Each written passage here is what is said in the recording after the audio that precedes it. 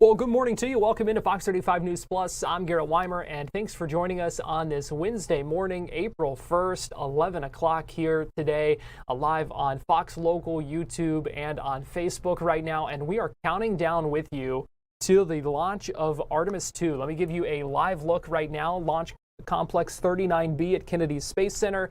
A lot of excitement for that launch. The window opens at 6:24 p.m. and over the next 4 hours or 5 hours, I've been doing the math wrong. Over the next 5 hours, we're going to be counting down with you to get you ready, taking you through a number of those milestones and things that are being done by the crew to get ready for that launch. We're going to check in on the live launch coverage from NASA. We're going to check in with our team coverage, and we've got crews all across the area along the Space Coast. We're going to check in on our launch forecast throughout the day as well. And we begin right now by checking in with Fox 35's Amanda Ruiz, who is joining us live right now from Jetty Park, Port Canaveral.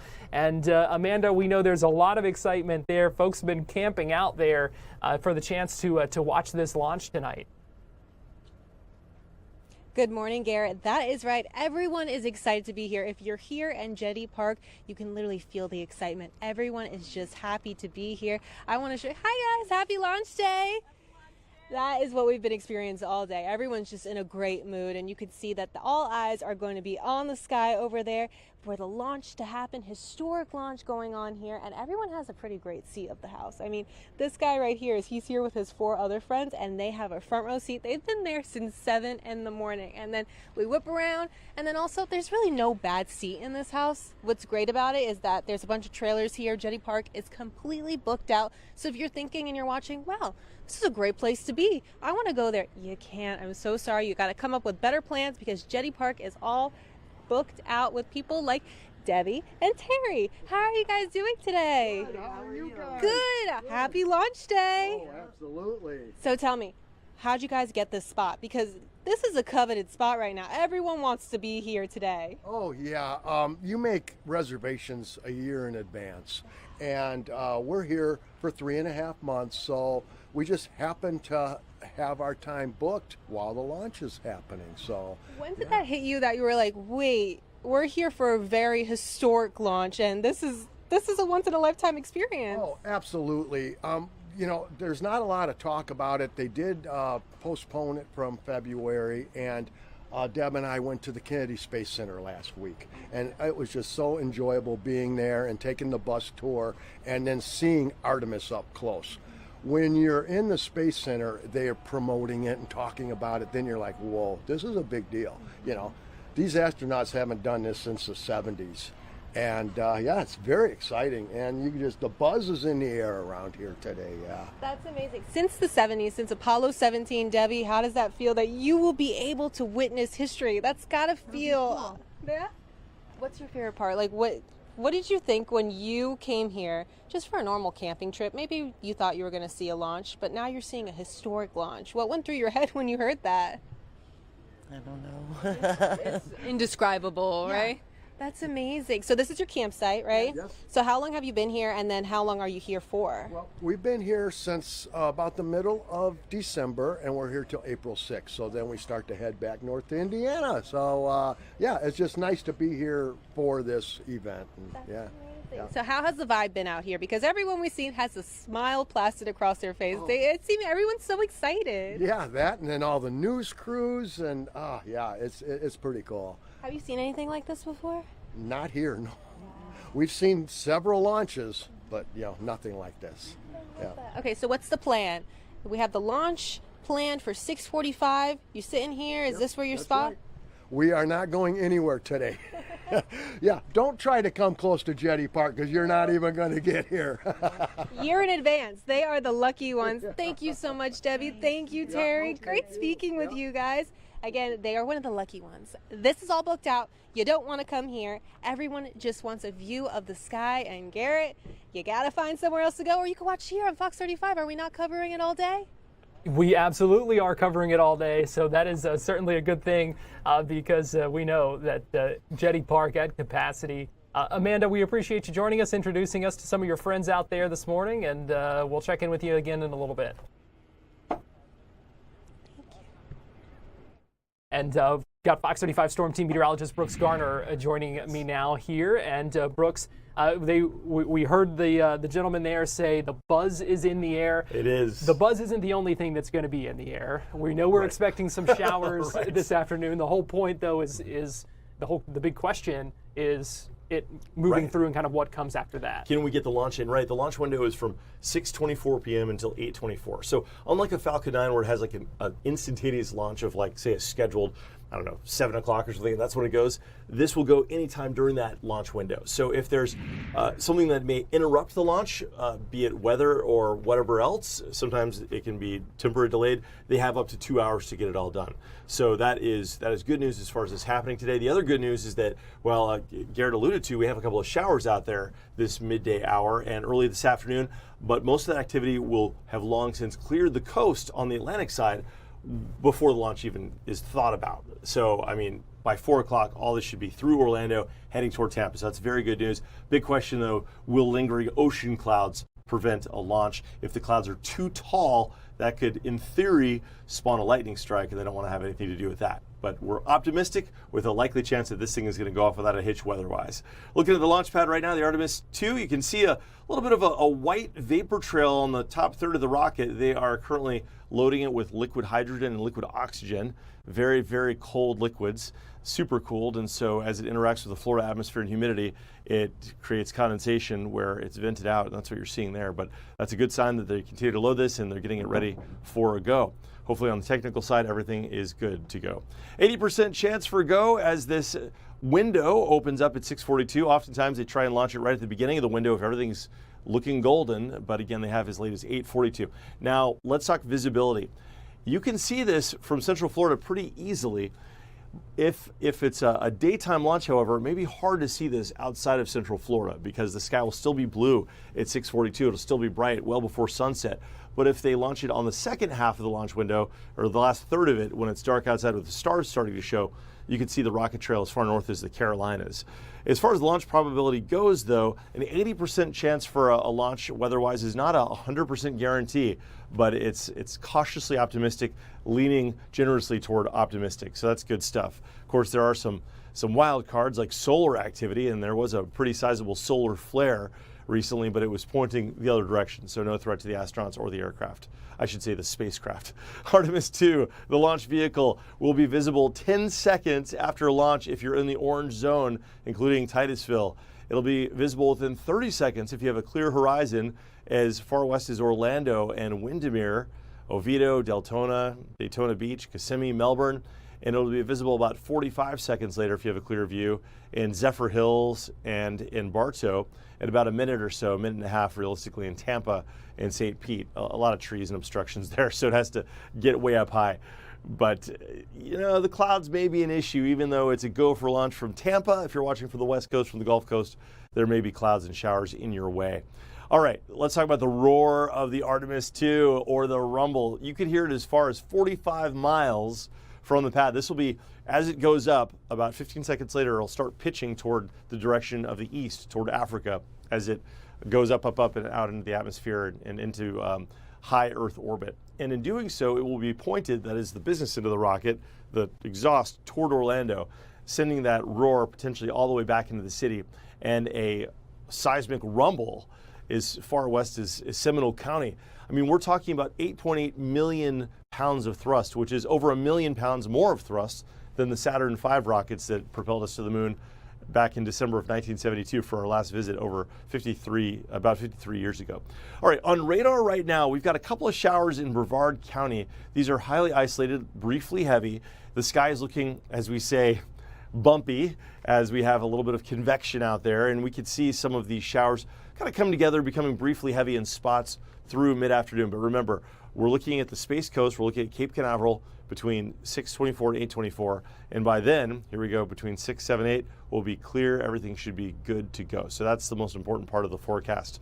Now, this is also a big weekend coming up. We've got Easter weekend, and this launch window could not be timed better because today will be the quietest of the days between now and Easter Sunday. By the way, over the next 12 hours, don't forget your sunscreen if you're heading out to the Space Coast waiting to watch the rocket go off, because this UV index is intense today. We'll top out about 83 degrees and then cooling down into the upper 60s by 11 o'clock. Forecast highs today will reach about 86 in Gainesville, closer to 79 though at the coast, which will feel pretty delightful. A little bit of a breeze off of the water. By the way, for Easter weekend, big forecast here because we've got the Sunday services, we've got Easter egg hunts, the whole thing, big family events. And the weather's going to be pretty decent in the morning, but it looks like during the afternoon we'll catch some thunderstorms with a better chance for rain coming in as we get into early next week. So here's the setup. If this launch today is scrubbed, they'll have to try again tomorrow. And the launch window tomorrow opens up at 7:22. The only problem is that on Thursday afternoon we'll have a higher likelihood for showers and thunderstorms, especially in central and in west central sections toward the Tampa Bay side.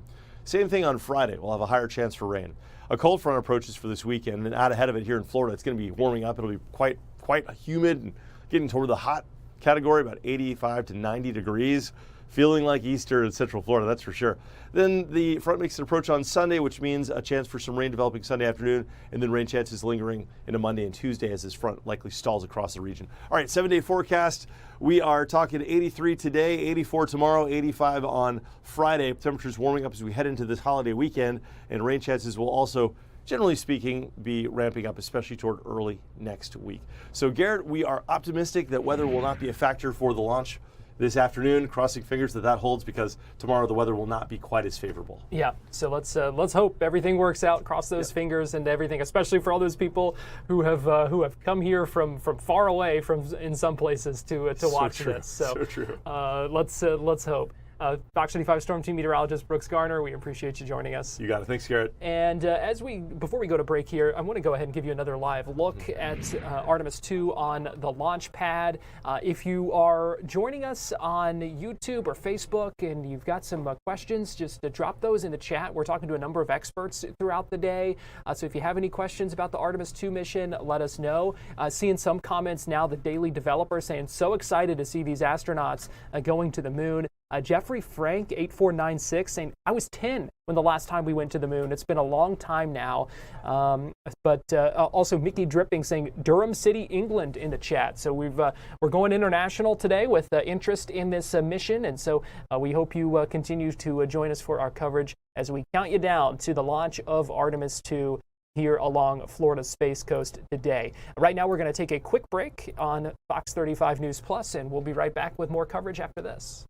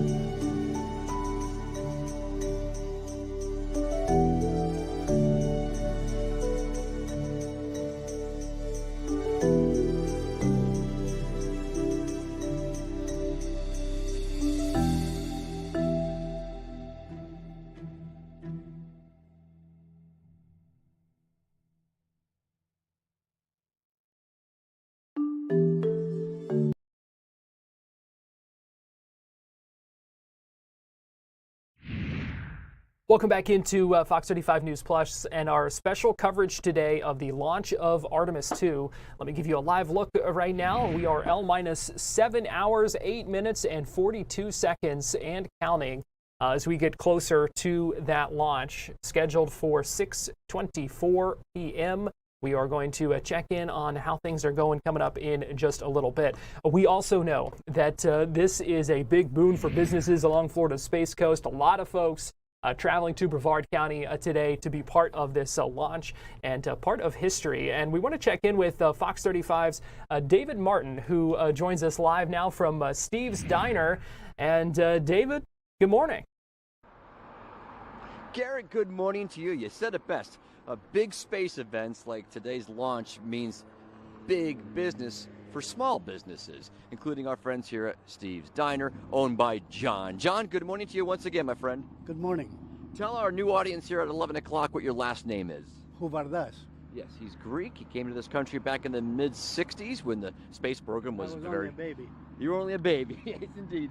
And you moved straight to Brevard County? No, I went to Lakeland, New Smyrna, and then here. Okay, very good. New Smyrna after Lakeland and now here. So you've been here for 20 years. You've owned Steve's Diner for 20 years. Yes, Steve's sir. Diner's been around for 30. They've seen a lot of change over the past 3 decades. Yes, quite a few. Yeah, quite a few. But today is a big day for local businesses, and you said it best in our earlier show. You want this launch, of course, to be successful because it means more down the road. Correct. Yeah, hopefully everything goes okay and it's a successful launch. And from then on, it's in their hands. It's in their hands. Let's walk inside this beautiful shop here. It's been around again for 3 decades. It's a local's favorite, and you're open every day. How do you describe the menu and the vibe? Well, the locals come almost every day, 2-3 times a week. Yeah. And I pretty much know every one of them. And By first name, at least, right? And most of them still call me Steve. That's funny.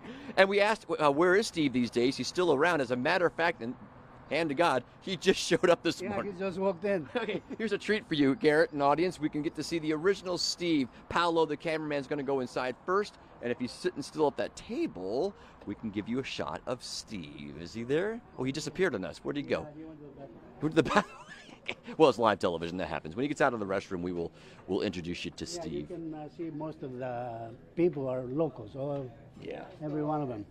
I think there's one table that's not over there, right there at that table. They're not from around here? Yeah, and that one over there. The rest of them are. You keep the locals and the non-locals Yeah, that's separated. right. Everybody, when I ask them, I say, "Where are you from?" He says, "How do you know?" So what is great is you made a special menu item for the launch today, a soup. How do you describe that soup?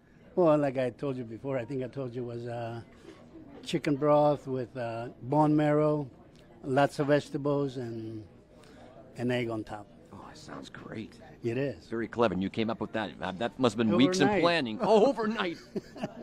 I always do something special for every launch. Like the last one, we had 2 skewers, one for Apollo and one for Artemis, because Apollo was a brother. Yeah. And this one today, I just came up overnight to make, like I said, little fuel for the launch. A little fuel for the launch. And many coffee shops in town have done special lattes for Yeah. today's launch. A lot of places are getting in on the Artie party. Yeah. So that Well, matters. it's not really a party. You know, it's a big event for the community, the Brevard County, and, you know, hopefully it's a successful one. You know, it's a big deal every time something goes up, but lately they've been going up every day. Yeah. You know, but this one is a special. special one. Oh, we got the omelets being served up here. What's your favorite menu item? I hear the fried chicken here is fabulous. It is. We have fried chicken is one of our best sellers. And then on Thursday we have a Greek night. A Greek Yeah, night? Greek menu. Oh. Yes. On Thursday evenings? On Thursdays, yes. And I learned earlier you have Wednesdays, you have meatloaf specials on Yeah, Wednesday. you should go. You should go visit him. He's eating it right now. Well, who's that? Oh, that's right. Let's go say hi to him real quick. Yeah. I forgot. He told us about that meatloaf special. His name is, well, sorry to bother you, sir, but I got to ask you how. Oh, you finished off your meatloaf. Yes, sir. You come here every Wednesday for that, don't you? Yep. And you said the side there is the mashed potatoes and the gravy. You approve of the menu today? Approve of the meal? Prove everything. The place is pretty good. That's great. What are you watching on your phone there? Just a video about steamers. Okay, I thought maybe you were watching the countdown to the launch. No? Where are you going to be during the launch? Well, we live here. I've lived here since '65. I've seen every man launched. Wow. Ever, yeah. How does the vibe today compare to some of the bigger ones in the past?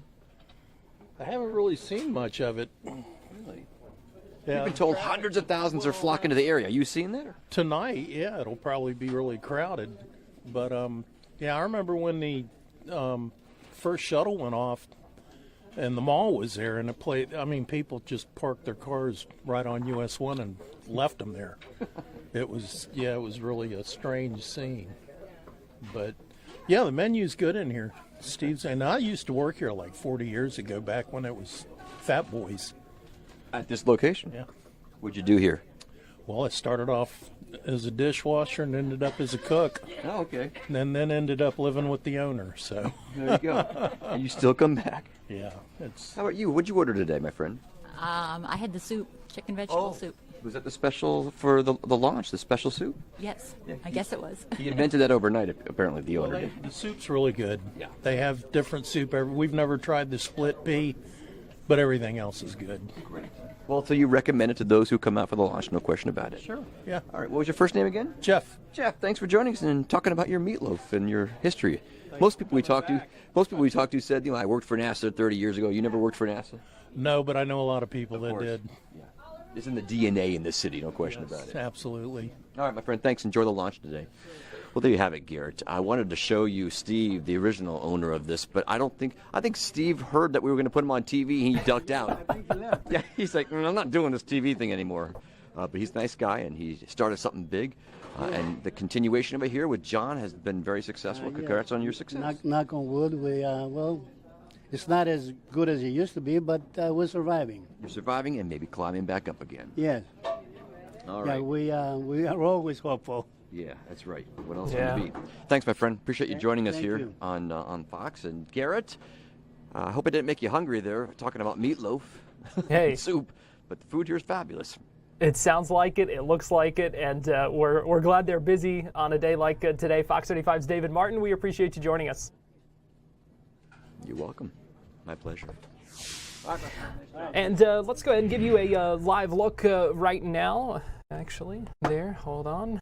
Hit the wrong button there. Give you a live look at Artemis II on the launch pad. We are L-7 hours and 1 minute and counting away from that launch. Pleased to be joined now by Ken Kramer, who's the managing editor of Space Up Close. Yeah. Joining us live now from that location. Hold on, give me 1 second there, Ken. I've got to fix our audio here before I come back to you. But do want to check in with you live here in just a second. So Ken, managing editor of Space Up Close, joining us live from out at the press site at Kennedy Space Center. There, we've got the countdown clock behind you there, as I see. And Ken, how are things out there at KSC right now? Absolutely fantastic. It's such a pleasure to be with you here. We're now at T-7 hours and counting. Everything is looking good. The hydrogen isn't leaking, at least so far. So it's really great. It's really exciting. I'm so happy to be at the press site here. The rocket's right back of me, about 3 miles away, and the clock's ticking. And it's just going down to less than 7 hours right now.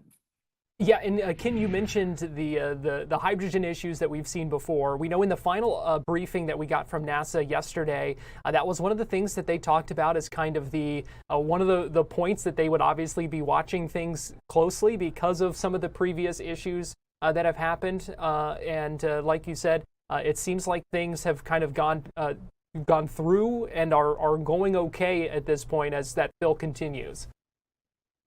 Yes, I was at the press site. I asked them more about being confident what they're doing to make sure that as best they can, that there's no leaking hydrogen. They can't fuel it, but they can test the hardware and the software in the meantime, and that's what they're doing. So right now, they are at 100% liquid oxygen and looks like in the upper and lower stages. So that's really spectacular. You know, the last wet dress went perfectly. They fueled the rocket. We're almost actually at the end of the fueling right now. And then they had a issue with the helium flow being clogged in the upper stage. So that's all fixed now, and everything is looking really great. And, you know, the real issue right now, I think, is the weather. Clouds are rolling in. We have an 80% chance of go, and the clouds and the winds are the primary concern. But the rocket itself seems to be really in good shape. That can always change at the last second, but right now it's looking good. And the fueling is the key. And they made a lot of fixes in the VAB, the Vehicle Assembly Building, which I'll just tilt here for a moment, is right in back of me there somewhere. And yeah, right there, there's the VAB. So they did work there for about 3 weeks and rolled it out. We were at the rollout on March 20th, just about 10 or 11 days ago. And everything's been going well since then. And that's why now we have the countdown right now proceeding extremely well. I mean, you couldn't be more happy. And it's so exciting. There's the flag. If I can get it in the screen there, that's the U.S. flag and Artemis flag right below it there. Yeah, right there. And the rocket is 3 miles behind me. Yeah, certainly a historic day, an exciting day. Ken, what does this mission mean? This mission is so critical because it sets up the moon landings, which will happen around 2028, maybe a little later than that, probably a little later than that. But this mission really has to go perfect. It's the first time we're sending astronauts to the moon in 50 years. And it's the first time that the Orion actually has people on it. They weren't on Artemis I. And it's the first time they have the life support system. I was talking to Lockheed Martin yesterday about the work they're doing on the life support. They're very confident it will work, but you know, that's really the major test. Once they get to orbit, they're going to be orbiting for about 24 hours, testing out all the Orion systems. And if everything looks good, they'll get the go for TLI at about T-minus 25 hours. So into the second day of the mission, just barely, and that's the translunar injection burn. And then they'll head for the moon. So we're going to know, you know, if everything's working well. They've got a lot of work to do in the first couple of minutes and first couple of hours after the liftoff. You know, they're going to raise the orbit with the interim upper stage and bring it to a high Earth orbit, and then they'll be doing all those checkouts of Orion. And if everything looks good, they'll give the go for TLI. And we haven't done that in, like I said, 53 years. Yeah, and so history on the verge of being made here today, and what is going to be a 10-day mission for this crew. Ken, what are you most looking forward to? I know you've been in this industry for years now, and I'm just curious, kind of on a personal level, what this all means to you and what you're most looking forward to with this. Most looking forward to a successful mission and having those astronauts loop around the moon. You know, I watched Neil and Buzz on Apollo 11 and the other missions when I was a kid, just a teenager. And I've been waiting 50 years for this to happen. And we never should have stopped going to the moon, as I told you before, but we're here now, and it has to proceed perfectly. So I'm just super excited to be as close as people can be. I dreamt about it my whole life. I've worked as a scientist for many decades, cancer research and other research. And now I'm here in the middle of everything, doing interviews with you and other networks. I'm just happy as the biggest clam you could possibly imagine. I can't be more excited. I dreamt about this as a kid, and now I'm here. And we met the astronauts, you know, a couple of weeks ago. Actually, I should say 5 days ago when they arrived. So I'm in the middle of everything, exactly where I want to be, and I'm so happy to be able to share it with you and other audiences. We must go back to the moon. It's building our science and technology. It's employing a lot of people, but not just employing people. It's putting them to work on good jobs, building our economy, and strengthening technology, making breakthroughs. We're motivating kids to study math and science. And that's what it's about. You can't sit on your laurels. You have to keep investing in science and technology. I say that as a scientist and a journalist and a human. Everybody is going to benefit from this. You already benefit from space 24/7. You don't even know it, but it's going to get supercharged with this. So I couldn't be more happy. Well, Ken Kramer, managing editor of Space Up Close, we always appreciate your time, and thank you so much for joining us. Have fun out there. It seems like you already are. A big day for sure, and always good talking with you. Thanks for joining us here today, Ken. Absolutely. And there's the flag and the countdown clock and the rocket behind me. Thank you. All right, exciting stuff. We're going to take a quick break right now here on Fox 35 News Plus and our special countdown to Artemis coverage, but we'll be right back with more right after this.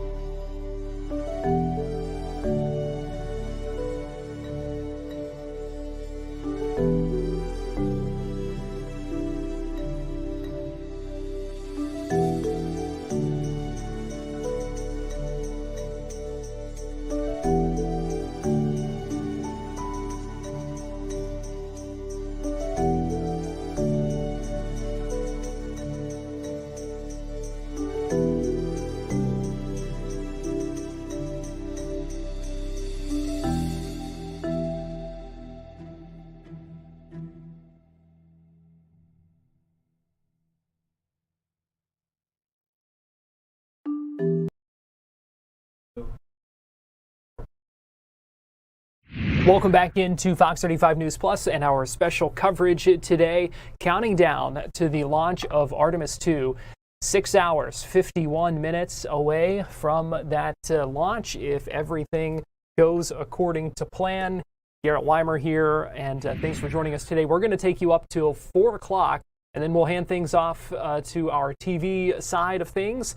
So we appreciate you joining us. We've got a lot more to come over these next 4.5 hours that we have with you. We want to go ahead and check in with Fox 35's Marley Capper, joining us live right now from Space View Park, where a lot of folks are already gathering out there. They've got their tripods, they've got their umbrellas. Looks like they are ready, hoping to see this launch go up later tonight. Hey, Marley.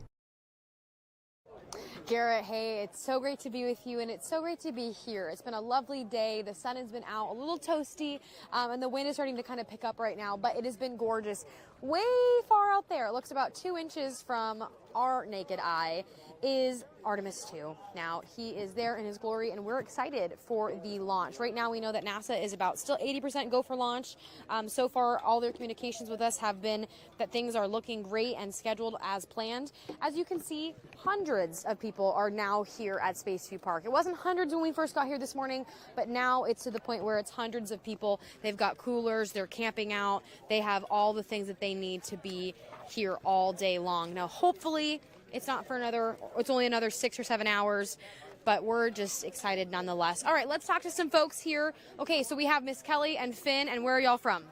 West Islip, New York on Long Island. Amazing. Okay, and so did you guys drive, fly? Tell us what time y'all got here. We flew here in last night from Islip around like 5:30 and got here around 8. We landed at like 8 o'clock. Amazing. Okay, Mama, tell me why you wanted to come on this trip. It was a little last minute for you. Okay. Yes, it was last minute.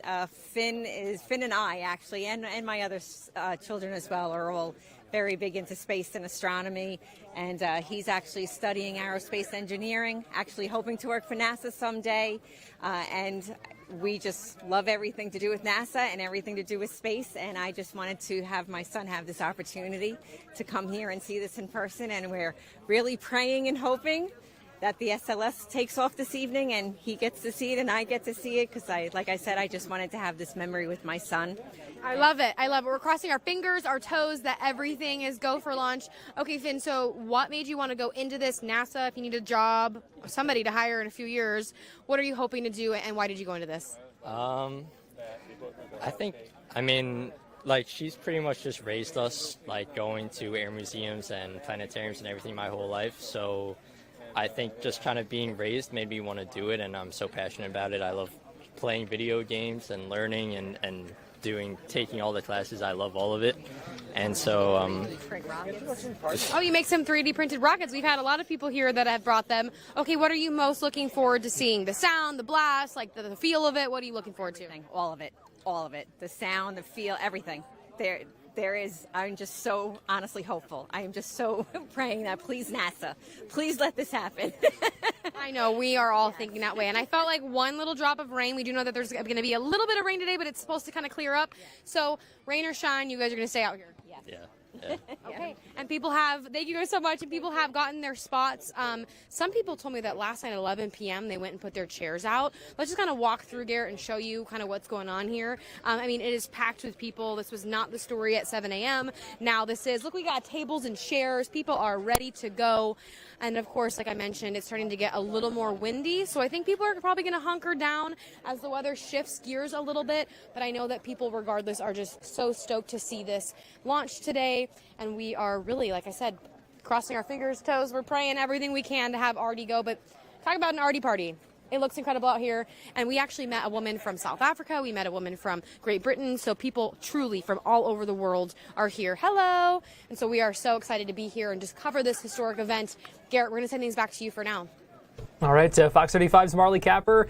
We appreciate you joining us out there this morning. Looks like folks are ready for a big day, and we appreciate you showing us that. Let's go ahead and get you back to a live look as the core stage fueling continues right now. Liquid oxygen topping, liquid hydrogen replenish, more of the fueling continuing. That has been going on for a while. We also, as I understand it, looking at the countdown kind of timer and the checklist here. Looks like communications are being activated inside the Orion capsule that will establish those radio frequencies from the spacecraft to mission control. Let's go ahead and listen in for a few minutes. This is coming to us live from NASA's live feed. Let's go ahead and listen here as the countdown continues. Cause any potential damage to the hardware. For reference, oxygen needs to be negative 297 degrees Fahrenheit to be in a liquid state, and hydrogen negative 423 degrees Fahrenheit. So very, very cold temperatures that the rocket is dealing with right now.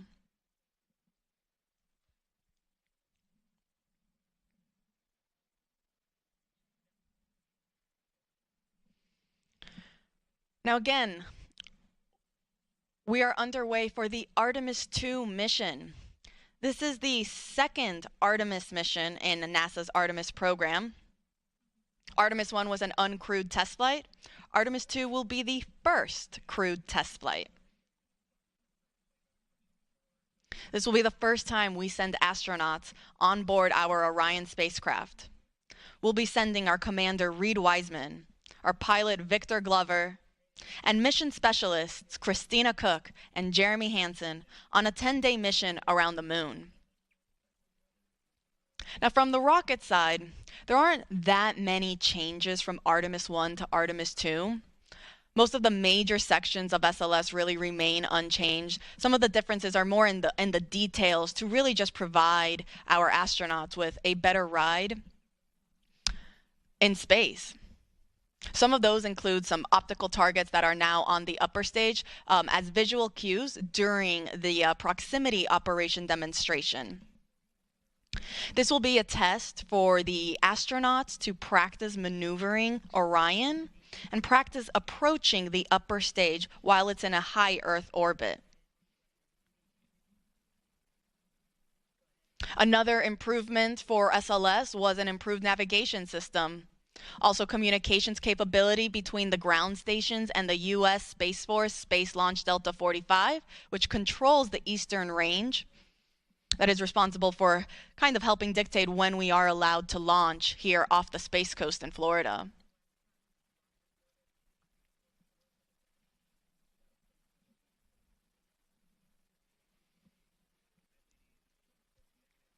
Now, all of the 4 tanks on the upper stage and the core stage, they feed the engines that are down below. At liftoff, the 4 RS-25 engines will operate for the first 8 minutes during flight. The 2 solid rocket boosters that are on either side, those operate for only 2 minutes, and they provide 75% of the power at liftoff.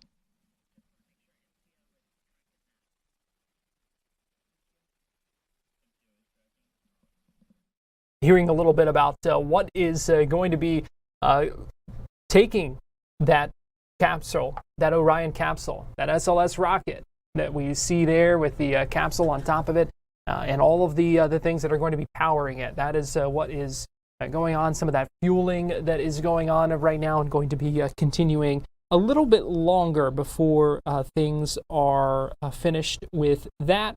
And then we'll start seeing in the next hour or so a little more activity with the crew. They're supposed to suit up in about an hour and 10 minutes. We'll bring that to you live as well here as our live streaming coverage of the countdown to the Artemis II launch continues here on Fox Local, YouTube, and on Facebook. Right now, we are going to take a quick break here on Fox 35 News Plus. When we come back, we're going to check back in with Fox 35's Amanda Ruiz joining us live from Jetty Park. So keep it here as our countdown to Artemis coverage continues.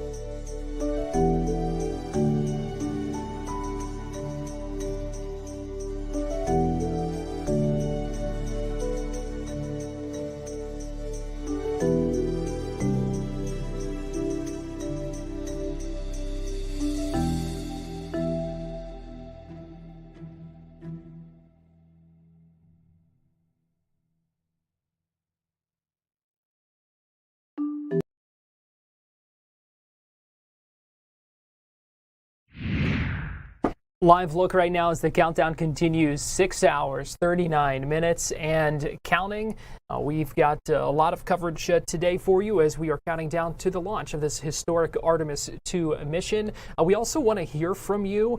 Share your photos and videos with us if you are heading out. Let me show you our QR code here where you can submit those to us. share your photos and videos if you're heading out to watch the launch. If you are maybe one of those folks at Space View Park or Jetty Park, or you're making some special preparations a little bit later to watch at home, whatever the case may be, we want you to share your photos and videos with us. Scan this QR code and submit those to us. We would love to show them and share them.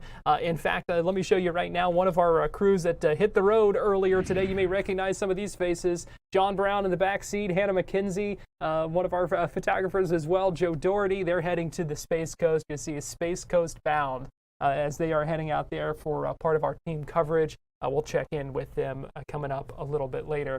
Right now, we want to check in with Fox 35's Amanda Ruiz, who's been out at Jetty Park all morning making friends with so many people who have come from all over to be part of this historic day. And Amanda, who are we with now? Yeah, it's easy to make friends at a place like this because everyone is just so happy for launch day. And first of all, I had to find a little shelter because it's starting to drizzle a little bit and I don't want to get water on myself or the equipment. But so we're here seeking shelter with Miss Janelle. How are you doing, Janelle? Great, wonderful. I love that. We have a friend here. Introduce us to her. Her name is Bree, like the cheese. Oh my goodness. She's such a good girl. She's our little fur baby. She's here to witness history as well. Yes. Oh yeah. She's the one that told us all about it. That she wanted to come here. So she planned it. She like sensed it. Yeah, so when you booked it in a year in advance, no, it was all her. It was all her. Tell me about that. So you had to book this far in advance, and then you just kind of stumbled. This seems like a reoccurring story we're hearing, but that's really cool. Yeah. So we came here last year. And in order to get a good spot here on the inlet, they do recommend that you book a year. So we booked it because it's beautiful, Florida. You get to see the big boats, cruise ships, and just that alone is just fun. So then we found out about the Artemis possibly going up. We were like, really? And we're going to be here on this date, So because we came here for 10 nights and it just happened to fall on the day that we're still here. And so, yeah, we're so excited. I love that. How has the energy been here? Because I feel like everyone is just so excited to be out here. I don't know. I just kind of pinch myself because it's weird. It's a weird feeling, It's just, I just feel like it's just, I don't know. It's really hard to explain. Yeah. Exciting, nervous, anxious. I just don't know. It feels unreal. Yeah, no, it feels like almost like a lucky moment. Like this, you're here at this perfect moment, and now you're getting to witness history. But let me tell you, Miss Janelle is not witnessing history here in the most hot commodity place, Jetty Park. She actually has a better spot. Tell me about it. My girlfriend lives on Merritt Island, and her name is Lisa. And she had planned on, she has a pontoon boat, so we're going out on the pontoon boat to go see it right up front. So I'm so excited. Even from the best we upgraded, yeah. So people, I don't want people to get mad at me that we're actually going to be here, but if I could, rent it out, I would for anybody that wanted to come down. But you didn't know. It was a year in advance. I know, but what I'm really excited about is feeling like the thunder underneath, and watching the water ripple. And hearing it too, because it's supposed to be 40 miles. Yeah. Like that's going to be amazing. And you'll be right there. So I feel like I'm gonna faint or something, So we're excited about that. Yeah, that's really cool. Thank you so much, Janelle. And let me tell you, we were talking about a little weather that's supposed to come in. We're feeling a little drops coming in here, Garrett, but it seems like a passing shower, right, Janelle? Oh, it's always a passing shower in Florida. It can rain on my parade. I don't care. No, seriously, just don't come any close to the launch window. Yeah. Well, we have plenty of time. Yeah. So let it rain, let it go, and we'll be good for 6:20. Perfect. Thank you so much for having us, Janelle, and letting us rock in your area, not get wet. Like, this is the best place to be right now, here at Jetty Park. I'll send it back to you, Garrett. Yeah, Amanda, you have definitely picked the right friends, that's for sure, especially with that shower coming in. Amanda, thanks for your coverage out there today. We will have more coverage later today as well. Check in with our crews who will be coming in this afternoon at Jetty Park as well. So we will have much more to come from that. Meanwhile, let me give you another live look as we're continuing to monitor the countdown itself. 6 hours, 34 minutes. You see interim cryogenic propulsion stage fueling, liquid oxygen fast fill. That's what is going on right now as part of this countdown. There's really a step-by-step kind of a guide. It is certainly a long process that started when that countdown clock began earlier this week on Monday, starting at about 49 hours. There's just so much to be done. The fueling began early this morning around 7:45 and continues right now with these steps.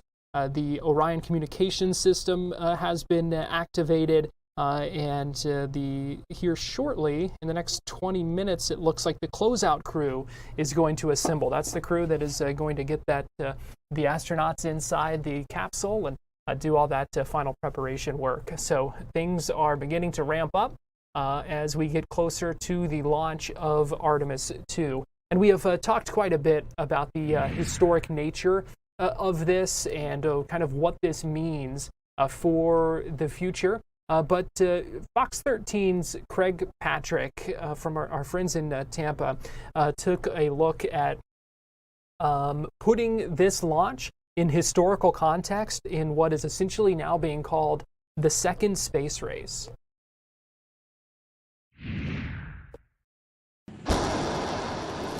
Captured film from Nazi Germany reveals further secrets of the V-2 rocket. The German Nazis developed the world's first supersonic rocket. And we capture some of those top Nazi rocket scientists and put them to work. But some of the other Nazi scientists surrender to the communists. Decided to go over to the other side, to Russia. They join the Soviet Union, which becomes our new political enemy. Soviet troops occupied Eastern Europe. An iron curtain descended across the continent as country after country came under communist domination. It sets up a Cold War between communism and Republican democracy, a controlled collective versus individual freedom. And both sides know they can win over uncommitted nations by showing how their system is better. And as the new marvel of television sweeps the world, So beautiful, it enhances any decor. that sets up the mother of all TV reality shows we call the first space race. CBS Television presents a special report on Sputnik 1. The Soviets take the early lead, launching the first satellite into orbit. Right now it's north of Auckland, New Zealand, and moving southeast. To catch up, our military builds a spaceport on Cape Canaveral, Florida. It's the perfect spot because space rockets need to follow the Earth's rotation. And here they can veer east and then plop into the ocean. And because the Earth rotates faster in Florida than most of the nation because it's closer to the equator and that improves rocket flight.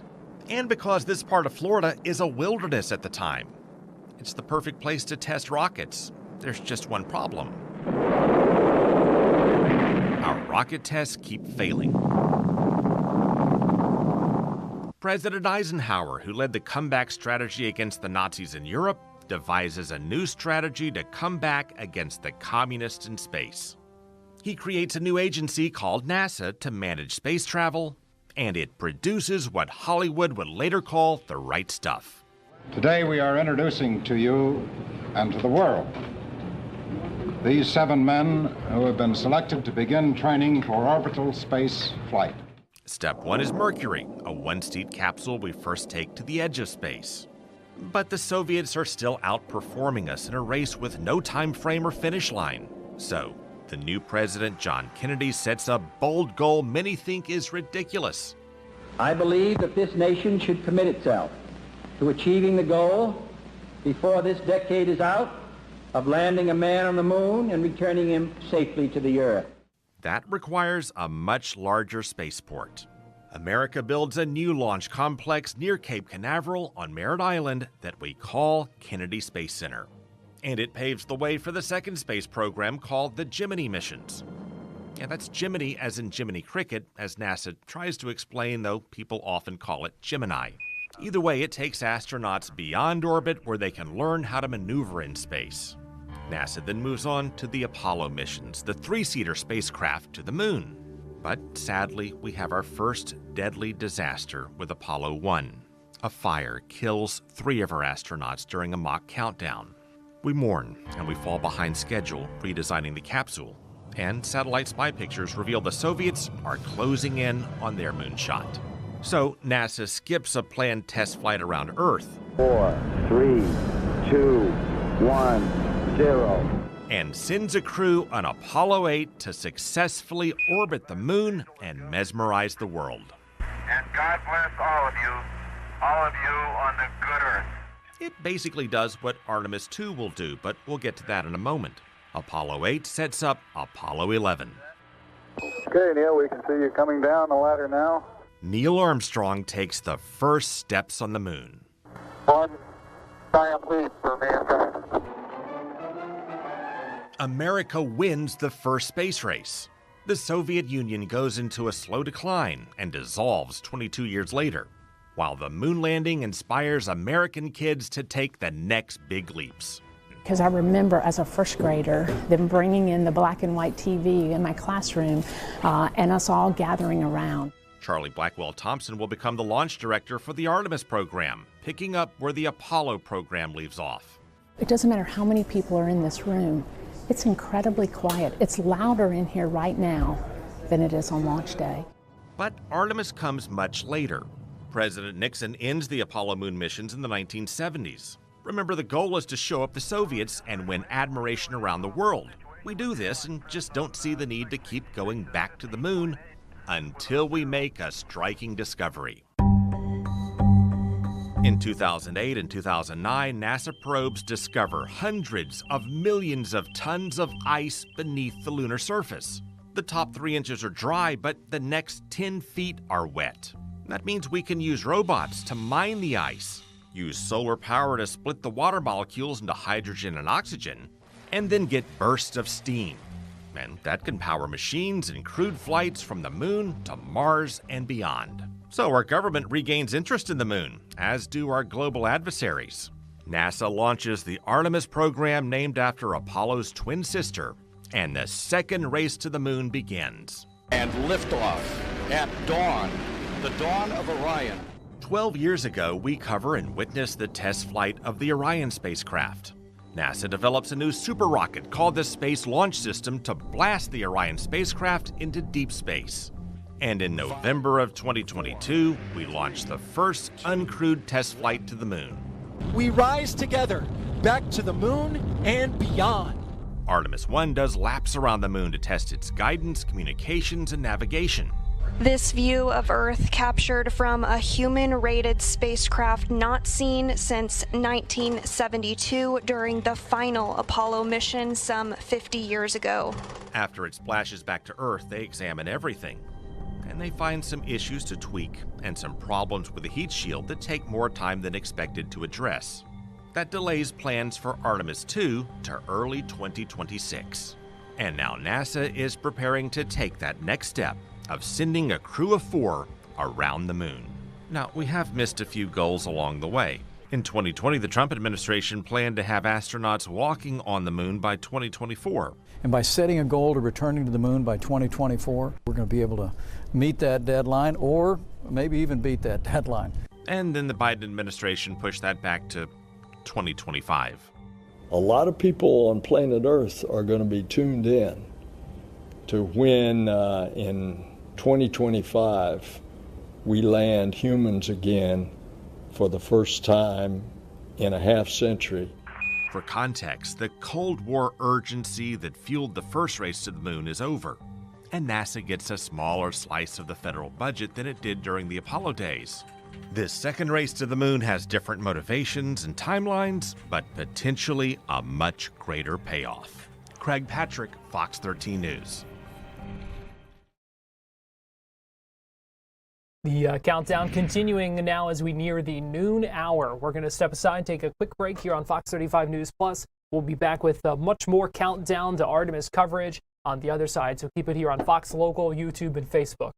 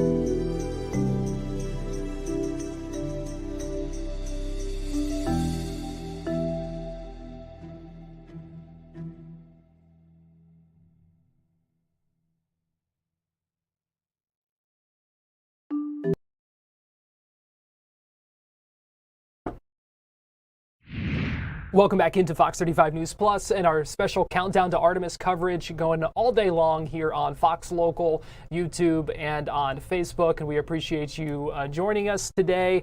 Let me give you a live look right now from NASA's feed, 6 hours, 22 minutes and counting. You can see the look inside Mission Control. We've seen a number of live looks from the launch pad 39B and a lot of things going on. In the next hour, we expect to get our first look at the crew today. Around 12:50, I believe, is when they're supposed to begin suiting up. So things, we'll listen into that live and kind of watch that as some more things begin to happen. The fueling has been continuing throughout the morning. So really exciting things happen as we now head into the afternoon hours and approach 6 hours until the countdown or until the launch, rather, the targeted launch of Artemis II in this historic moon mission. I'm excited to bring in a special guest now, joining us to talk about this. Joining us live from Los Angeles, we've got Danielle Dallas-Russa, who is the founder of Back to Space. Danielle, we appreciate you joining us here on Fox 35 News Plus today. Oh, thank you so much for having me. It's a big day. It's very exciting. It is very exciting. For those of you who don't know, Danielle is a space expert. She worked at NASA. She's an actress and a writer, and now the founder of Back to Space. A long history with the space program. And so I'm just curious, Danielle, for kind of personally, what this means to see this historic launch, hopefully going off a little bit later today. Yeah, it's really exciting. My grandfather was on Apollo 14, so my entire life I was raised thinking about the moon and knowing anything was possible. And that really inspired my life. And I'm really excited for the next generation of people that are going to be inspired by today. I mean, this is a big, big deal. So I'm excited to see the ripple effects of what comes from this. Yeah, it does seem like there has been some increasing excitement in recent years about the space program and some of these moon missions, talking about a lunar base, talking about missions to Mars. I mean, I'm sure this is something that you see, this kind of excitement about what is happening with the space program. Yeah, and it's really exciting now because it's been so long since we've been there to go back. And then the idea is to actually put a moon base there. So it will begin the beginnings of lots of different types of space travel. So I'm very excited about that. And, I think that we've laid dormant for a little bit too long, and it's time to go back to space. Look at that. The name of my company. I did not mean to do that, but no, really, it is nice to go back to the moon. I think it's long overdue, and I'm really excited, and I'm just thrilled. It's a big day for us. Danielle, why do you think that's important, that we do go back to the moon? I mean, I think right now, if you look back to the Apollo program, when we landed on the moon, the world was not, specifically this country, was not united at all. And the Apollo program really did unite all of us. And I'm really hoping that with this mission, we can see the grand scope of life. We're going farther than anyone's ever been. We're seeing parts of the moon that have never been seen by the human eye, because the last time we were there, it was dark. So I think that the sense of curiosity and wonder is a core tenet of being a human. And I think it unites all of us, regardless of political beliefs or religious beliefs. We are all humans, and we're all in this universe. And, amid all the division and things that do kind of divide us at this point, it's nice, I think, in some ways, to have something like this where we are all on the same team and can, cheer on Artemis II and the crew together and kind of have this shared goal of getting back to the moon.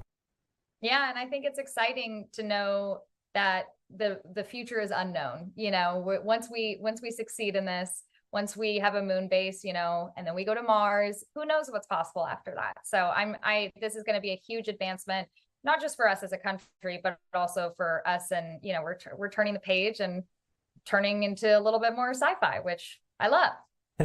Yeah, absolutely. And here in Florida as well, the space industry is provides a lot of jobs. It's a huge industry for us down here. And so, you think about the next generation and seeing the excitement for, kind of that renewed excitement and revitalization of the space program.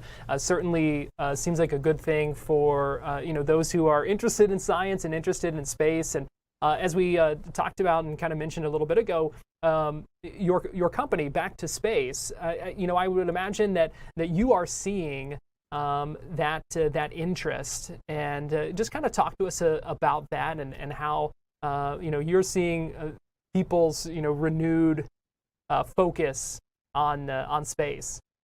Yeah, absolutely. So Back to Space is we're doing right now an immersive space experience where you can go to the moon, and it's combined with live actors and escape room puzzles. And one of the things that I noticed when I worked at NASA is there was a lack of interest in space exploration. And, people would be like, we still have a space program. And I'm like, yes, we do. Oh my goodness. And so one thing I loved was telling stories and getting people invested in the storyline, because it's something that happened so long ago, going to the moon specifically. And now what's exciting is that people are going to be a part. I mean, you talk to people who were around during the Apollo missions, everyone is like, I remember where I was on the day that we landed, and I'm hoping that today people feel included in that story. They feel included in that history, and that will inspire the next generation of space explorers, which is what I'm very passionate about, is bridging the gap of storytelling and also space exploration. And I think that that's happening right now in front of our eyes. And I think when people feel included in the history and included in the story, a lot of good can happen. Yeah. It's just exciting to think about. And it seems like there's certainly that buzz out there today for those of us who are paying attention to this. And, I think getting more people, involved and thinking about it can only be a good thing. I mean, I'm hoping that no matter what, even the person that has nothing to do, no interest in space exploration today, whether it's the news or on social media, just gets to see a small clip of what happens today. Because I really do believe that when you see this type of event happen, there's no way to not be interested in it. That's a good point. I mean, it's the kind of thing that can kind of shape lives in the future, spark an interest and careers. I mean, that's something that we've seen, that we know happens, and so it's just kind of neat to think about all the doors that something like this could open up. Yeah. And I mean, you look at the Apollo program and all the technology that were NASA spinoffs and what came of that. And so the number one mission today is to get humans to stay alive in space, which I'm sure they will, and they will be very successful. And then it will be build that moon base. And then, who knows what's next? I mean, NASA knows what's next. Right. Danielle, you're throwing a watch party in California there? Oh, of course I am. Absolutely. I have my friends coming over. My grandfather, he always popped a bottle of champagne and said, "To the moon." So that's what we're doing tonight. Well, it sounds like a good way to celebrate and properly honor what is going on out there as history is made, hopefully, with this launch just about 6 hours away. Danielle Dallas-Russa, founder of Back to Space, we appreciate you joining us. Thanks so much for taking time and chatting with us today. Yes, thank you. And I'm crossing my fingers. Yeah, gonna be an exciting day. Let's hope the weather and everything cooperates. Danielle, we appreciate you. And let's go ahead and check back in here, listen in as NASA's live streaming coverage continues. Listen to see, it looks like we're about mostly full with the filling. You see about 75% liquid oxygen at this point, and that is climbing up. Everything else seems to be at 100%. Let's go ahead and listen in for a minute.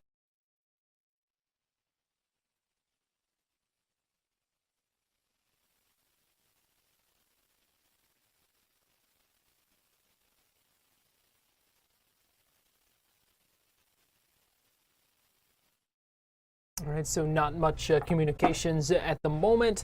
6 hours, 13 minutes and counting. And I thought it was neat to see that dashboard just a minute ago as we looked at the filling and how those things are going. So take a look with me right now at our, let's see, at our countdown checklist here. And in just a few minutes, we're going to see stage pad rescue and closeout crew assembling.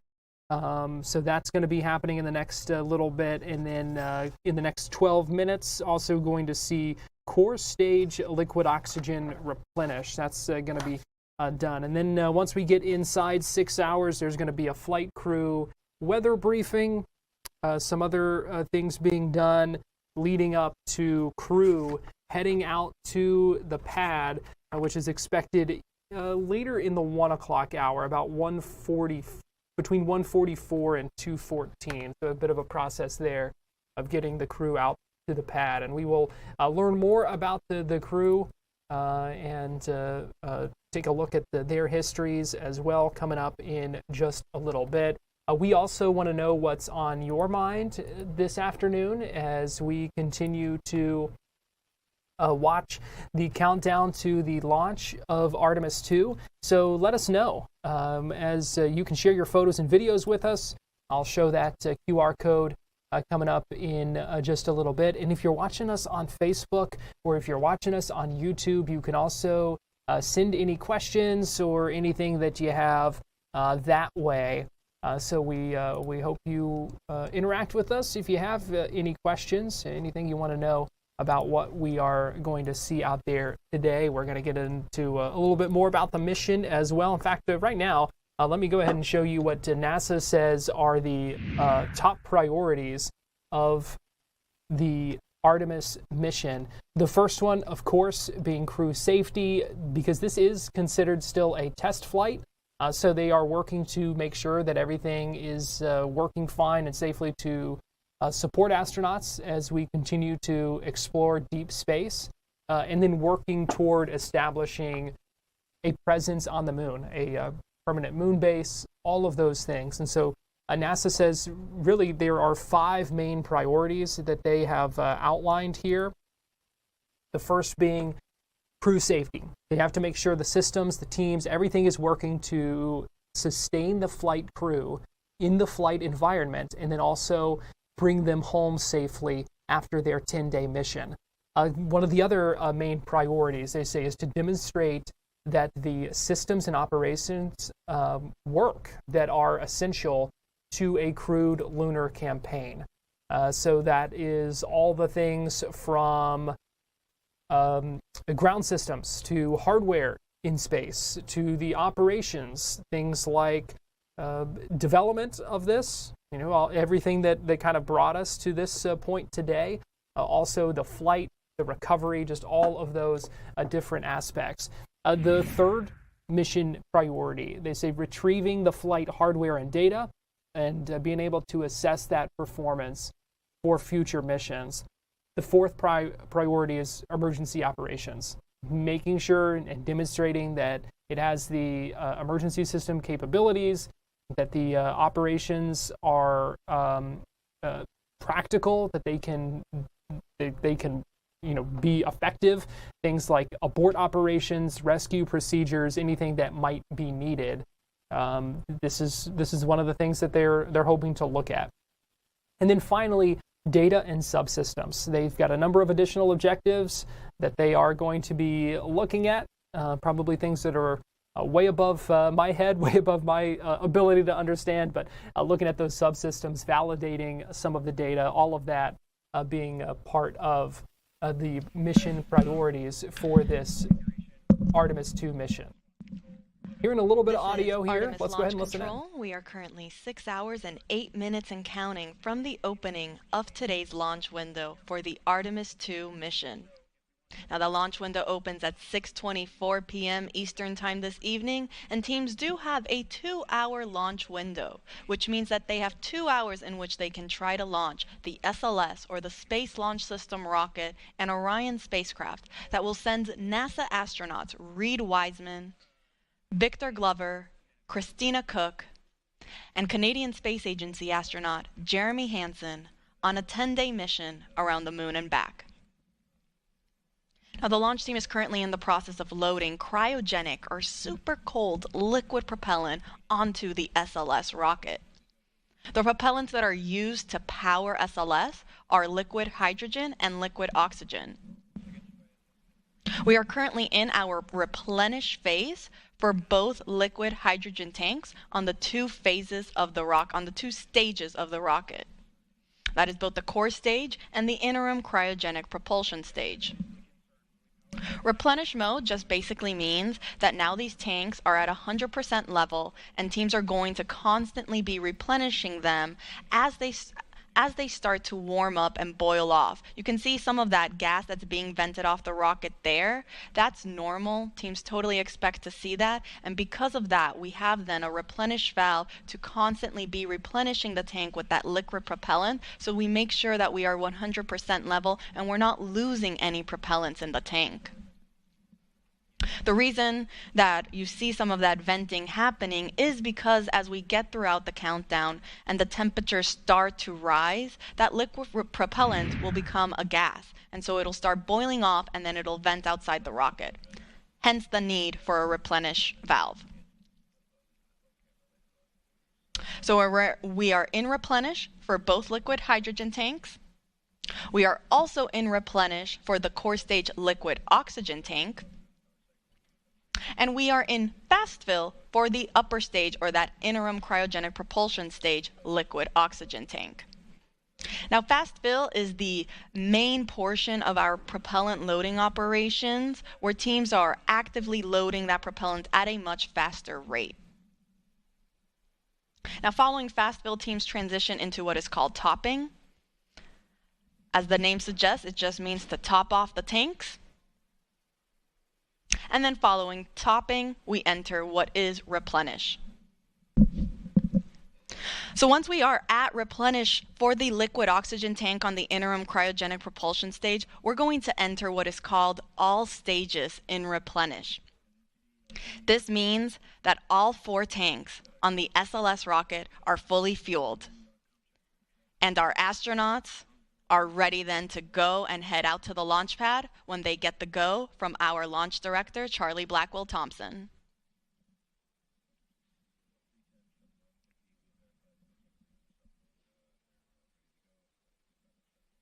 Now, coming up shortly, our astronauts will be joining in on a flight crew weather brief with our launch director, as well as with the flight director in Houston and the launch weather officer. They'll provide a quick status on how the forecast looks for the rest of today's countdown, as well as where we currently are in our countdown operations. So before we get to that, Garrett Weimer here, where you're going to take a quick break here on Fox 35 News Plus and our live streaming Artemis coverage. So keep it here on Fox Local, YouTube, and on Facebook as we get closer. The countdown continues. Keep it right here.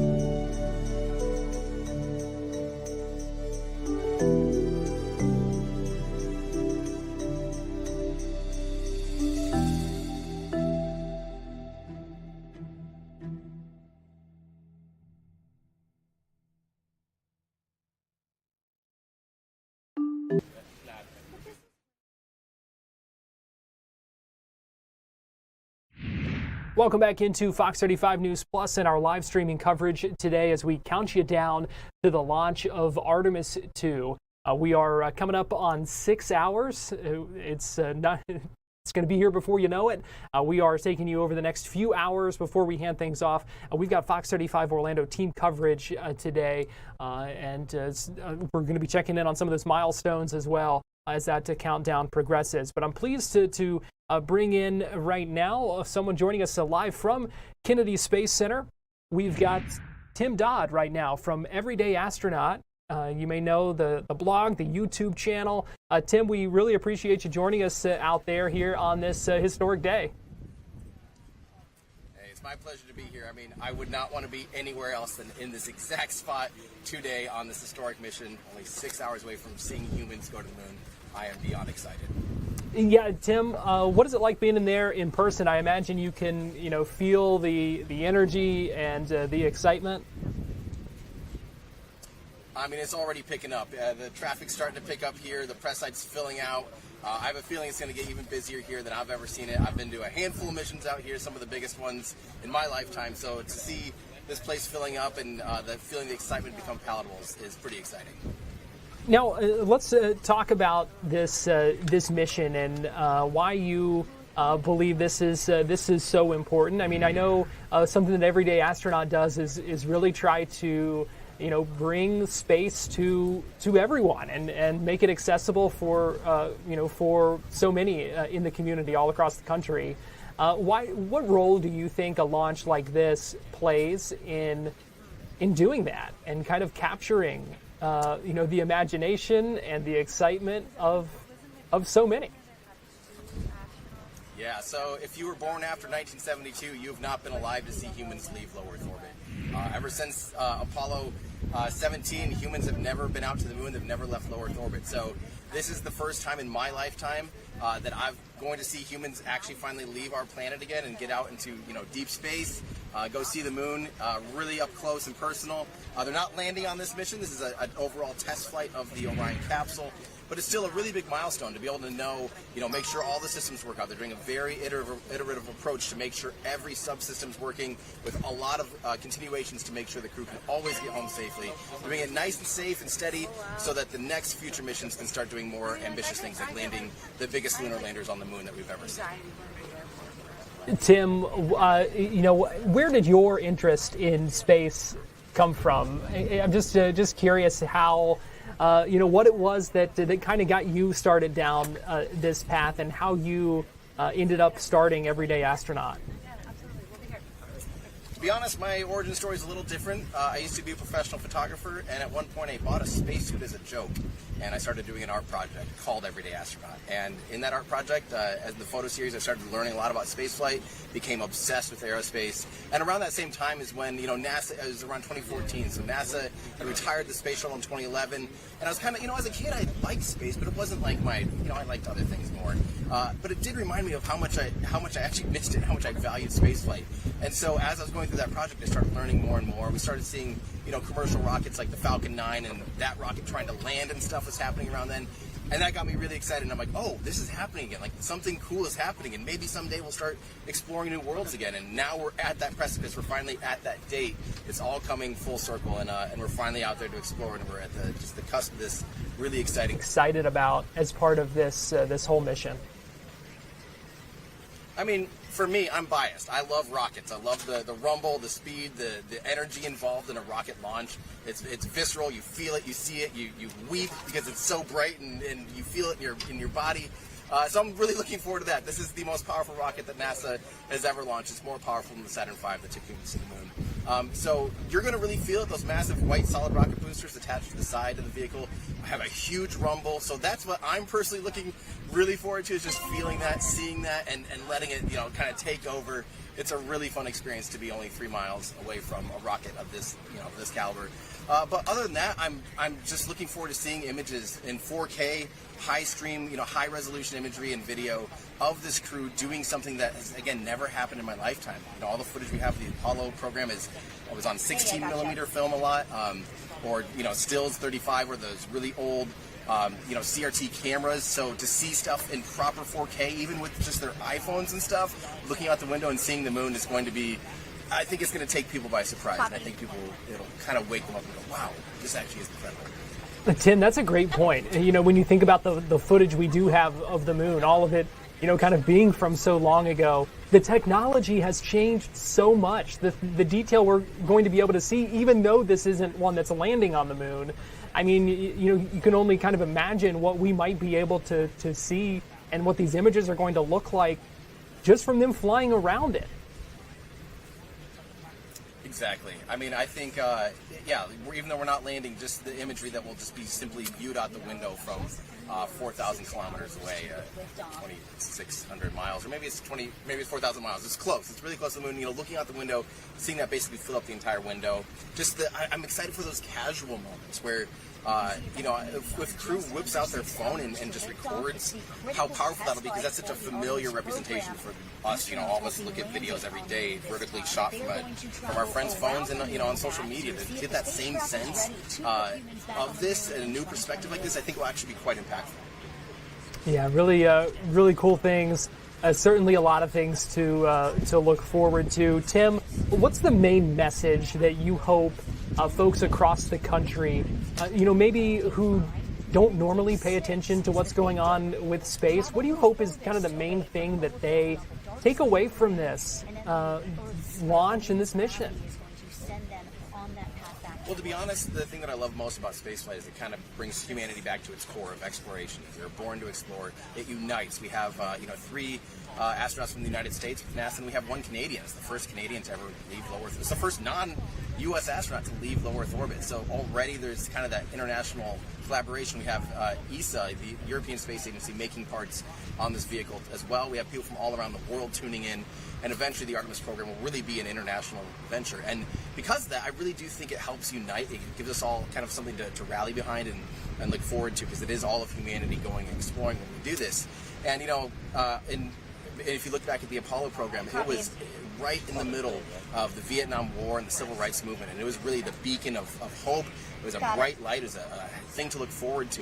And, today, things aren't perfect either today. We have a lot of things that we worry about down here on Earth, and this is just one of those things that you can actually look at and feel a bit of hope, feel a bit of excitement, and it's okay to feel excited and hopeful in times like this. So I love it, and I hope that it kind of rubs off on people and they do have something to look forward to and be inspired by.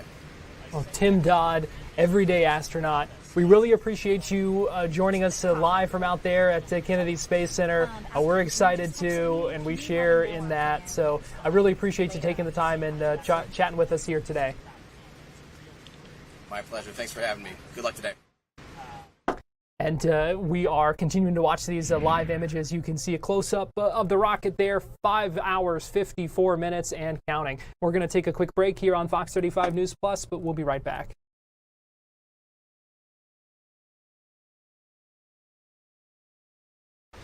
All right, Tim, you...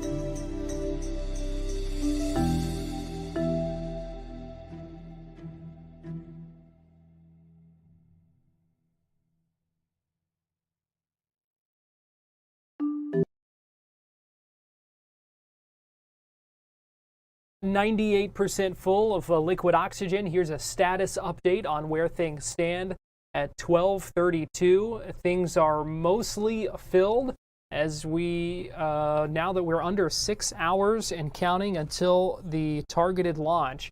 We are just about 20 minutes away from some more of the launch coverage continuing once that filling continues. That's been going on for a while. The flight crew just had their weather brief with a number of other NASA officials and with the meteorologists who are tasked with tracking the weather out there. As you can see some of those clouds out there that we've been talking about. When we last checked in with Amanda Ruiz, we had some showers in that area. That was all expected. As we talked about with Fox 35's storm team meteorologist Brooks Garner earlier today, expecting those showers to move through, and then it's really all about what comes next and what comes after these showers move through, making sure there aren't any lingering issues. But things are expected to be okay. They're saying a 20% probability of violation, so that means essentially 80% chance for a launch weather-wise. Obviously, there are other things at play more than just the weather, but things are still looking good and on track as far as we know right now. So that's kind of where things stand here at 12:30, and obviously still a long way to go over the next almost 6 hours until that launch is scheduled to take off. Coming up in a little bit, crew is going to begin suiting up.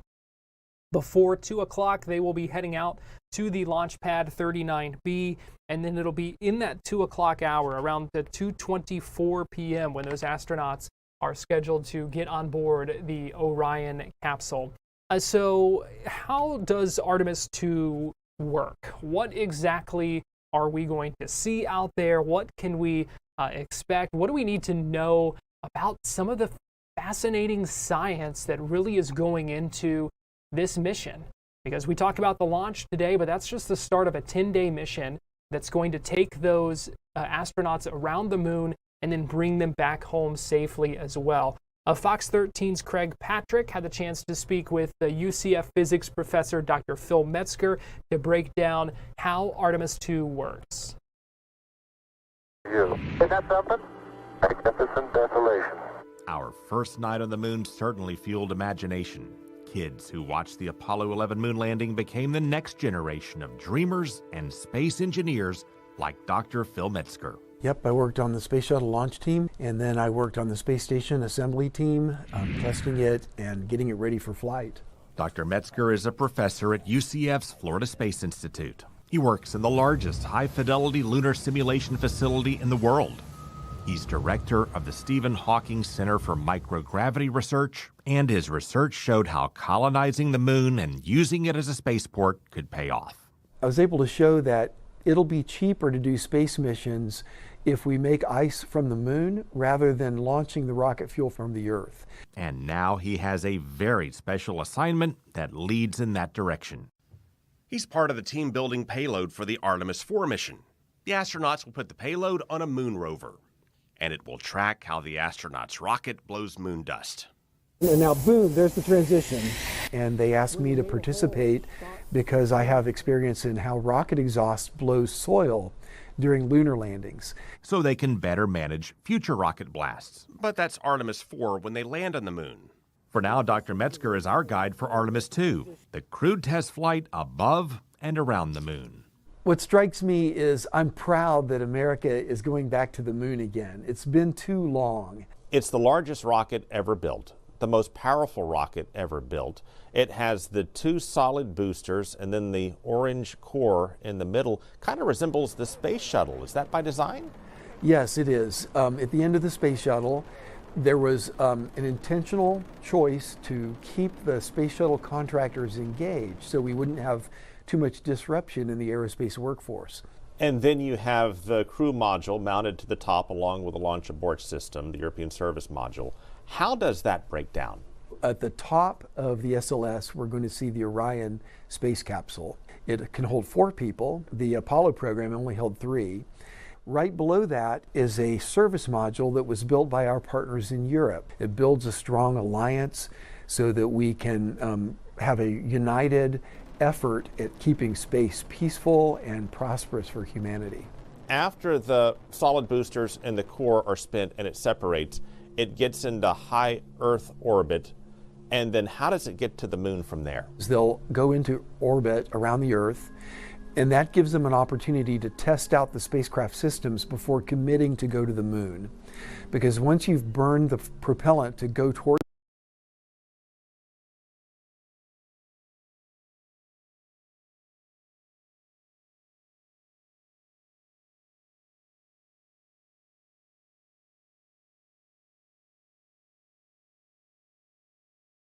to turn you around. So there will be a period of orbiting the Earth for about a day, and then we do what's called a translunar ejection burn to leave Earth orbit and to head off so that the lunar gravity can capture us.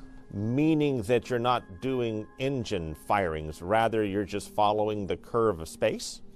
Yes, if it's done precisely, there won't need to be any corrections. As the spacecraft travels, the moon is moving, and it will be precisely timed so that the lunar gravity will catch the spacecraft, swing it around, and fling it back toward the Earth again.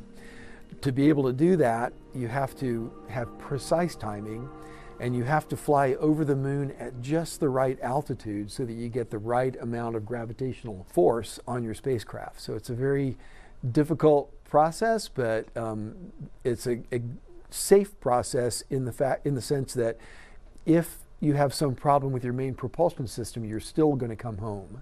They'll have a 4-day trip to the moon. What will the Artemis II astronauts be doing in the course of that 4 days? Oh, they'll be in cryogenic sleep. Not really. That's what everybody thinks they do for long space missions, but that's not possible. And so you have to do something that's worthwhile. You've spent so much money putting these astronauts into space. You don't want to waste those precious hours. And they're going to be doing experiments, they'll be checking their biological health, they'll be checking the radiation environment, those sorts of activities. And then they ride the gravity of the moon back toward Earth, and then once they approach Earth's atmosphere, what happens next? In order to have more safety margin, they're going to use a shallower approach this time. They're going to come into the atmosphere and develop some aerodynamic lift from the heat shield so that the spacecraft rises back up again and has a chance to cool off before it dives back in and takes a second pulse of heat. And then after splashdown and retrieval and testing, if it passes inspection, then it's time for Artemis III. It's really crucial to the United States. We wanted to get back to the moon before China gets there. It's going to be an exciting time. We're going to have a key milestone for humanity.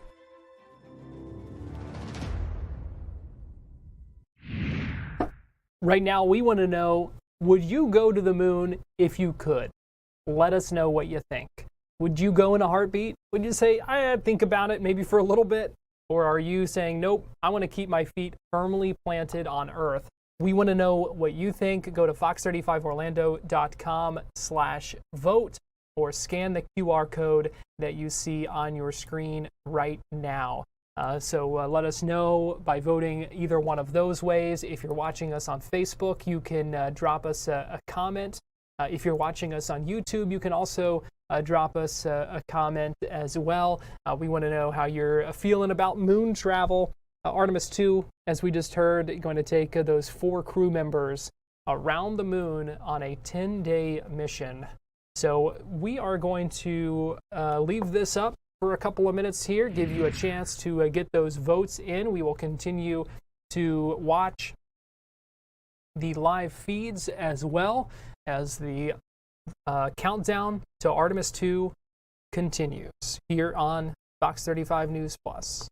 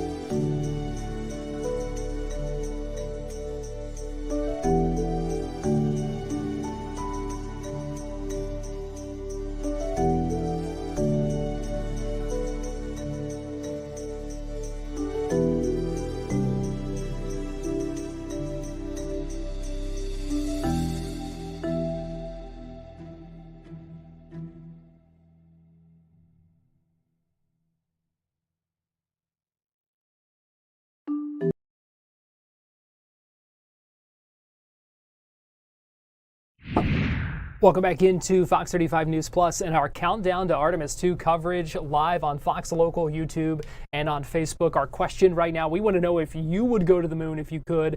Go to fox35orlando.com/vote. You can also scan the QR code that you see on your screen right now. We're just a few minutes away from launch coverage launching on NASA, and so we'll be tuning in for that as the crew begins to get suited up. That's coming in just a few minutes. Meanwhile, you see the countdown continuing, L-5 hours and 38 minutes ahead of that launch window that opens up at 6:24 p.m. It is a 2-hour window. As we've discussed, it is not an instantaneous launch, so if it doesn't go off right at 6:24, they still have time within those next couple of hours, so from 6:24 p.m. to 8:24 p.m. And we will have coverage of that for you here on Fox Local, on our digital platforms, also on Fox 35 TV coming up. So we are with you all day here as we get you ready for that Artemis II launch coming up a little bit later. Listening in to some of the coverage as well here, not hoping to listen into some of these communications as we expect more things to begin in the next little bit. Just one note here, if you are watching us, I will point out something on the live stream there, just seeing NASA Administrator Jared Isaacman there in Houston, meeting with the flight directors and the leaders of this mission, shaking hands there, the NASA Administrator on hand now as we are about to 5.5 hours out. And you see that right now saying L-. What you often think of with the countdowns for space are T-, and that T- is the start of the terminal count. L- essentially indicates how far away liftoff is right now in hours and minutes. So 5 hours and 36 minutes away from that targeted launch right now at 6:24. Once we go to that T- time, that essentially starts a sequence of events that's built into that launch countdown. So it is certainly possible, given the weather conditions and other things that could crop up, that we come to the end of that L- time, but still have not necessarily started the T- time. So that's just kind of how it works a little bit. There are pauses, some holds that are built into the countdown that allows the launch team to kind of target that precise launch window. Some of those are coming up a little bit because obviously so much of this process subject to change based on how things are going and things like that. But as we saw just a little bit ago, tanking, I believe, has been completed. And so we are now getting ready for some of the other things to begin. Including the crew getting ready. The closeout crew is already assembled. In the next couple of hours, in the next hour plus, we should see the flight crew being deployed out to the launch pad. That's Launch Complex 39B at Kennedy Space Center. So we'll be seeing the crew beginning to suit up and get ready here soon. So we hope you stay with us. We're going to go ahead and take another quick break right now here on Fox 35 News Plus, but we'll be right back after this.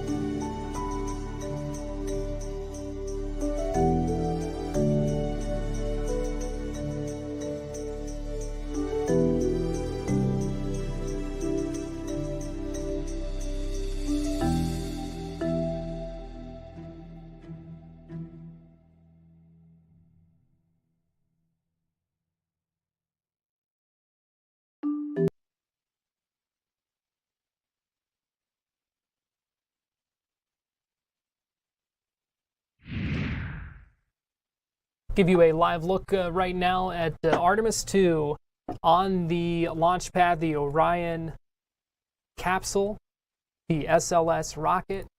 And while we've got a minute here, want to talk a little bit about what we are going to see from that launch that is expected as soon as 6:24 p.m. that we've got. So I want to pull up this graphic for you here, where you can kind of see a little bit of what that is going to look like, showing the time, the speed, the altitude of some key events. Let me pull that down so you can see a little bit more. Obviously, the launch that is beginning kind of starts everything there. You see separation about 2 minutes and 9 seconds after. The core stage separation about 8 minutes after. The Atlantic splashdown about 6 minutes after. Core stage Pacific splashdown about 2 hours after that. So that's a little bit of what you can expect. Obviously, that's just the start as well of the 10-day mission that's going to involve as well 4 days around the moon. So let me give you a quick look right now. Again, that launch window opening at 6:24. We are continuing our live streaming news coverage here and give you another live look right now at Artemis II. Still much more to come with the crew going to be getting ready here any minute now, and we'll listen in and take you into to some of those things that will be happening shortly.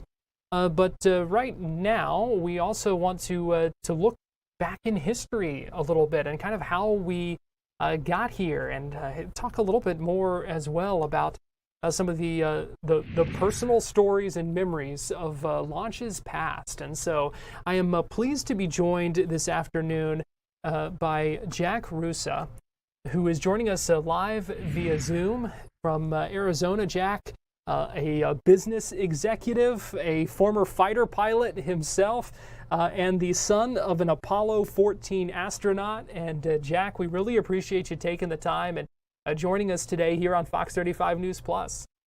Yeah, well, thank you for the invite. It's going to be an exciting day. Yeah, what does this day mean to you? What are you thinking about? What are you feeling, given your history and your background? Yeah, right. So I think what I'm feeling today is the excitement of being a family member of somebody who's about to launch on a historic flight. So from my perspective, it was 55 years ago. I was sitting down at the Cape watching my dad and Alan Shepard and Ed Mitchell strap into the Apollo 14 vehicle, the Saturn V, and you go through the countdown and you're excited.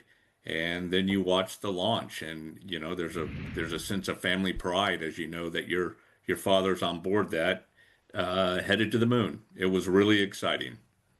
Jack, how old were you at that time? I was 10 years old at that time. And so I would imagine, what do you still remember about that? I mean, 10 years old, you were certainly old enough to know what was going on, to feel that excitement, to feel that pride, and to be able to remember that now. Yeah, so I actually remember quite a bit about it. I will say as a 10-year-old, your perspective is a little bit different than, let's say, as an adult. So you really, as a 10-year-old, you really don't understand the complexity of the mission.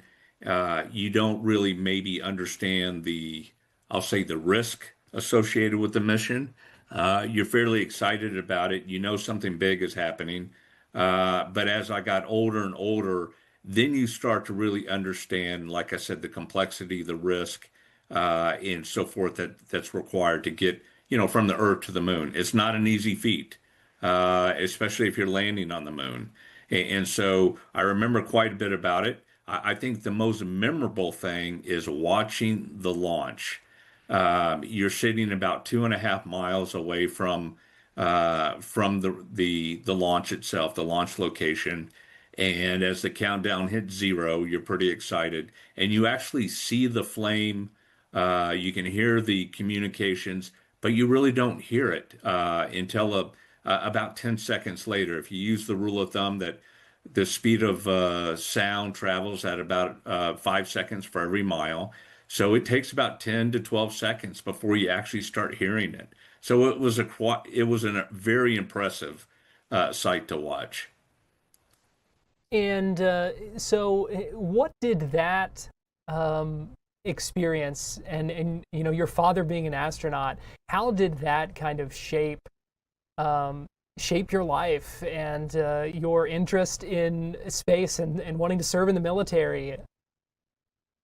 Yeah, that's a great question. So my dad is really my hero. He was an Air Force test pilot before he joined NASA.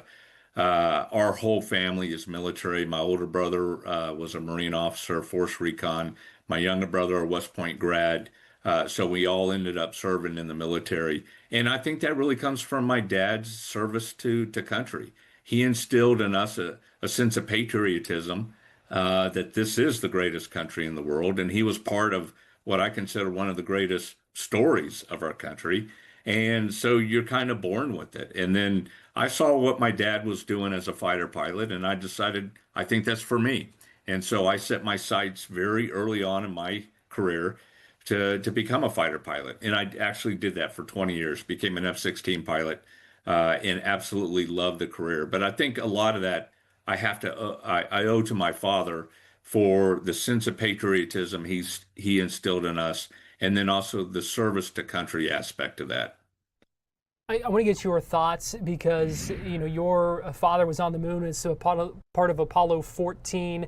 We have not seen anyone on the moon since Apollo 17. So right.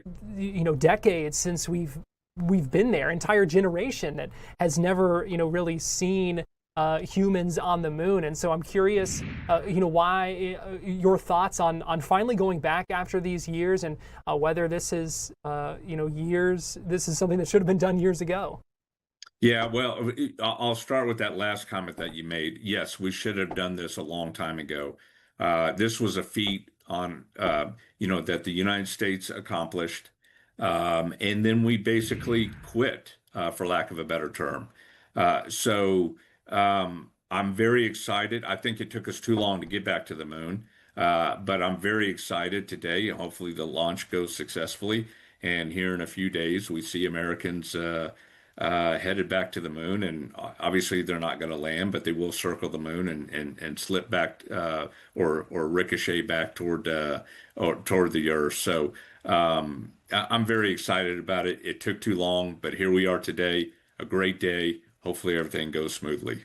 And Jack, last thing I'll ask you here is just why you think it is so important that we continue to go to the moon, to explore space, to push those boundaries, and more about what's going on out there.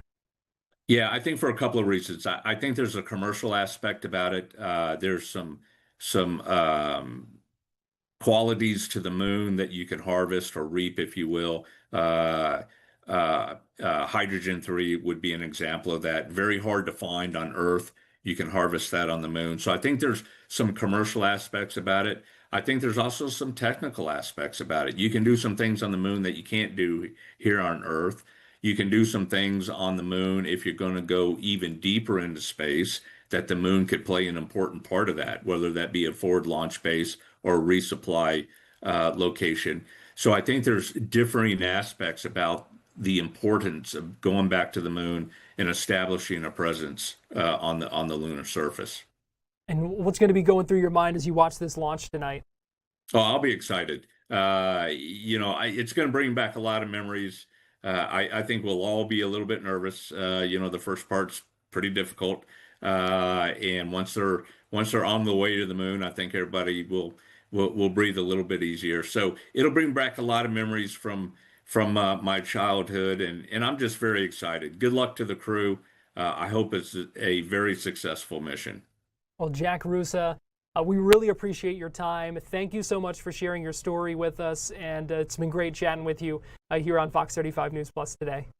All right, thank you for the opportunity. Y'all have a great day. All right, you do the same.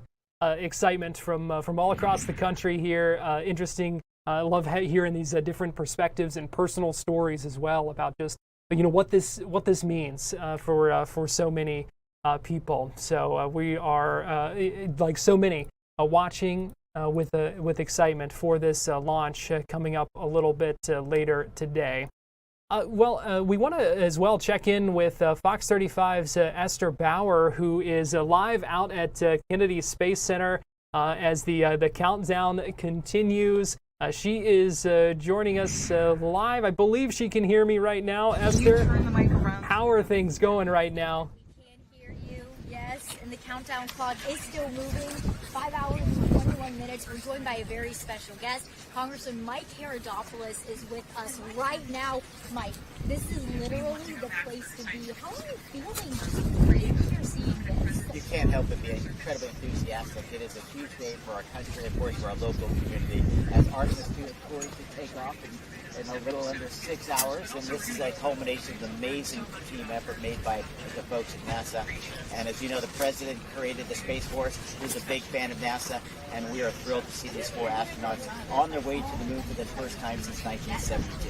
And how does it make you feel too? I mean, we're like shoulder to shoulder with all the media everywhere, but I mean, media from around the world, people from around the world, right here in Central Florida. How amazing is that? Well, and you put it perfect. It is amazing. And this is where America, again, shows their leadership. We love the idea of exploration and, of course, advancing technology around the world and changing the dynamic. And this is where it all happens, where dreams are fulfilled. And this is just the start. Remember, we're going to be going around the moon, and in 2 years we'll be landing on the moon. And ultimately, in your lifetime and mine, we're going back to Mars. That just feels like a sci-fi, like catchphrase, like, oh, we're going to Mars. But I mean, just talk about, this is not to just go to the moon, put our flag on the moon, walk around on the moon. This is to really stay on the moon and go further into space than we ever more than 50. Exactly. As you know, this mission is the first we've ever been from Earth. And as you put it perfectly, we're creating a moon colony. I mean, this is like sci-fi movie stuff I was growing up.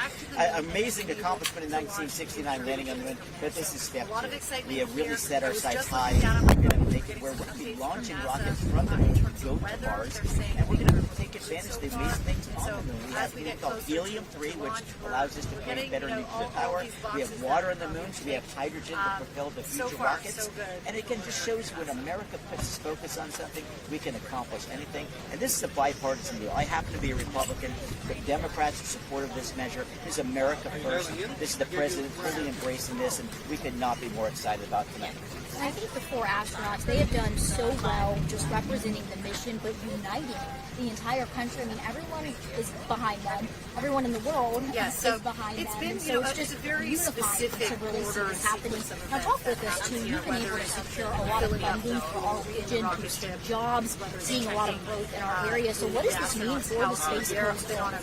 Well, it's a huge win for our community. As you know, it's not just NASA. So many private companies. You and I toured SpaceX and Blue Origin, seeing all those amazing jobs being created. And it's not just college graduates. High school kids can get their certification, go right to work at these space centers. And this shows when you take a math class or a science class or an engineering class, you're going to get a serious job and get to stay on the Space Coast and get those opportunities. And we fully funded NASA last year for $24 billion. But an additional $10 billion in July.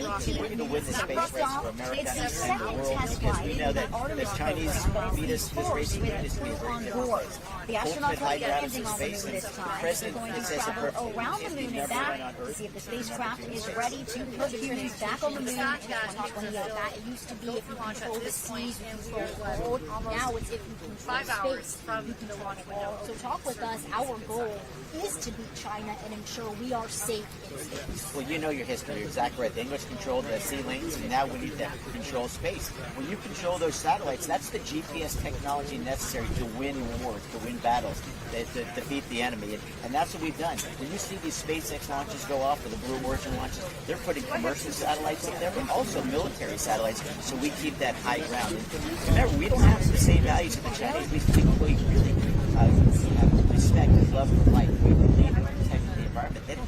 values. And we want to make sure that we're working with other countries. Again, this is, think about it, right? Other 4 astronauts, one of them is a Canadian. So we're going to get along just fine with Canada long term. So I'm thrilled, and it just shows America is leading by I don't example. have a news channel. And again, I'm thrilled because everybody knew that, hey, when the space shuttle went away, what's going to happen next? Well, this is what's happening next. We have put our heart and soul into this, put the resources here, and now it's time to really celebrate what should be a wonderful day. Okay, so let's talk about the crew. Is there any lasting words you want to say to them? They are, they sacrifice so much, all the training. Just what do you want to say to pride? Well, look at the amazing work they put into being an astronaut. You talk about competitive job searches, right? After launching, the crew will spend the first 24 hours orbiting Earth to make sure the spacecraft is good to go. Then the engines will fire and send them towards the moon.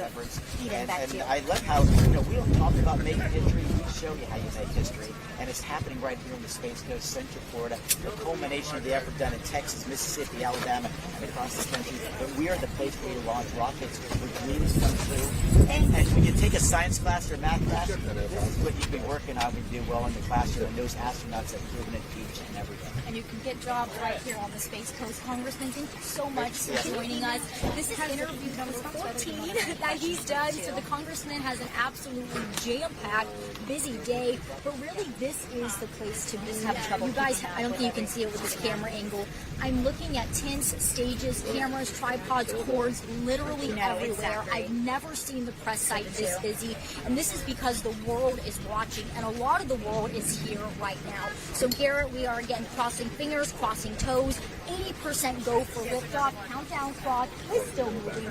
5 hours, 15 minutes, and 50 seconds. So Garrett, this is so exciting. We'll continue to be out here live as we lead up to the liftoff. See if they can. All right, Fox 35's Esther Bauer and Congressman Mike Herodopoulos joining us. Esther, we'll check back in with you coming up in just a little bit. We appreciate it. As we continue to watch that countdown clock, we've been watching the Artemis II crew as well, suiting up for their historic mission. In the next hour, they will be heading out to that launch pad.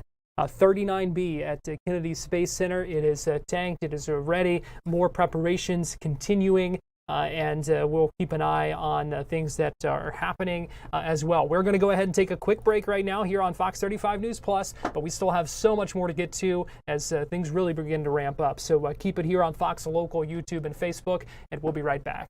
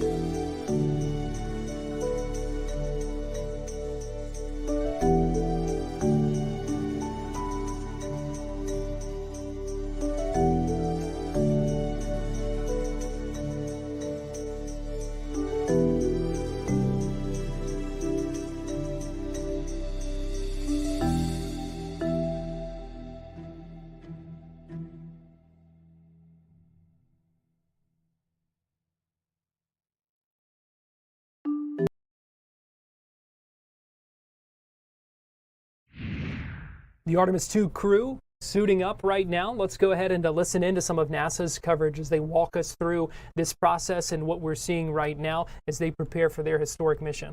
Tube that's going in, that's putting air into their suits, and then there was that gold instrument that you saw on their other side.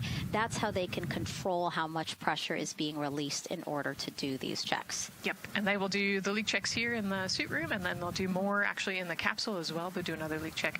So we're going to make sure the suits are ready to go before we even step out the door, and then we'll check them with the entire system on the capsule once they get out to the rocket. And you might also notice that some of the astronauts, while they're doing their suit leak checks, you might have seen Victor gave an okay sign. You might also see a thumbs up, and that's because concurrently, while they're doing these suit leak checks, they're also doing comm checks. Yes, yeah, we talked about the comm cap earlier and the umbilical and how they plug in. So yeah, they're going to test the comm, they're going to test the suit, make sure everything. They're actually probably testing the cooling system as well right now. You know, they're going to plug into the portable cooling system and make sure that all of that is working. So like I said, we want to make sure that we've got 4 healthy suits before we go out. Yeah, this suit, 3 layers, so obviously it can get hot. Yes. So one of the layers is a cooling undergarment, and basically they flow cold liquid through that undergarment to keep the astronauts cool and comfortable before liftoff today. Yeah, it's like a onesie with a bunch of tubes running around it, and the water flows through there to cool you down. All right, lots of information to share with you all today. If you have any questions, we'd love to hear from you. All you have to do is send your questions our way by tagging at NASA Artemis, and we'll try to answer as many of your questions live. And we'll also have some questions for you throughout the broadcast, so we hope you can participate in those opportunities as well. Okay, as we continue to be inside the suit-up room here, why don't we learn a little bit about each of our crew members? Right now, we are looking at pilot Victor Glover, but hopefully we can get a shot here of our commander, Reed Wiseman.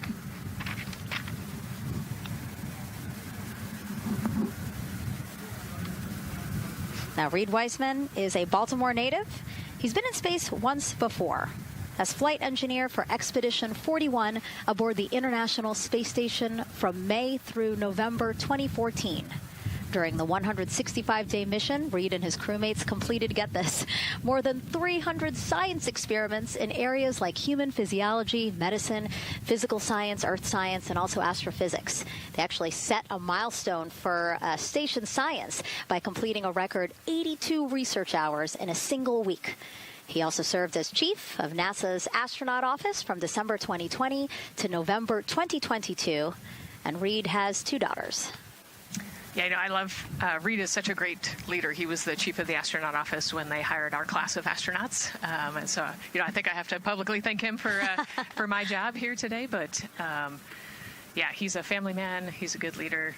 And he's a great pick for the commander of this mission. Yeah, I think, you know, in talking through some of his other accomplishments, obviously he has leadership qualities that makes him prepared for commander of Artemis II. Yes, yes, he does. He's a well-experienced naval officer and now NASA astronaut. And so now here we are, pilot Victor Glover. NASA selected the California native as an astronaut in 2013. At the time, he was actually serving as a legislative fellow in the United States Senate. His first trip to space was in November 2020 when he launched as pilot of NASA's SpaceX Crew 1 mission. That was the first operational mission of NASA's Commercial Crew program, which resumed launching American rockets from American soil to the International Space Station at the end of the shuttle program. Victor is a U.S. Navy captain and naval aviator who served as a test pilot, racking up more than 3,500 flight hours in more than 40 different aircraft. He and his wife, Deanna, have 4 children.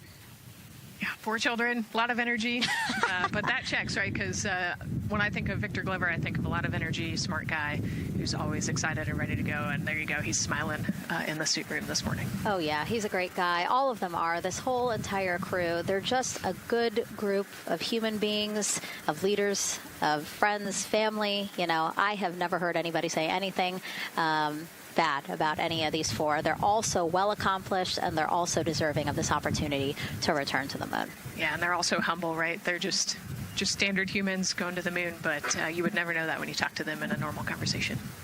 And so it looks like Christina here has completed her suit leak checks as well, her communication checks too. Yep, they've already got her gloves off. They're getting ready to kind of hang out and relax a little bit, I think, before they walk out. She is a mission specialist for this mission, native of Grand Rapids, Michigan. Was selected to the Astronaut Corps in 2013, so actually same class as Victor. She served as flight engineer on the International Space Station from March 2019 to February 2020. And during that time, Cook set a record for the longest single space flight by a woman with a total of 328 consecutive days in space. She also participated in the first ever all-female spacewalk. And before becoming an astronaut, Christina helped build space science instruments and led scientific field work in some of the most remote environments on the planet. Her hobbies include surfing, rock climbing, community service, yoga, travel, and photography. Again, so much. When does she find the time? That's a great question. You know, one of the things I love about Christina is that she's broken records and she's achieved all these milestones. But one of the things that she talks about is, you know, she just wants people to set goals and go work hard and do something that's meaningful to you. And she really hopes that her records are broken as soon as possible.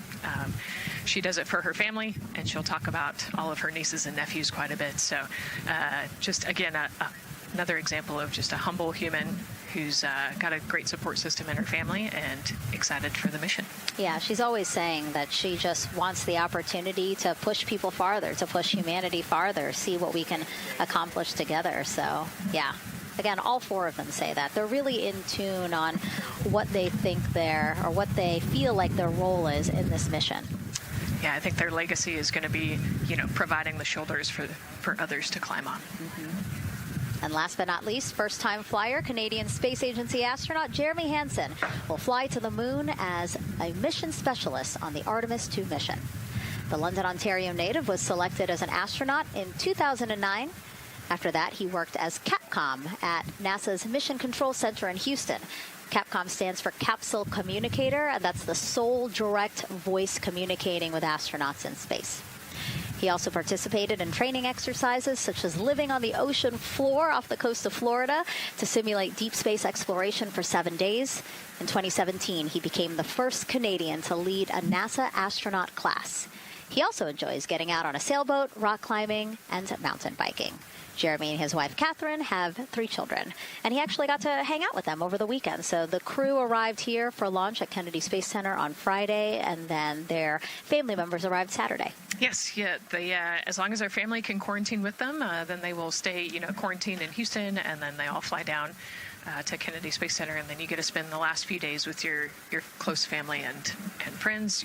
We actually do a behind-the-glass visit with some of those other maybe extended family members that couldn't quarantine with you. But, it's a quaint time here once you get to Kennedy Space Center. A great sign here. All 4 astronauts have removed their helmets.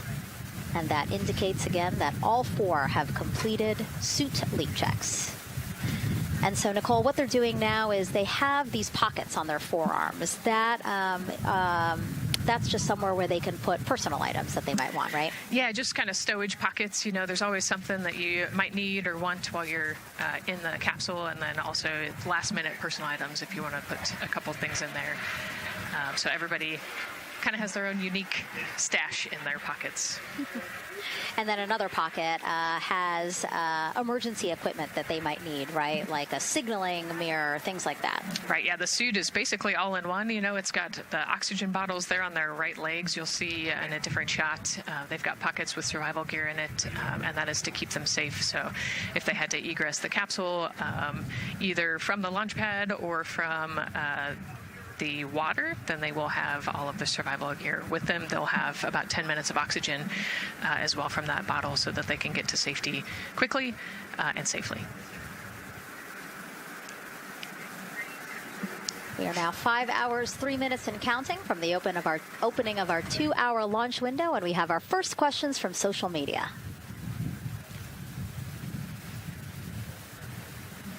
Question here from X. So to be clear, this is not a mission to land, but to orbit the moon. Thank you, and thank our astronauts. Nicole. Yeah, this is a great question. I think it's important to highlight the mission of Artemis II, where we are going to go around the moon. We're going to see the far side of the moon. We're going to see parts of the far side of the moon that human eyes have never seen before.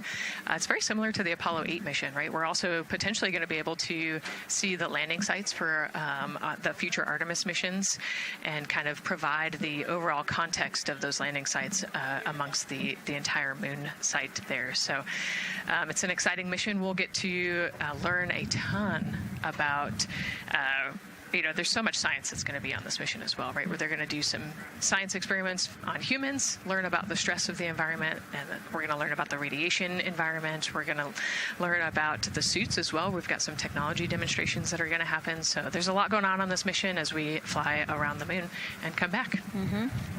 We always say it's about increments, right? Like we're making that next giant leap to Mars, but in order to do that safely and to do that thoroughly, incremental steps. Exactly. And, like we said, this is the first time that we've put crew on this rocket. And so actually before we even head to the moon, right, we're going to stay close to the Earth, and we're going to check out all of the systems on Orion, make sure that it can handle 4 humans, make sure it can handle people sleeping, people exercising, all of the environmental control systems are working. So we want to make sure that the capsule is safe for the crew before we send them, almost 250,000 miles away. Yeah, that was a great question. And we actually have another one that we'll pull up on screen here. Another question from X. How long will it take them to reach the moon, and how long will the entire mission last? Another great question, right? So they're going to do a couple orbits around the Earth. They'll do a perigee and an apogee raise burn. What that means is that they're going to accelerate to get further away from the Earth, and they'll get into a really highly elliptical orbit first. And then once they get into the translunar injection, so they're actually on a free return trajectory, which means we're going to accelerate them, and then they're going to escape Earth's gravity, and then just based on orbital mechanics, they'll be able to come home without having to do another burn or acceleration. So it'll take about 4 days once they leave Earth's gravity to get to the moon. They'll fly around the moon, about 4 days back, and then land. So overall, about a 10-day mission. Exactly. Yeah, these are really great questions, guys. We know that, again, we are sharing a lot of information today, so please do not hesitate to reach out. Obviously, Nicole, very smart here, and we're happy to answer any of your questions. Again, tag at NASA Artemis wherever you're watching this coverage. And now we actually have a question for you. Who would you take with you on a trip around the moon? Would it be your bestie?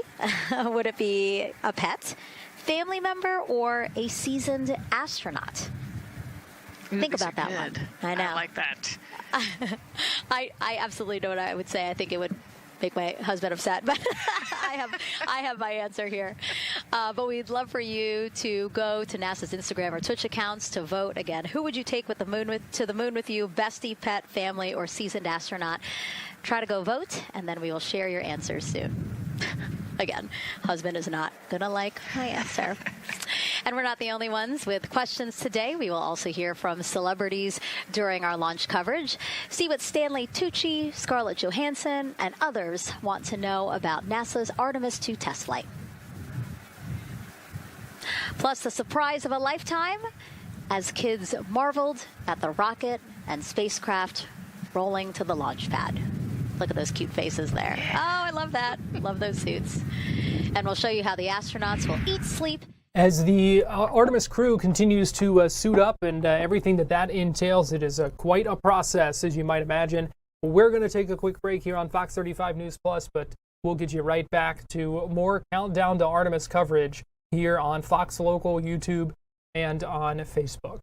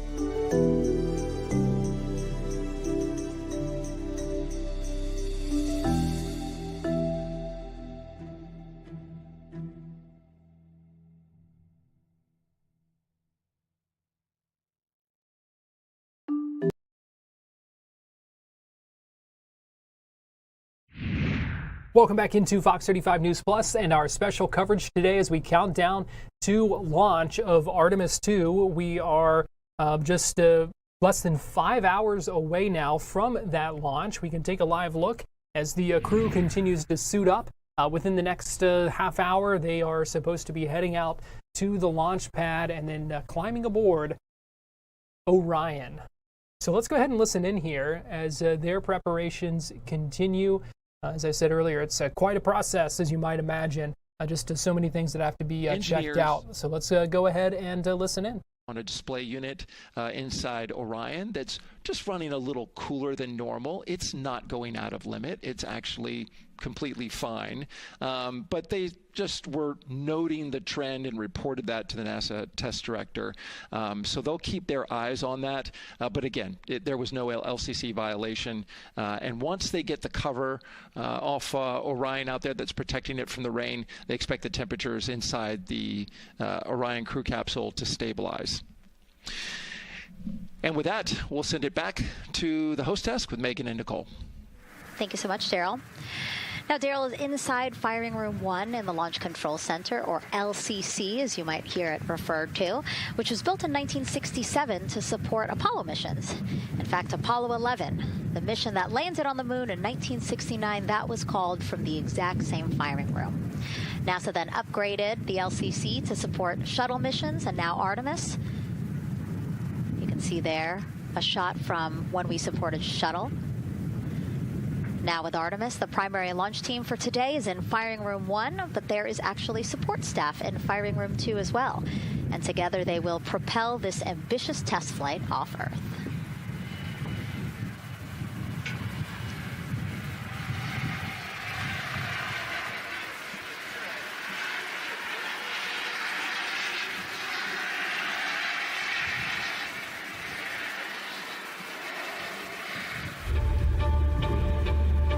We're going back to the moon because it's the next step in our journey to Mars.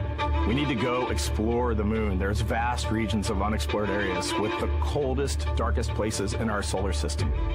This is a test mission, and when we get off the planet, we might come right back home. We might spend 3 or 4 days around Earth. We might go to the moon. That's where we want to go, but it is a test mission, and we are ready for every scenario as we ride this amazing space launch system in the Orion spacecraft. But another reason we're going back to the moon is to fulfill NASA's mission, which is to explore the unknown in air and space, to innovate for the benefit of humanity, and to inspire the world through discovery. And when we succeed and when we accomplish the things that we set out to accomplish, that inspiration not only can set up new things to happen, but it also is a reminder in tough times that we're capable of doing great things when we work together. The thing I love about the moon is that it's not just a beacon for exploration and this platform of possibilities for incredible missions like this, but it has benefits. That's actually why we're racing towards it. Those benefits are really wide in nature. You have everything from innovation, technology development, not only for future missions going deeper into the solar system, but technologies that come back to Earth. You have inspiration, a whole generation of people starting this pipeline of STEM workers and manufacturers and operators that are excited to see what you can do when you work hard and you come together as a team. When I think about the 4 of us flying around the far side of the moon, seeing that Earth rise, taking images and video and sending them back to you, the feeling that I have inside is hope. We know that Artemis II is not the solution for humanity on planet Earth, but it is a contribution in the positive column. We hope that just for a moment that people will pause and say, wow, it's extraordinary when you look back upon the Earth with over 8 billion people, and you see this concrete example of what humanity can do, this extraordinary thing when we set big goals and we work together to achieve them. Now, Kennedy's launch control team takes us to liftoff, but then mission control at NASA's Johnson Space Center in Houston takes over. That's where we have our Gary Jordan embedded with that team. Hey, Gary. Hey, Megan and Nicole, it's great to be joining you from here in Houston, Texas. I'm in NASA's Mission Control Center, where the Artemis II Ascent flight control teams, led by Flight Director Judd Freeling, recently started their shift to monitor the Orion spacecraft integrity, the Space Launch System, and the crew to make sure all criteria is met to commit to today's launch and the mission ahead. The team you see here in this room today has been training extensively to prepare for the highly dynamic phase of flight that begins shortly after engine ignition. Teams here will be monitoring the flight of the Space Launch System, Orion, and of course the Artemis II crew on board as they make their way from the Kennedy Space Center into Earth orbit. The lead console positions will be in this room, called the White Flight Control Room, a room which traces its legacy to the Space Shuttle program, with the first shift supporting STS-70 in 1995, more than 30 years ago.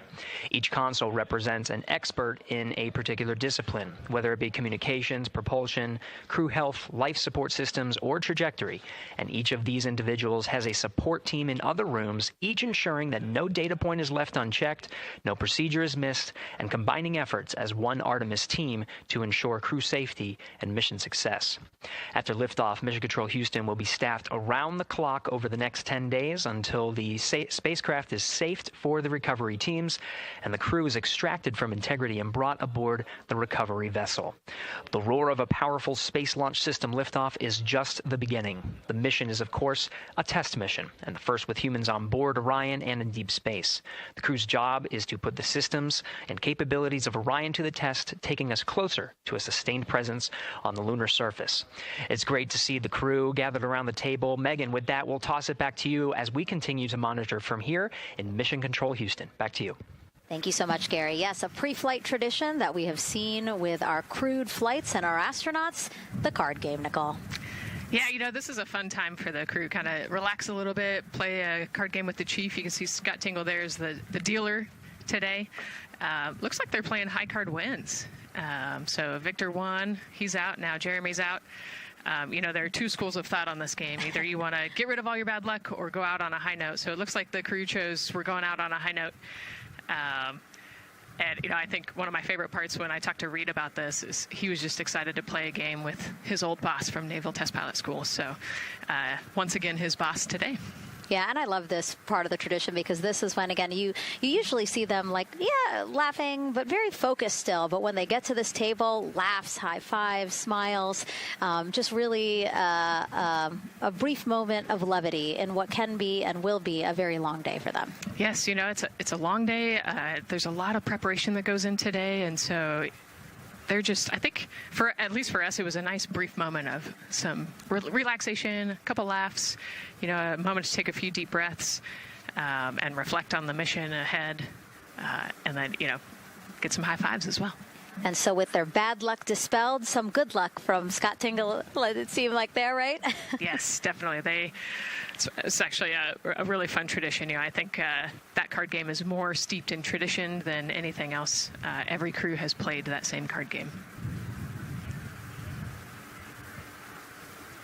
As you said, Nicole, the primary reason for why they're there to suit up, to do communications checks, to do pressure checks all done, and now it seems like Reed had some words for the team in that room. Yeah, you know, this day can't happen without thousands of people, right? And so the suit room is a great example of that. You've got all of the suit techs, and you've got your support team there, everyone who has made this day possible. You know, they've been working with the suit team for years at this point, getting ready. So some fist bumps to the group. Again, the suit team are the folks dressed up in those white, very snazzy outfits. Special outfits that we can talk a little bit more about later. But each crew member was assigned their own suit technician. So as you said, working very closely with the same person to make sure that the crew felt comfortable and ready in these suits as they lift off from Kennedy Space Center. Right, and you know, each suit is slightly different, each person is slightly different, and so these suit techs know each individual super well. They know exactly how they like to get into the suit, exactly where things might get caught, or, you know, small adjustments that might need to be made, so they know their suit techs well, and their suit techs know them very well. And so as we take a couple of pictures here, we really hope that you are learning a lot about the suits and the process of checking them out for a mission. But imagine the opportunity to get a hands-on demonstration from people who helped design these suits. Take a look. So we are continuing to track preparations and the final preps for these astronauts as they suit up and get ready to head out here shortly. They will be making the trek out to Launch Complex 39B. You're seeing two different angles of it there. The Artemis II, Orion space capsule, the SLS rocket on the launch pad there, getting ready for that launch with the window opening up at 6:24 p.m. That is just a few hours away, and so we'll be seeing a number of things continuing to happen, specifically in this next hour or so, with the crew heading out to the pad, with the crew boarding Orion. That's supposed to happen around 2:24 or so, and then hatch preparations and closure happening in that 3 o'clock hour. So there is going to be a steady progression of ramp up of activity, getting that crew inside the space capsule, and then those final preparations on the ground before liftoff, scheduled for a little bit later this evening. This is a look at that crew. We just saw them inside the room getting suited up. Reed Wiseman, Victor Glover, Christina Cook, and Jeremy Hansen. Reed Wiseman is the Artemis II commander. We know he was born in Baltimore. He's served before on the International Space Station, so he has been to space, spent a lot of time up there on board the ISS, and was chief of the astronaut office from 2020 to 2022. Victor Glover, we saw him getting suited up as well. He's from California. He's going to be the pilot of Artemis II. He has been on the ISS as a flight engineer, was a Crew 1 Dragon pilot as well, a former test pilot in the military. Christina Cook, the other NASA astronaut, she's the mission specialist on board Artemis II, born in Grand Rapids, Michigan, and was the one who participated in the first all-female spacewalks, which we've have followed and talked about before. Served as flight engineer on board the ISS as part of several expeditions. And then a Canadian Space Agency astronaut, CSA astronaut Jeremy Hansen, selected as mission specialist as well. He is from Ontario. He was a former fighter pilot and also previously served as Capcom, so the capsule communications at NASA's Mission Control Center, and is going to become the first Canadian to ever venture to the moon. So a lot of different things and storylines we're watching today before that launch, slated to go up at 6:24. Right now we're going to take a quick break here on Fox 35 News Plus, but we'll get you right back to our live streaming coverage as we count down to Artemis II on the other side of this break.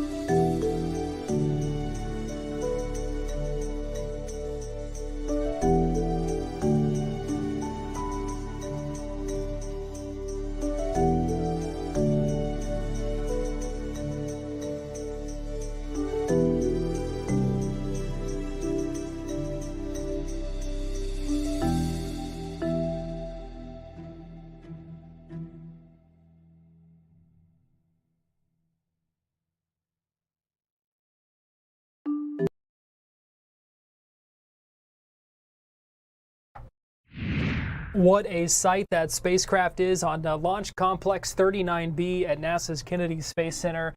And we are now 4 hours, 41 minutes, and 55 seconds and counting away from the opening of that launch window. Hoping to see a historic launch of the Artemis II moon mission a little bit later today from Florida's Space Coast. Pleased to be joining us live from Kennedy Space Center. We have Brendan Byrne, who is the host of Are We There Yet?, a space exploration podcast. Brendan, we appreciate you joining us here today. Thanks for joining us live from KSC. Oh, happy to be here. Thanks for the invite. So I just want to get your take on how things are feeling out there, what this day is like for you being out there and getting to experience what could end up being a historic day if this launch goes off. Oh, yeah, certainly. I haven't seen this many folks at the press site ever since I've been covering space exploration for about 10 years now. And even coming in this morning, the cars were already packed, heading into the Kennedy Space Center Visitor Complex to watch this as you mentioned, historic launch. And yeah, there is so much excitement today. And the countdown so far has been surprisingly smooth, which is did not expect that today, but yeah, everything seems to be moving in the right direction. The clock is still ticking behind me, so that is a very, very good sign. Yeah, and on the screen beside you, we are watching as the crew that has now been suited up is getting ready to head on out and going to be heading to the launch pad here shortly. Yeah, there were some things that we were watching, of course, during the preparations, the tanking, and that kind of thing, because we know Artemis II has had some issues in the rehearsals and some of the tests and things that kind of delayed the launches to begin with. But like you said, it seems like to this point today we've avoided any issues. Whatever things seem to be going along well. Yeah, the key thing was when they went into to fast fill as they were loading up that hydrogen. The hydrogen is a very finicky molecule. It is very, very tiny, and it finds any crack that is there to escape. So we saw this issue with the Artemis I launch during fueling. We saw this during the wet dress rehearsal, which was the critical fuel test that happened back in February. But it seems like that has been solved. They changed out some seals on the fuel lines that connect to the rocket, and that seemed to do the trick to contain that pesky hydrogen that likes to leak there. There was also an issue with the helium system. Helium is what pressurizes all of these tanks that hold all of these cryogenic fuels and propellants. That was fixed. They had to take that back to the whole rocket back to the vehicle assembly building for that fix. But that seems to be fixed, and everything is looking good. Once they turn that fast fill on today, I was kind of holding my breath because that's when the hydrogen tended to leak during these other tests. But they were able to fill the tanks. They're full, and they are now capping them off. And it looks like that issue has been solved, which is really, really great news for Artemis II. Were those the biggest concerns, you think, and as far as that launch, lifting off tonight, or I mean, obviously there's always a chance for something unforeseen happening, but was that kind of the biggest concern? That was the biggest thing that I was keeping my eye on. We have heard from the Launch Control Center. They don't seem to be tracking any issues. Really, it seems like weather is just going to be the one kind of variable that we really need to keep an eye on here. It seems the forecast seems pretty optimistic for this, but there is a chance that a stray shower or cloud can come through, and there are very specific launch weather criteria that have to be met for the launch to actually happen. That's why there's a 2-hour launch window. They have the time here, so if one of those stray clouds does come through, there's an opportunity for them to go ahead and stop the count momentarily and wait for those clouds to roll by. So we will keep an eye on that. That's really the only variable that I seem to be hearing right now that could possibly be an issue for launch. Brendan, what do you make of the excitement surrounding today? I mean, you talked about that, just a few minutes ago, seeing the the crowds there, a lot of press there, and this is obviously something that is getting a lot of attention. What do you make of this kind of renewed excitement around this next mission and the space program in general? Yeah, it's really great to see. There's been excitement along the Space Coast and here at the Kennedy Space Center when any astronaut leaves the planet, right? I recall back to 2020 and the first crewed launch from SpaceX on the commercial crew mission that sent Bob Behnken and Doug Hurley to the International Space Station and back. That was during the COVID pandemic, and there were still lots and lots of people that were out here watching that. It was really a great distraction to see that happening.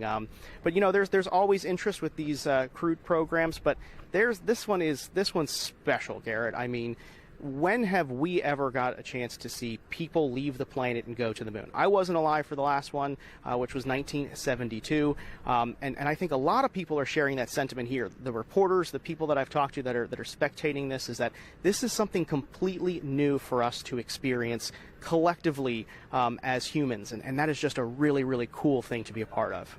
Yeah, I mean, like you mentioned, for so many, I have never known a moon mission or something like this. Right. Why do you think it is important that we have this mission, that there is this, not just Artemis II, but some of these other Artemis missions that have been outlined, some of the other plans that we've gotten details of in recent weeks? Why do you think that is so important to have?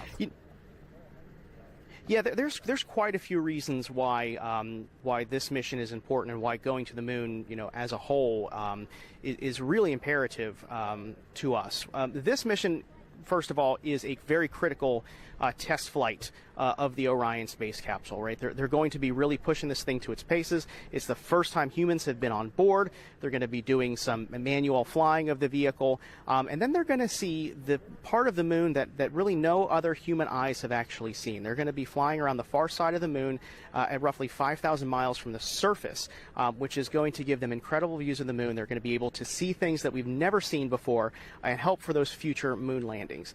Now, why is the moon important, moving forward? The moon is a witness place to what has happened in our solar system and really our cosmic history. The biggest question we have is, are we alone in the universe, and where did we come from?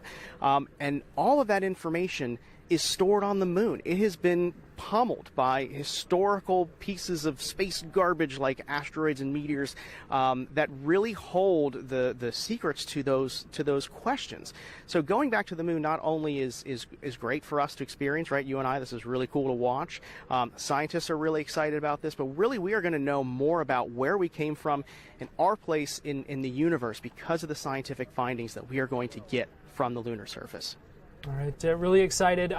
Brendan, before I let you go, just what is your message to people who maybe aren't excited by this, maybe haven't really been paying much attention, but are seeing this today, maybe just tuned in?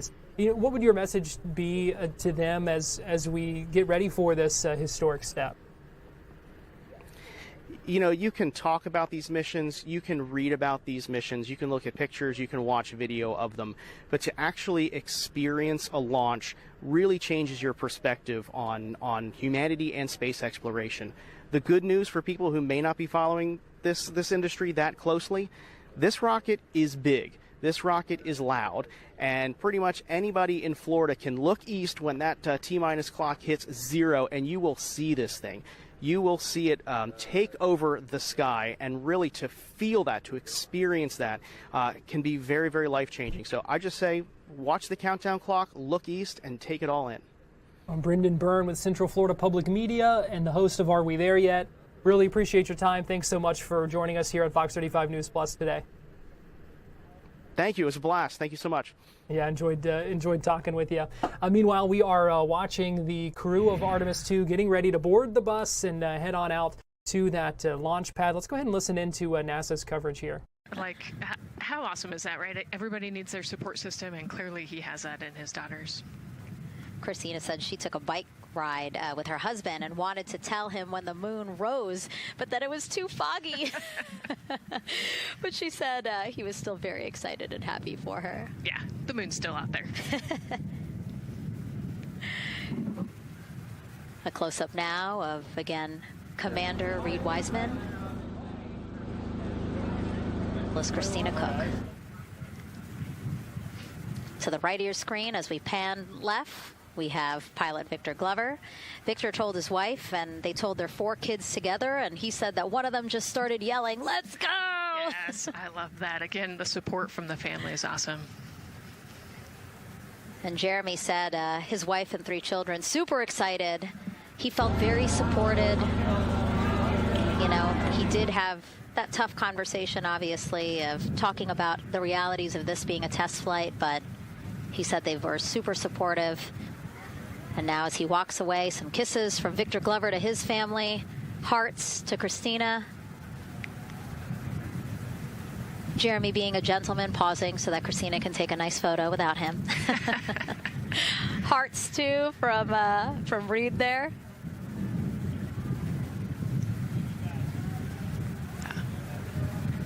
Hearing Victor saying, "Love you guys," saying that to some of his crew members there. Woody. Some more applause from the group. Quick wave to some of the NASA program managers, and I think Norm Knight's out there, the FOD Flight Operations Director.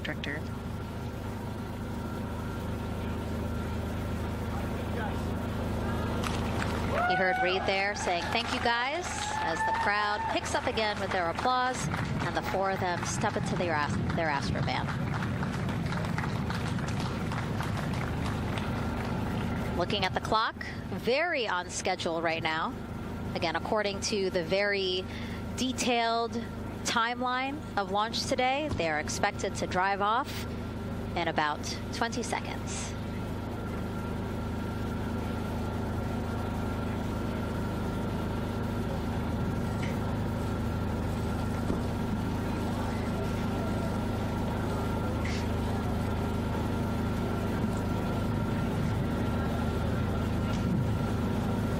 So far, we're marching toward the launch smoothly.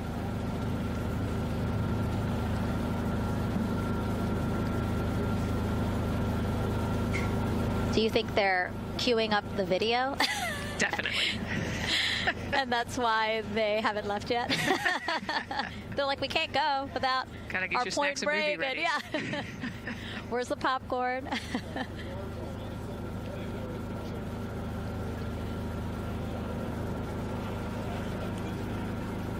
Again, good on the timeline. Of course, they do have these very specific milestones, but this is not one that has to be completely stuck to the second and the minute. Yeah, we will make up that time easily.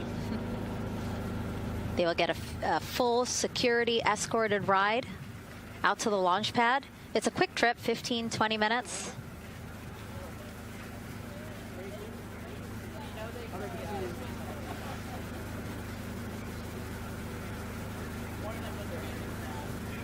That's all you can see.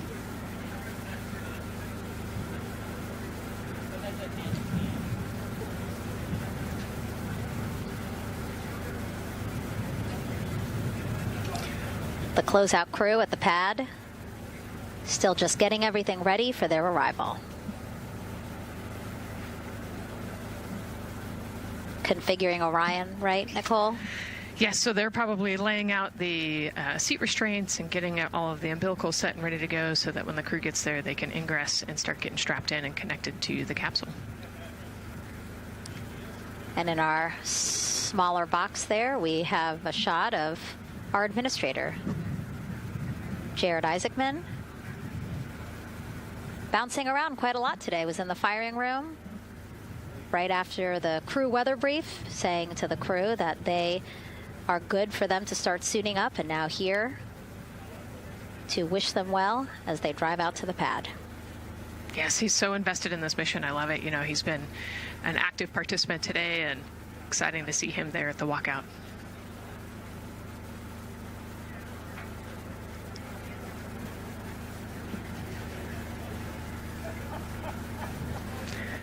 As you heard them point out, NASA Administrator Jared Isaacman there to watch as the bus departs and heads out toward Launch Complex 39B. The crew is on board, all 4 astronauts there.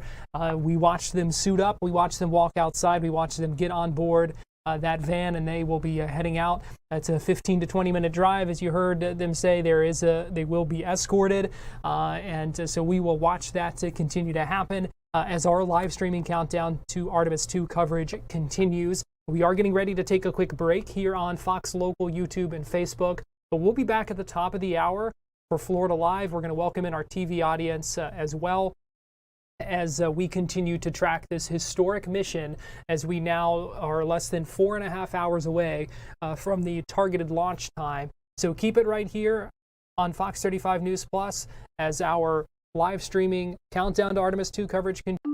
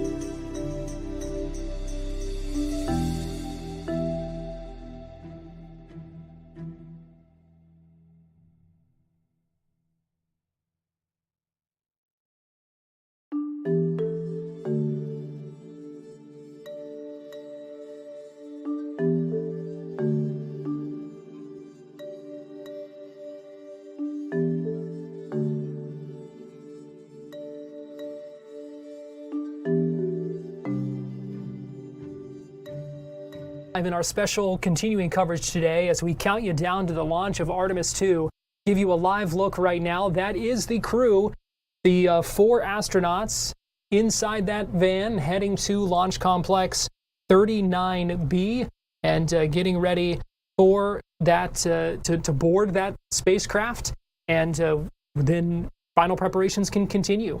Reed Wiseman, Victor Glover, Christina Cook, Jeremy Hansen, they are being escorted by law enforcement there to the launch pad, and will be boarding shortly, and we will be here with you and bring you those images as that continues to happen ahead of the targeted launch of 6:24 p.m. That's when that launch window opens. We have been live streaming and covering this all day long, and we will take you up to and past that launch time with Fox 35 Orlando team coverage. And so we begin right now with Fox 35's Esther Bauer, who joins us live right now from Kennedy Space Center at the press site there, where there's been a lot of activity, a lot of interest, a lot of press on the site. And Esther, how are things out there this afternoon? Garrett, well, right now I'm trying to see if I can sneak a peek of the crew on the way to the rocket. I can only imagine how they are feeling after training for so many years and finally being this close on the cusp of getting inside that capsule and traveling further than any human ever has into deep space. It's been an incredible feeling to really just see this countdown progressing so smoothly. 4 hours, 22 minutes, and 15 seconds. missions, it's been going well. We haven't heard any crazy changes, any problems that NASA had been tracking. So really, it's been smooth sailing so far, and that is incredible news. We know that they faced some setbacks getting here. We had to actually roll the rocket back to the VAB because of some hydrogen and some helium leaks. But right now, NASA is not talking about any problems. Weather is really pretty good. My hair's moving a bit, so we have a little bit of wind that we are currently dealing with, but they haven't changed the favorability of this mission. We're still looking at 80% go for launch, and really every hour that we get closer, it feels like more media just piles themselves in shoulder to one another here from around the world to see this mission take off. But it is an exciting day, an electric day. We know there are hundreds of thousands of people here on the Space Coast in Central Florida trying to just catch a glimpse of this historic mission. And we right here at the press site literally have the best seat in the house. I have the countdown clock right over here, and then we have the rocket right behind me right over here. So I am anxiously awaiting how it's going to feel, Garrett, to see this rocket lift off. We've seen a lot of powerful rockets. We've covered a lot of crewed missions, but there is nothing more powerful right now than this SLS rocket. And so to be this close to it, I literally just have some water separating me from the rocket. I can only imagine what it's going to sound like, you know, what we're going to feel, the rumble through our entire body. So really just so excited to be here, so happy for this crew, and it looks like they are still on their way in their vans to their capsule. So an exciting time. Yeah, Esther, I know you have covered a number of launches out there, a number of crewed launches even, and I'm just curious what the atmosphere is like and how it compares to some of those other launches. I know it seems like there's certainly a larger focus and media presence out there. Garrett, the atmosphere is like something I've never seen before. We've been out here for many SpaceX private crewed missions, as well as NASA and SpaceX partnerships up to the ISS. We're usually actually set up kind of right over here in this grassy patch where you can see a lot of these tripods in place. That's where we usually document those. But now to be up here on this mound, surrounded by a line of tents, I can't even count how many I'm looking at. I've never seen this much media in one place at one time. Over to my side, there are stages that have been built within the last couple days. There's RVs on site. I think some people are staying overnight. So from my view of being here quite a bit, covering the Space Coast, I've never seen anything quite like this. But it's an incredible feeling to know so many people from around the world are here to see this international crew go to space. And I really do believe the world is watching. Yeah, and Esther, I know you've done a lot of stories leading up to this as well, just kind of looking at the impact of this and you know, what does it mean to folks there? I know you are so, you know, in tune as we see folks lining the street, waving flags, waving at the crew as they drive through. What does something like this mean to Florida's Space Coast and to folks in Brevard County? Oh my gosh, it means so much to us because we are literally the launching pad for what's to come. Florida isn't just a part of what's, you know, happening. We are what's happening. We're seeing these missions happen here in our backyard. We have some kind of helicopter coming in right now, so I'm just hearing that. I'm not sure who might be appearing, but we know there's a lot of top figures from around the world that are likely coming in for this launch. But for us locally to literally see this historic moment happening in our backyard that is bringing people around the world is huge. And we're also talking about, we're training up the future of this workforce. There are high schoolers that are being trained with the certificates they're going to need to go straight from high school to then get these jobs at SpaceX, at Blue. So that's incredible also to see just the workforce that's being built up right here in Brevard County to support these global missions.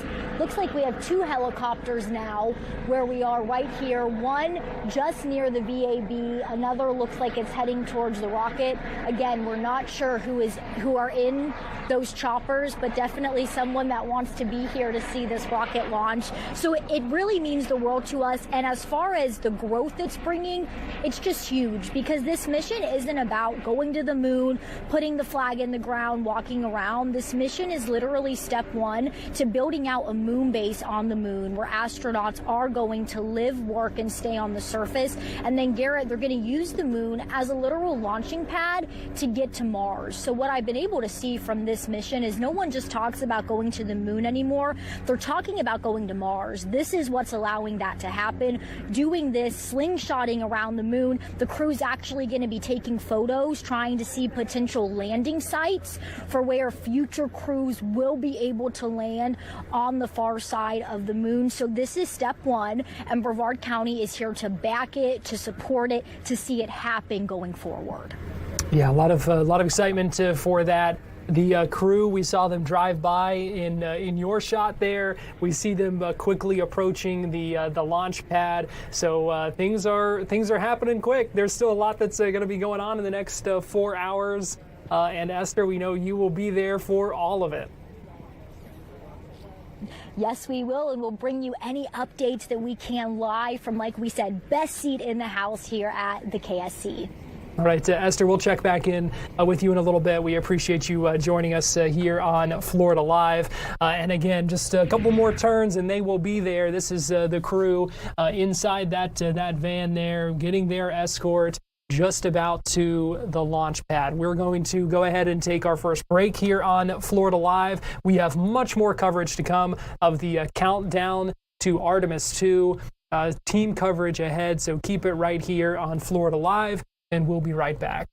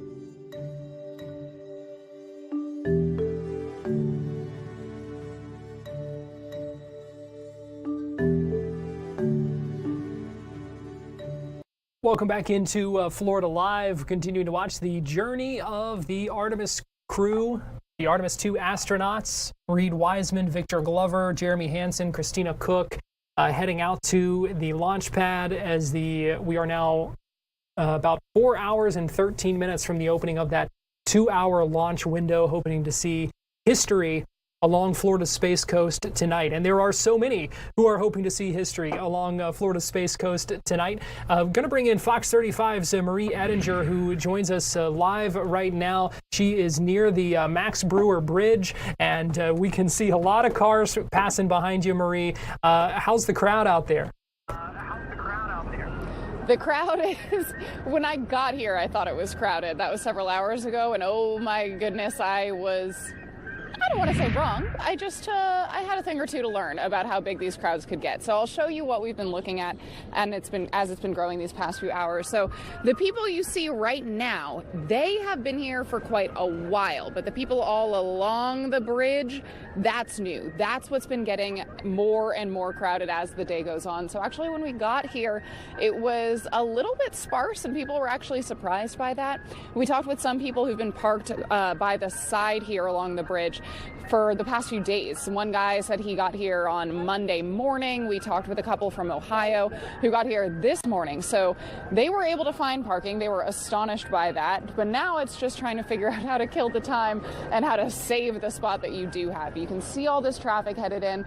The people standing right here, they just parked. So there is still space. People are trying to squeeze in however they can.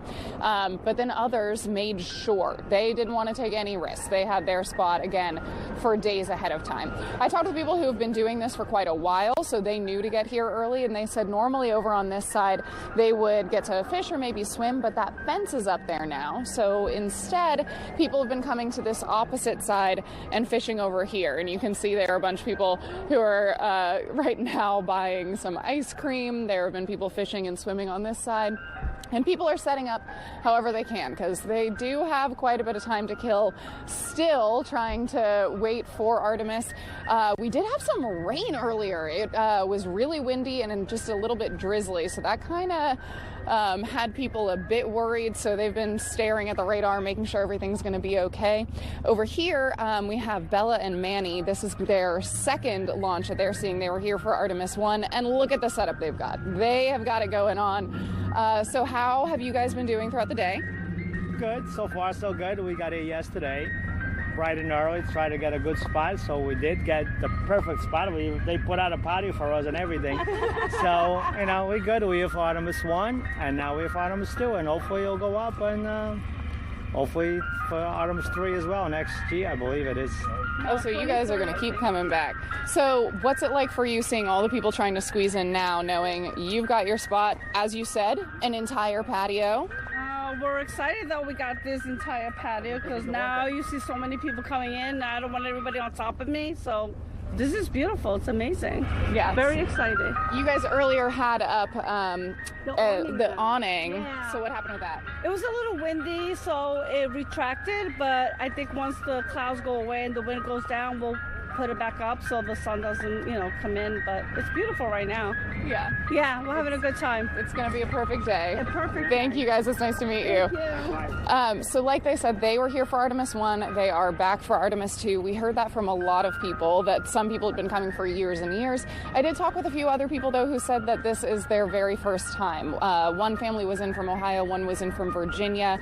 People are coming far and wide, and they are packing in. We'll go and show you closer up towards the bridge a little bit later as we check in with you throughout the day. But for now, I'll send it back to you, Garrett.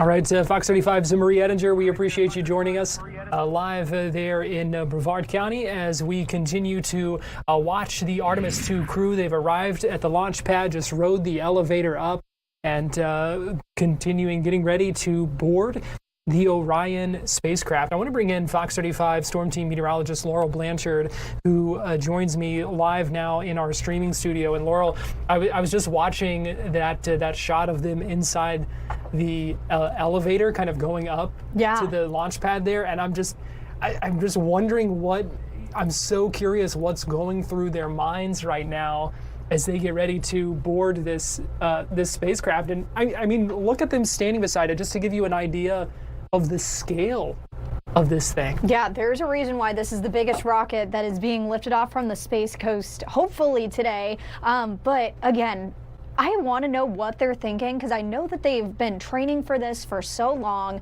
They're they know everything there needs to know about the rocket, their mission.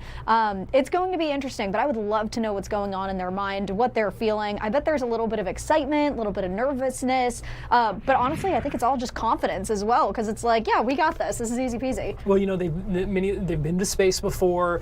They have been training on this for years. So, you know, to them, they may.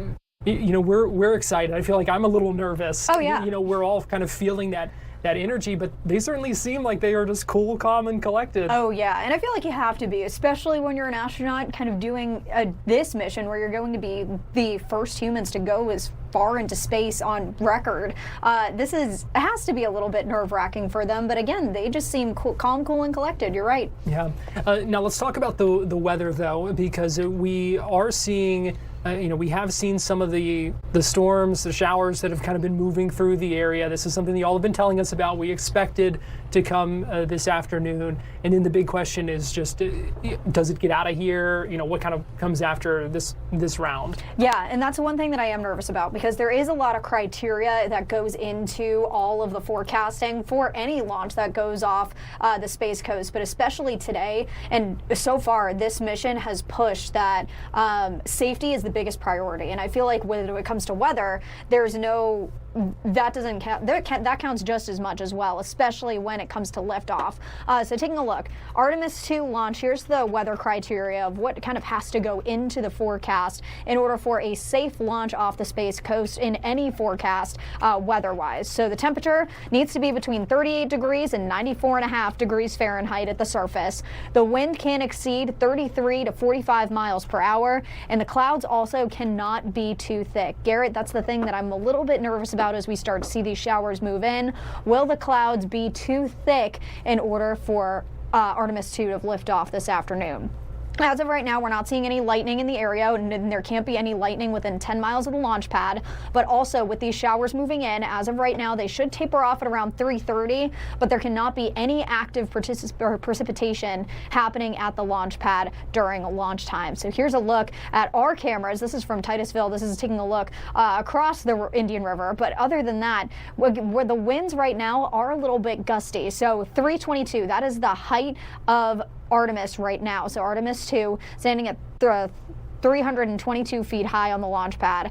Winds right now gusting at about 17.3 miles per hour, so it can't be above 33. So things are still a little on the calm side, but right now it's a little bit too close for comfort. Still a go, but as of right now, things are looking to get a little bit more gusty as we start to see these showers move in. And then as we continue to watch these showers, as of right now, they're looking just south of the launch pad, but there is a little bit of a shower that's starting to bubble up that could be moving over the launch pad within the next 10 or 15 minutes. So taking a little bit of a closer look, here's Port Canaveral right now. We're seeing rain just to the south of the launch pad. But a little bit of a closer view in. We're not seeing any showers out there right now, so Garrett, I hope it stays that way at least through the rest of the afternoon. Cloud cover, though, a little bit of a different issue. As we start to see more of those clouds start to move in, again, that thick cloud rule may come into play a little bit later on this afternoon. So that's one thing that we are going to be watching, and here's a live satellite view of that right now. And you can even see in Marie's live shot that it was starting to get a little on the cloudy side. So hopefully these clouds will start to push out. As of right now, it's an 80% go for launch weather-wise today. That launch window opens at 6:24 p.m. That's the first moment that they can launch, but it's open for 2 hours. So they have until 8:24 if they are going to take advantage of the launch window today to take advantage of that. As of right now, mix of clouds and sun, couple of scattered showers. But again, that cumulus cloud rule is going to be the main concern. There can't be direct sun just because that's could impact some of the technology that's on board. But as of right now, the ground winds seem to be a little less of a concern than the cumulus cloud rule, according to NASA. Taking a look at the forecast for this evening's launch. Again, if they are going to take that launch window that starts at 6:24, things are looking good. But if we do take a look at Thursday's forecast, it does go down. So if they do not go today, unfortunately, it might be a little bit before we do start to see that chance come back up again, because it might be looking at Friday might be the next best chance because of the storm chance. If they don't launch today, Thursday's storm chance definitely looks higher. If you are at the Space Coast or are watching Artemis, whether you're watching it on TV, actually out on Brevard County coastlines watching this launch, we want to see your photos and videos. So take a snapshot if you're watching on your phone, or if you're watching on your television, take a snapshot of this QR code here. We would love to see your photos. Make sure you send them in, and yeah, make sure you get that QR code scanned, because again, we would love to see your photos a little bit later on this evening of the launch. Yeah, we absolutely would. We know one of the cool things I think about living here is that everyone has a vantage point. You know, even us more inland here, we have a vantage point, and so being able to see that, you know, we want to see those pictures, because this is, you know, assuming everything goes off in 4 hours, it is going to be history. And so I know a lot of people here keeping an eye on that and going to be watching it, maybe from their front yard, maybe live streaming us on their phone, you know, or maybe they're along the Space Coast, whatever the case may be. It's just something special that we can, you know, we all really can share in. And it's interesting for sure, especially because again, we're possibly seeing these humans go as far into space that's never been done before. So that history aspect is so cool. But again, it's not just going to be obviously the folks on the Space Coast have a front row seat of seeing this launch, but here in Central Florida and even all the way over to Tampa and even areas in southern South Carolina may be able to see this launch, kind of all just depending on the cloud cover. So that I think is really going to hold Mother Nature really holds the experience in her hands of how much we can get out of this, especially if you're not directly on the Space Coast this afternoon. Yeah, and we hope everything cooperates. We are watching the crew right now. They are on the launch pad. They're doing some of those final preparations before they climb in. And so again, kind of just to circle back to where we started this segment, watching them in the elevator, just kind of wondering at what point it starts to really feel real. Hey, we're about to get strapped into this capsule that's going to launch us to where no one's been before. I think it had to be as soon as they put on the suit, because I feel like as soon as you get into an outfit, it starts to get real. I mean, that's what happens with me, of course. But overall, I think once they actually put on the suit and when it became real was in that moment when they were basically just getting to the launch pad, because it has to feel real at this point to them. Yeah, a lot of excitement for it. That is for sure. Well, Fox 35 Storm Team meteorologist Laurel Blanchard, we appreciate you joining us. Thanks, Karen. We're going to take another quick break here on Florida Live, but don't go anywhere. We got more team coverage ahead. We're going to continue to watch these preparations and watch the crew aboard the Orion capsule. So keep it here on Fox Local, YouTube, Facebook, and Fox 35 TV. And we'll be right back with more of our countdown to Artemis II coverage on the other side of this break.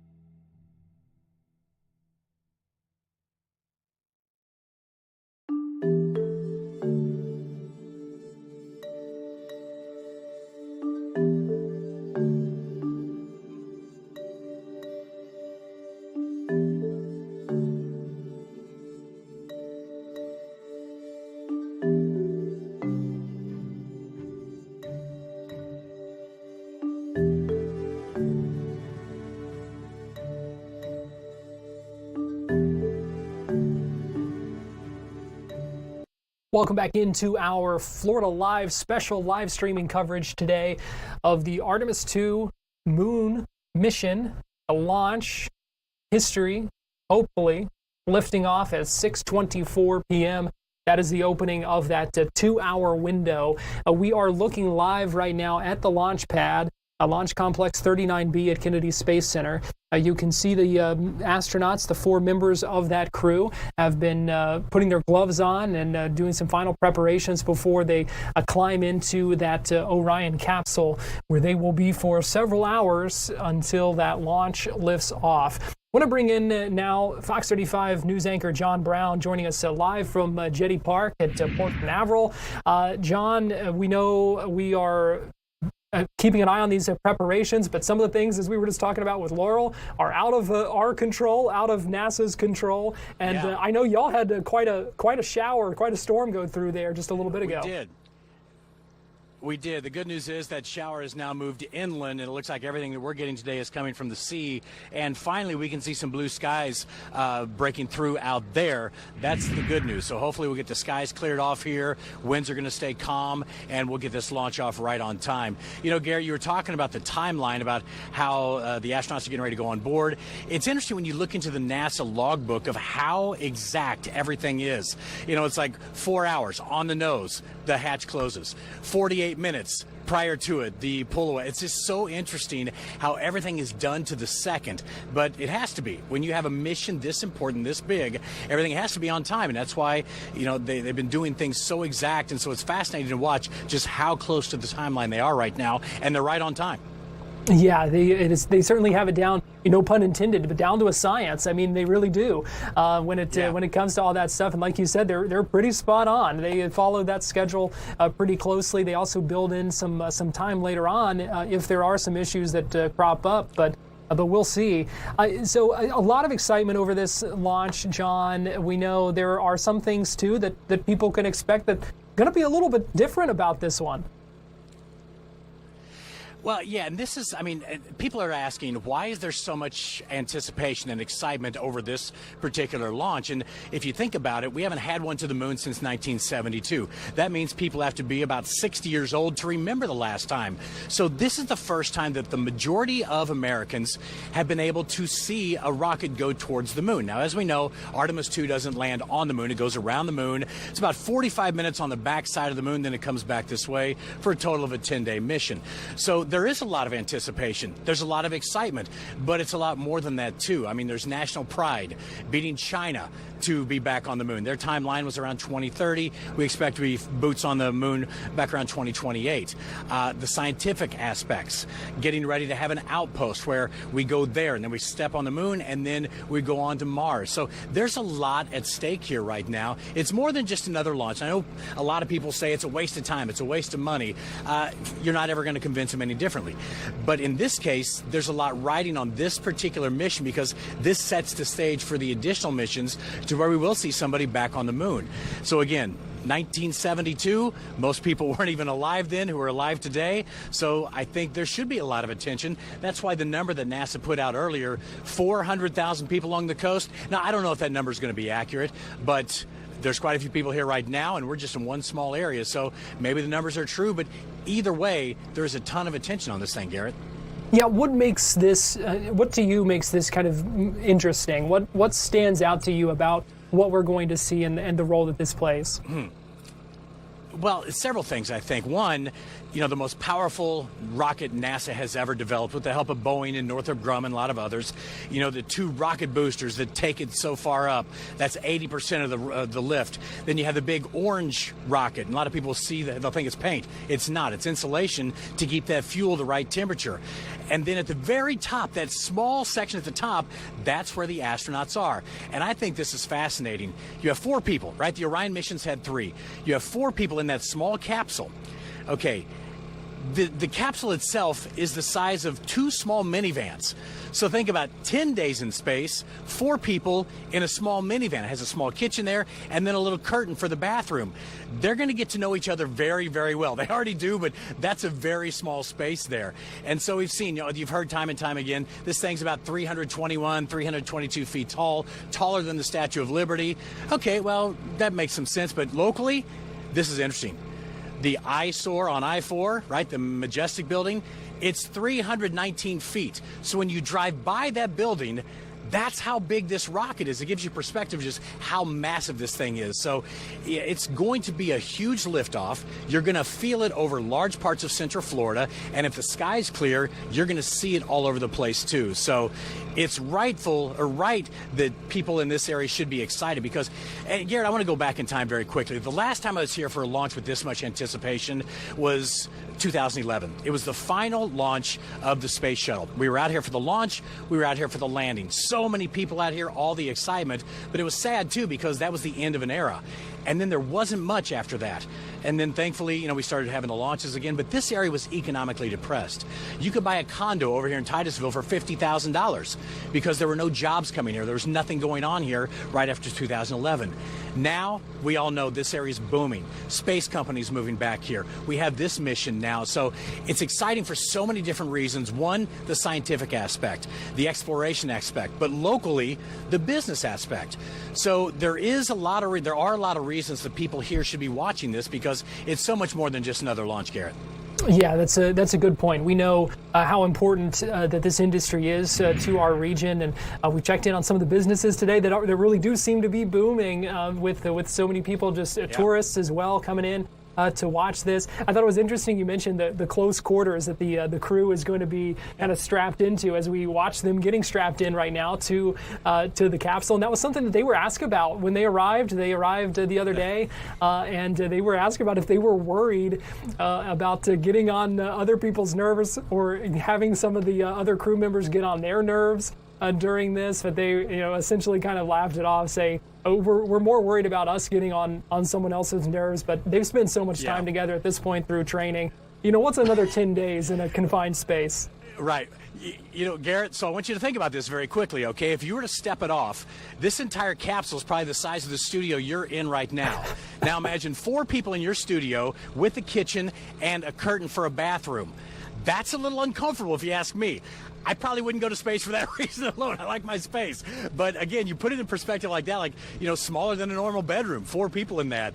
So yeah, they're giving a lot to science. But on a more serious note, these guys are also groundbreakers because we haven't seen this since the 1970s. People haven't seen this part of the moon. As you've heard so many times, they're going further away than humans have ever gone. So, there's a lot of historic moments that are going to happen in this as well. So, as far as I'm concerned, there's a lot of kids out here. A lot of kids took the day off school. This is one of those moments. We remember these back in the day when you used to see these kind of moments. The kids of today are seeing this. Maybe it'll generate even more excitement from a scientific front for those guys. Yeah, that's a good point. Who knows what the future holds with this, the trajectory we're on right now, and a lot of excitement for this and the future moon missions as well. So, Fox 35 News anchor John Brown, we appreciate you joining us live from Jetty Park. And Garrett, we might have to run. I know you got Hannah coming up, and the rain is coming sideways again. So we'll talk to you in just a bit. All right, John. Sounds like a good time to let him go then. Meanwhile, we want to know if you would go to the moon. If you could, let us know. You can vote in this poll. Go to fox35orlando.com/vote. You can also scan the QR code that you see on your screen right now. We've been having this up for a good portion of the day. Looks like about half of you say you would go in a heartbeat. 14% say maybe for a little bit. 37% of you say I'll stick with gravity. I will keep my feet firmly on Earth. John put some things in context for us, so some things to think about there that might influence your vote as well. Let us know what you think. Again, fox35orlando.com/vote. Scan the QR codes that you see on your screen. If you're watching us on YouTube or on Facebook right now, you can also drop us a line in the chat. We've had folks watching from all over. I see Jacqueline right now dropping a comment saying hello from Florida. We've got Show Rove 503 watching from Bangladesh. Mr. AU8V, hi from a high school in New York City science class. Hoping you have a safe flight and a safe return. So people watching all over, a lot of excitement around this for all across the country right now, leading up to this launch coming up, hopefully just under 4 hours from now. We see that the crew is getting strapped into that Orion capsule. It is certainly a process that takes as well. Right now, we're going to get ready to take a break here on Florida Live, but we have much more coverage ahead on the other side of this break, so keep it here on Fox Local, YouTube, Facebook, and Fox 35 TV, and we'll be right back after this.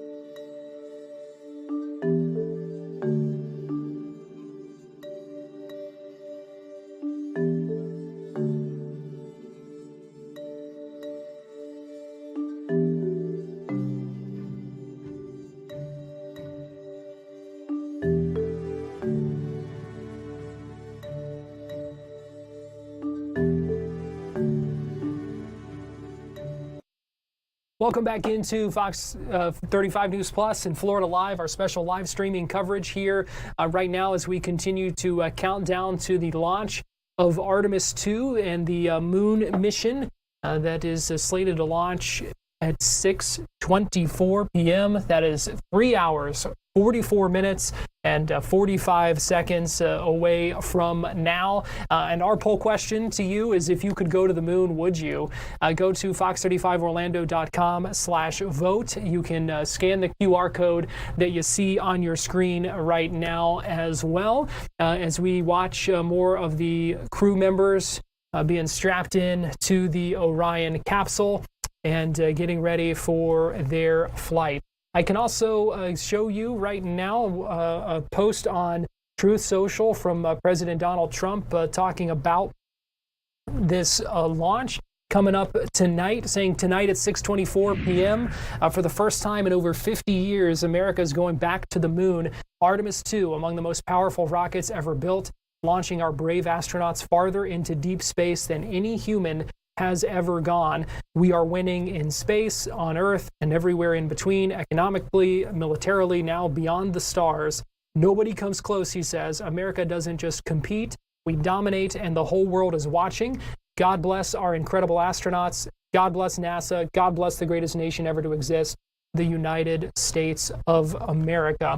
want to give you a live look, another look here as we watch the Orion inside the Orion capsule right now, and the crew that is getting strapped inside. I want to listen in for a couple of minutes here to NASA's live streaming coverage as they kind of walk us through a little bit of this process and what's going on. On the margin amount of time that they're working there. And there's a heart from Christina Cook. Great to see that as she gets ready to get into the Orion spacecraft, one that they named Integrity. It certainly fits this crew from what I've observed. Now, right now, the rocket's tanks, they're in what's called replenish mode. So another factor for this closeout crew is, and the crew themselves, this is a fully tanked, almost ready to go rocket. It's got all the propellant it needs to go to the moon. It's just a matter of getting the astronauts in, getting them configured, and getting all the systems, the high energy systems, bringing them all online in order to launch this rocket. As they sit there, there is propellant boil off that's happening. All tanks are at 100%, but the propellant, which is liquid oxygen and liquid hydrogen, those two propellants are minus 423 for hydrogen and minus 297 for the liquid oxygen. They are boiling right now. They've been boiling the entire time and they've been in the tank. And that is vented out, as you can see. When we look to a wider shot of the rocket, you can see the venting and the little wisp of clouds that are coming out from the top of the rocket in the middle part of the rocket. And that is because just like you boil water on your stove, those propellants are boiling. Of course, their boiling point is much lower than water, and so it doesn't take much for them to boil. But just as if you were to leave your pot of water on the stove and just leave it there, what would happen? Well, it would... Listening into some of NASA's coverage there as the Artemis II astronauts are strapped in to the Orion capsule, a closeout crew helping them now. They will help them with these final preparations and getting ready, and then they will be leaving in just a little bit before the crew is, the hatch is closed and everything like that inside that capsule. So a lot of that work, kind of neat to see some of that process that is going on there. We also know there is a lot of excitement, folks continuing to gather at Jetty Park and at Spaceview Park as well. We've got reporters out there, crews, team coverage out there, including Fox 35's Hannah McKenzie, who is live at Jetty Park right now. And I'm not sure that she can hear me right now, but we are hoping to check in with Fox 35's Hannah McKenzie joining us live from Jetty Park this afternoon. We also have Fox 35's Bailey Bockover joining us from Spaceview Park, and I believe we may actually have Bailey. Are you able to hear me?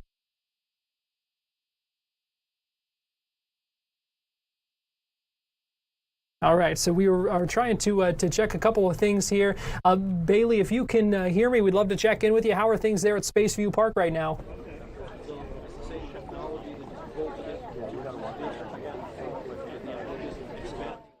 All right, well, we are obviously having some communications issues. I know with the storm just blowing through that area, maybe causing some issues for our crews as well. We know another round of showers and storms was moving through Brevard County and obviously impacting some things there. So we will check in with our reporters there who have been talking to folks as the crowds begin to continue to gather there. So right now, though, we're going to step aside and take a quick break here on Florida Live as our coverage of the countdown to Artemis II continues. So keep it here on Fox Local, YouTube, Facebook, and Fox 35, and we'll be right back.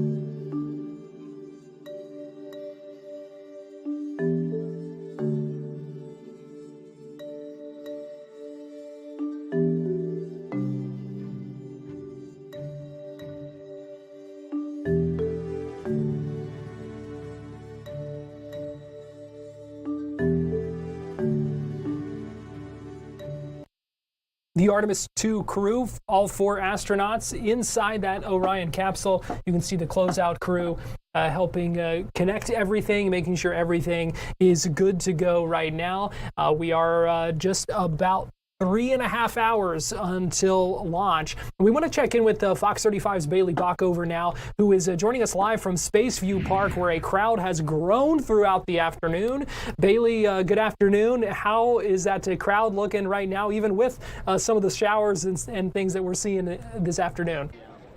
Yeah. Hey, Garrett. Yeah, the crowd here is just absolutely incredible. I mean, it is just so diverse. It's so ginormous, and there's more people even flooding in. Just in the past few hours of me being here, I've spoke to people from New York, Massachusetts, California, Argentina, Australia. I mean, there's people from all over. I want you to take a look at the crowd here, because we have people that have been out here all day long just camping out. We have people that brought their lawn chairs. They have coolers. We have kids missing school for this. I mean, just to tell you like how big of an event this is. And it's not a bad spot to be, considering we're about 15 miles from the launch complex, giving kind of like a direct line of sight to that moment of ignition. Now, I want to introduce you to some of my new friends over here. So I am standing with Priyesh, Joshua, and Jesse. So how long have you guys been out here? Oh gosh, we've been out here since, what, 4:35 a.m.? a.m. Oh Yeah. my gosh, now where are you guys coming from? I'm from Colorado. Okay. Yep. I'm from North Carolina. And I'm down here in Florida, but in Fort Lauderdale. So how do you all know each other? Online. The internet. Yeah. The internet. It's a beautiful thing.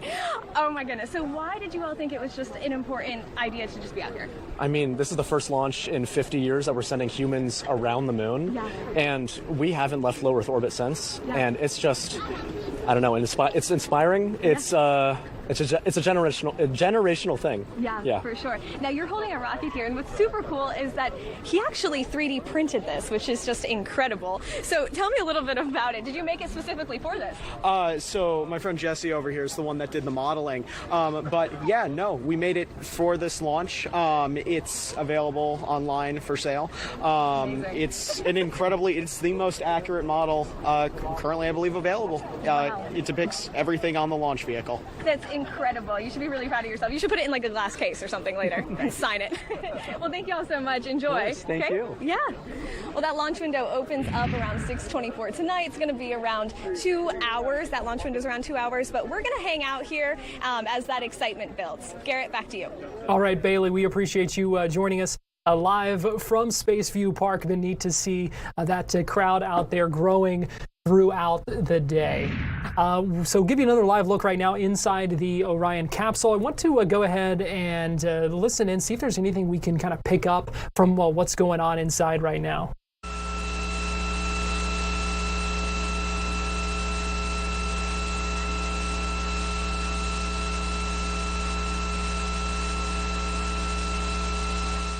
Not much communication happening right now, but we know that Reed Wiseman, the Artemis II commander, Victor Glover, the Artemis II pilot, Christina Cook, Artemis II mission specialist, and Jeremy Hansen, who is a CSA astronaut from the Canadian Space Agency. He's also a mission specialist on board this flight. You can see to the right. OTC copies. Pilot OTC Orion RS-1. Wanted to listen to a little bit of their communications there. You can see to the right there that closeout crew that is working through that hatch opening there right now, and working with the crew to get them ready for this. And the hatch supposed to close in about 10 minutes or so. So we'll be keeping an eye out for that. But I want to go ahead and check back in with the Fox 35's Hannah McKenzie, who is joining us live from Jetty Park this afternoon, and where the showers have been going through a little bit. Hannah, I see you holding an umbrella. Is it raining there right now?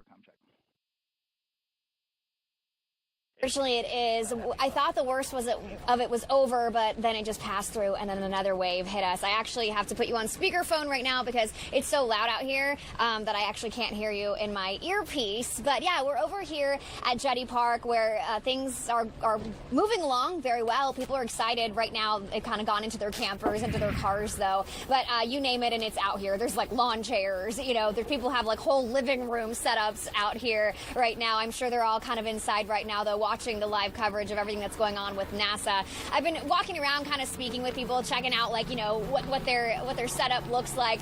I've been speaking to people from Pennsylvania, New Hampshire, and I just met a couple from Canada, all of whom, you know, made that special plan to come down here, some of them booking this spot a year in advance, just hoping that things would line up perfectly.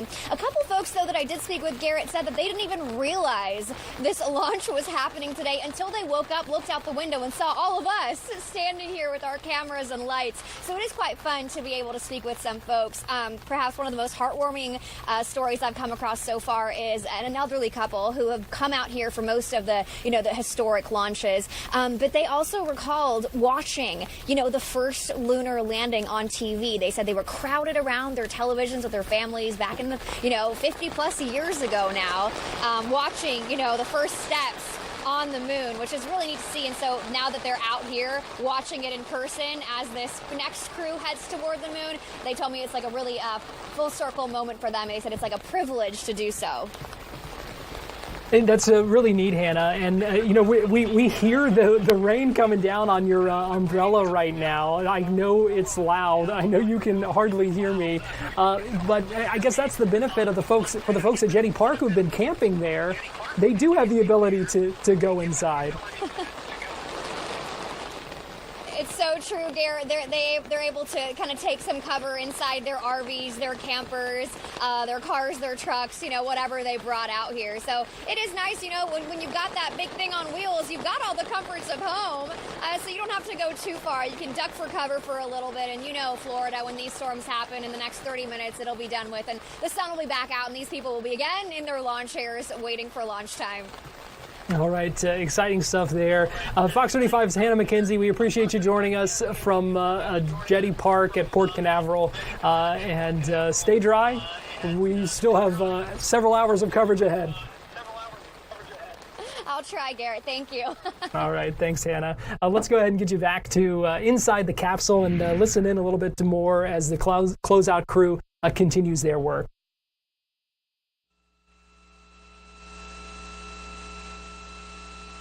Control Houston, that all 4 suits have plugged in umbilicals.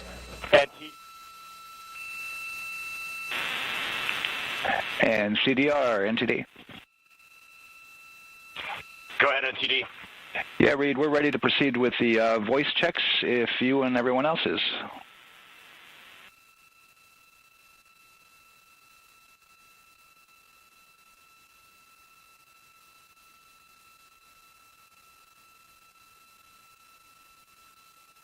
NTD, Integrity Crew is ready for voice checks.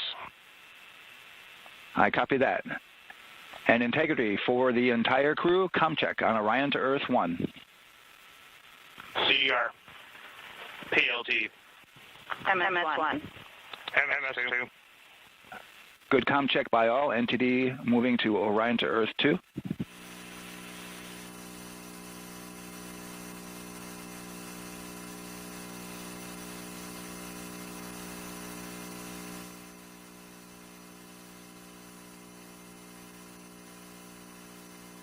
CDR, PLT, MS1.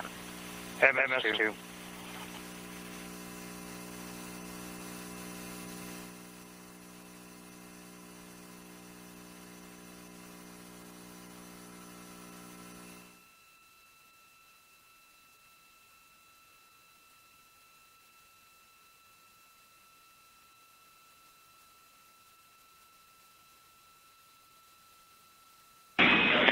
Integrity Houston on Orion to Earth 1. Voice check for the entire crew.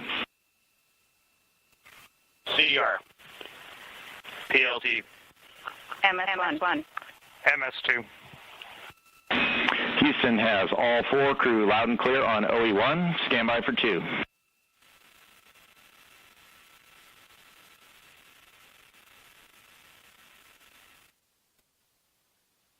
Your initial word was broken, Stan?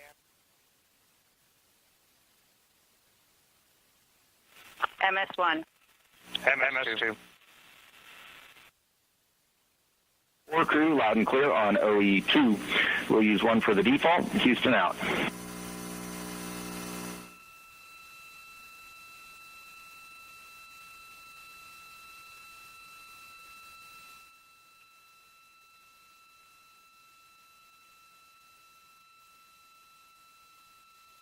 And CDR NTD? CDR. Yeah, we're going to go ahead. Closeout crew continuing to work right now. 3 hours, 26 minutes and counting until that launch window opens, hoping for a 6:24 p.m. launch of Artemis II from Launch Complex 39B at Kennedy Space Center. Our live streaming coverage is going to continue next. If you're watching us on Fox Local, YouTube, or Facebook, and if you're watching us on Fox 35 TV, we're going to extend another hour of Florida Live. We're going to continue to count you down to the Artemis II launch. So keep it right here, and we will be right back.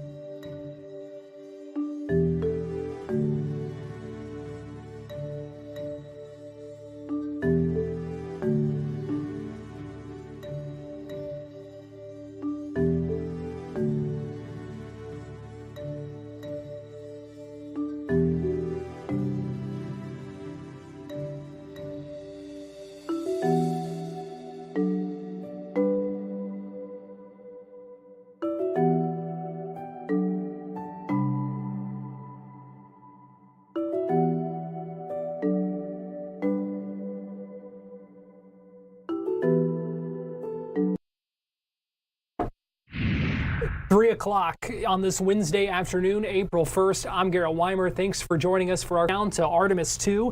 We are watching together as the 4 members of that crew, Commander Reed Wiseman, Pilot Victor Glover, Mission Specialist Christina Cook, and Mission Specialist Jeremy Hansen are strapped in. You can just see to the right there, you can still see that the closeout crew continuing to do its work as that capsule remains open. We are just minutes away, though, from the closing of the hatch on that capsule ahead of a launch.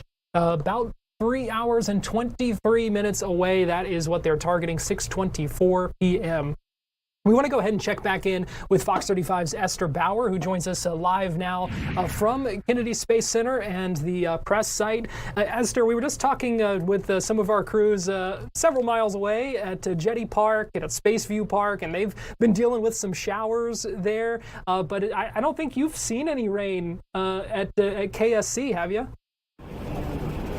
Garrett, no rain yet. We have seen a little bit of some stronger winds that are picking up where we are here at KSC. I do also see some darker clouds over to my left, so if they've already hit our crews, they might be heading our way. But all we really want to see happen is if there is any weather that is going to move in, needs to move in now within this 3 hour, 23 minutes until liftoff, because you really don't want to start seeing weather the closer we get to 6. So I'm glad Mother Nature is getting it out of her system now if she is going to do some showers. We haven't heard any changes when it comes to the weather affecting. We're still seeing that 80% go for launch. And some good news too is they have some time. NASA and the meteorologists will be able to look for about 2 hours. That window opens at 6:24 through 8:24. So if any lightning strikes, any showers, any clouds, any winds, any solar flares were to erupt, they do have some time time to troubleshoot, but I can see we have a tent right in front of me.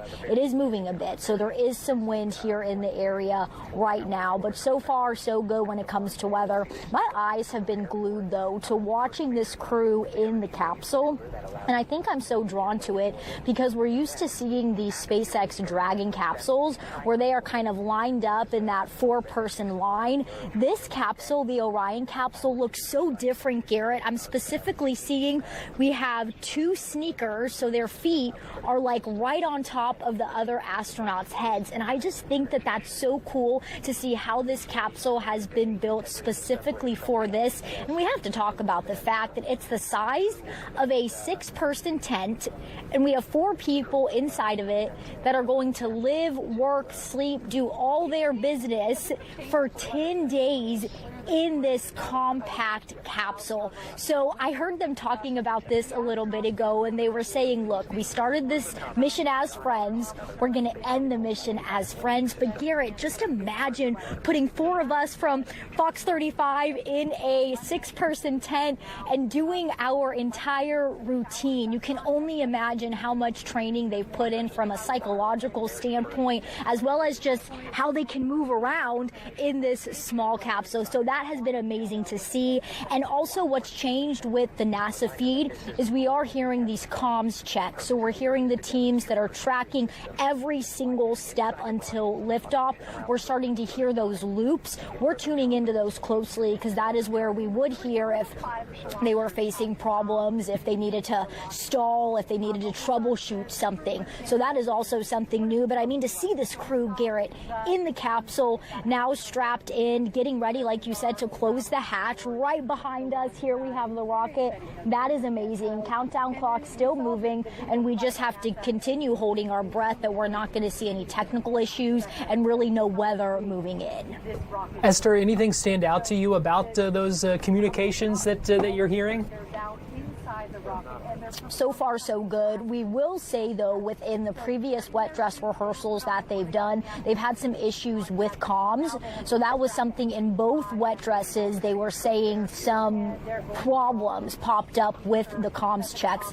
Now, keep in mind, this crew is supposed to be traveling 250,000 miles away from Earth. So you really want to be able to stay in contact with them. So we don't want to see any issues here on Earth with being able to hear comms, hear checks, hear what's going on. So far, none of those have been shared, but in the previous wet dress rehearsals, they have been struggling to maintain those, so definitely something to watch.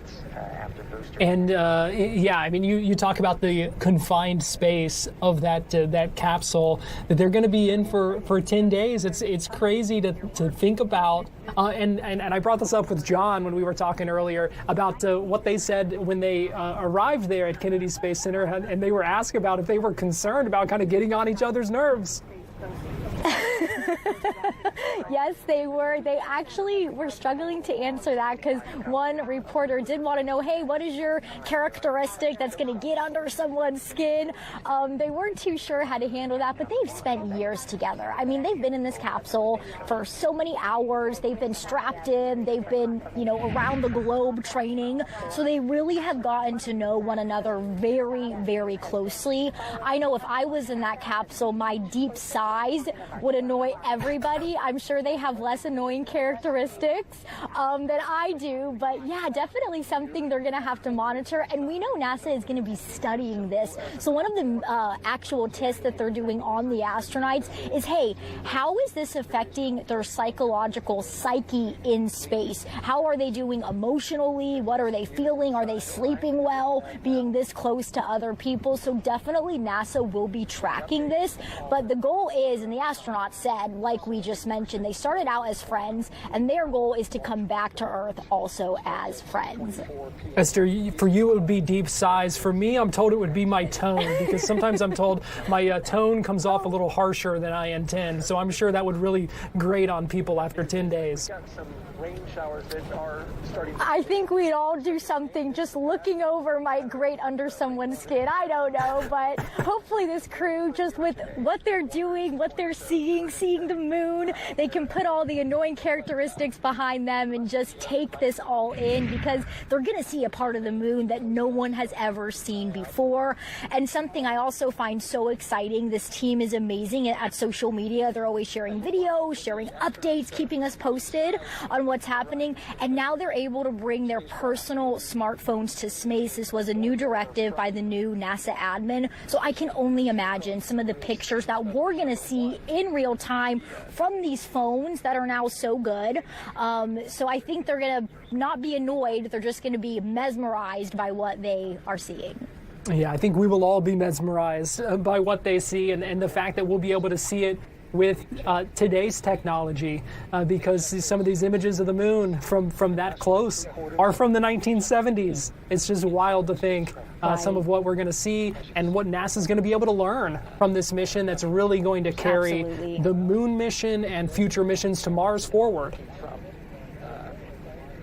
I love that as we're talking about this moon mission, the word that comes up quite frequently is Mars. I mean, this is really not about the moon at this point. This is about going around the moon, looking for the landing spots that we're going to see and where astronauts can land on the moon, and then really just launching us to Mars. It's incredible to think that this is one of the first stepping stones for NASA, for other global partners to really make that happen, because this mission is not just about the moon. It is about going further into space than humans have ever before. All right, so before we go, I just want to talk a little big picture here, and just kind of how the excitement, is it building there as we get closer? I mean, what's the vibe there at Kennedy Space Center at the press site? I do think the excitement is absolutely building, but there is a little more seriousness, at least I feel it, being that we're hearing these checks, we're hearing this loop, we're hearing, hey, getting them strapped in, is everything working? So just really being focused on what teams are tracking. I will say, though, here in the grassy pasture, I am seeing a lot more tripods out. So I think people are really doing final checks, final preps, making sure they have the spot that they want. I'm also seeing the sun peeking through. That is fabulous, because we don't want to see any clouds. We don't want to see any wind scrub emissions. So definitely excited, but also just the seriousness, the reality of, oh my gosh, this is really happening. This isn't a wet dress. This isn't a test. We are literally fueling this rocket. The astronauts are literally in their capsule right now. And within the next 3 hours and 14 minutes, we could see this rocket go to the moon. So very exciting, but I know every scientist that's been a part of this, they just want to make sure that they get everything right and nothing goes wrong. Yeah, that is the main thing. That is for sure. Fox 35's Esther Bauer, we appreciate you joining us this afternoon as our countdown to Artemis coverage continues. And we will see you soon.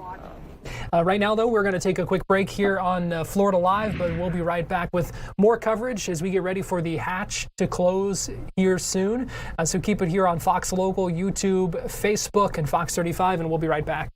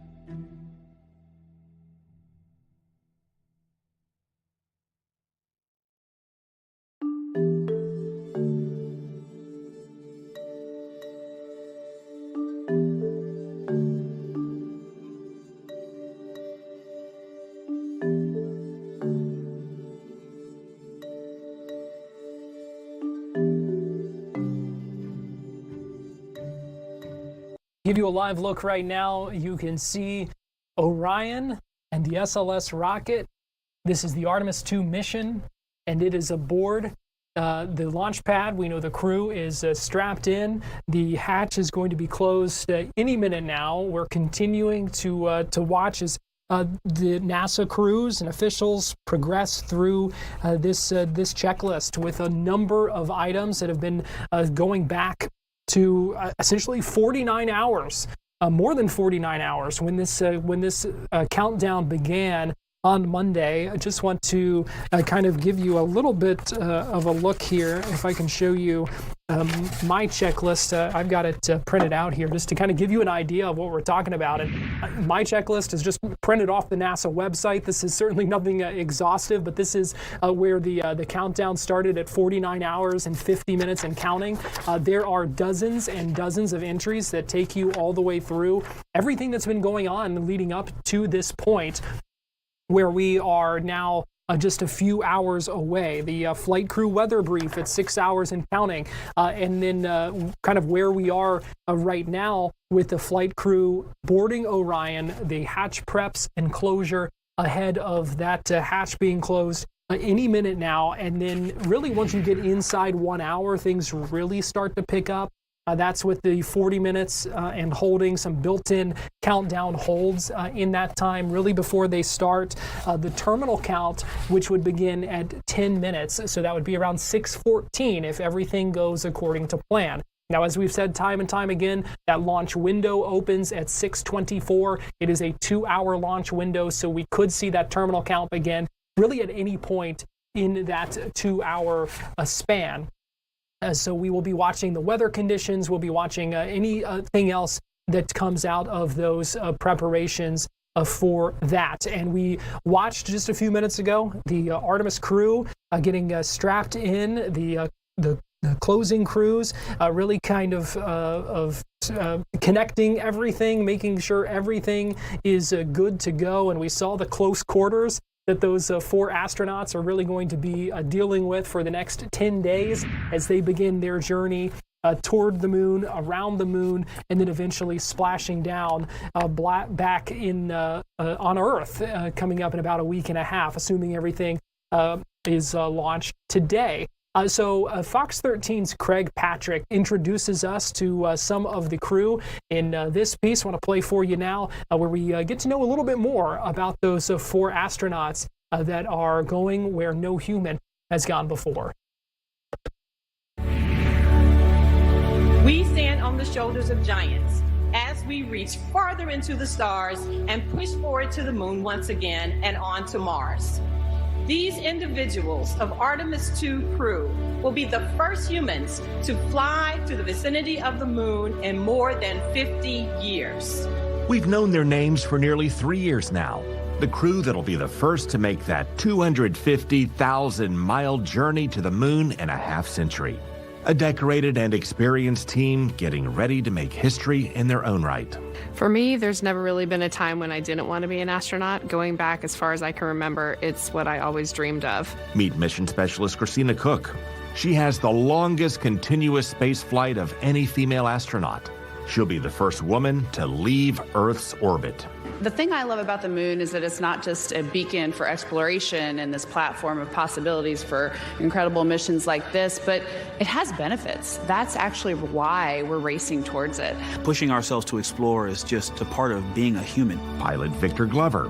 He's a naval aviator and test pilot who's flown more than 40 different aircraft, including the first operational commercial crew mission. You know, there's a saying, if you want to go fast, go alone. If you want to go far, go together. And we are going together, and our mission success is built on handing off a starting point to Artemis III that sets our country and our partners up to go back to the surface of the moon. And so I just think about legacy. Being asked to fly on Artemis II was a humbling experience for me. Now meet Mission Specialist Jeremy Hansen. He's a master of science and physics, an F-18 pilot, and a Canadian astronaut. His place in the voyage is the result of generations of international friendship and cooperation with NASA. For humanity, it's just critically important right now that we know what we're trying to achieve. And collaboration needs to be the ultimate goal. If 8 billion of us are going to have a bright future on this planet, And so as we come around the far side, just having humanity stop for a moment and say, wow, look at what we can do when we work together. Let's just set goals to do a better job of that on this planet today. To me, it's just the most awe-inspiring moment. And leading the crew, a decorated naval aviator and test pilot, Commander Reed Weissman. 3 years of training has turned them into a close-knit team. You get to that point where you do not have to communicate any longer. You're just listening to everything happening, and all four of us are watching each other and the mission, and we do not need to speak, we just know. I can just see the corner of an eye and know exactly what is happening on that person. The crew of Artemis II will be diverse, international, and experienced at long-term missions in space. Their mission patch features a symbol A2, but it's not lost in the team that it looks like the word all. They hope to provide a moment of unity and a poignant bookend to that iconic image from Apollo 8, taken back in 1968, as a world divided by war and turmoil watched in awe. When I think about the four of us flying around the far side of the moon, coming around, seeing that Earth rise, taking images and video and sending them back to you, the feeling that I have inside is hope. And I wonder if there will be a difference after we go back, with young folks especially thinking not only we've been there, but we're going there. That's our future. Exciting to think about the future and the doors that this opens up. Artemis II, the countdown continues. We're going to 5, but we'll be right back.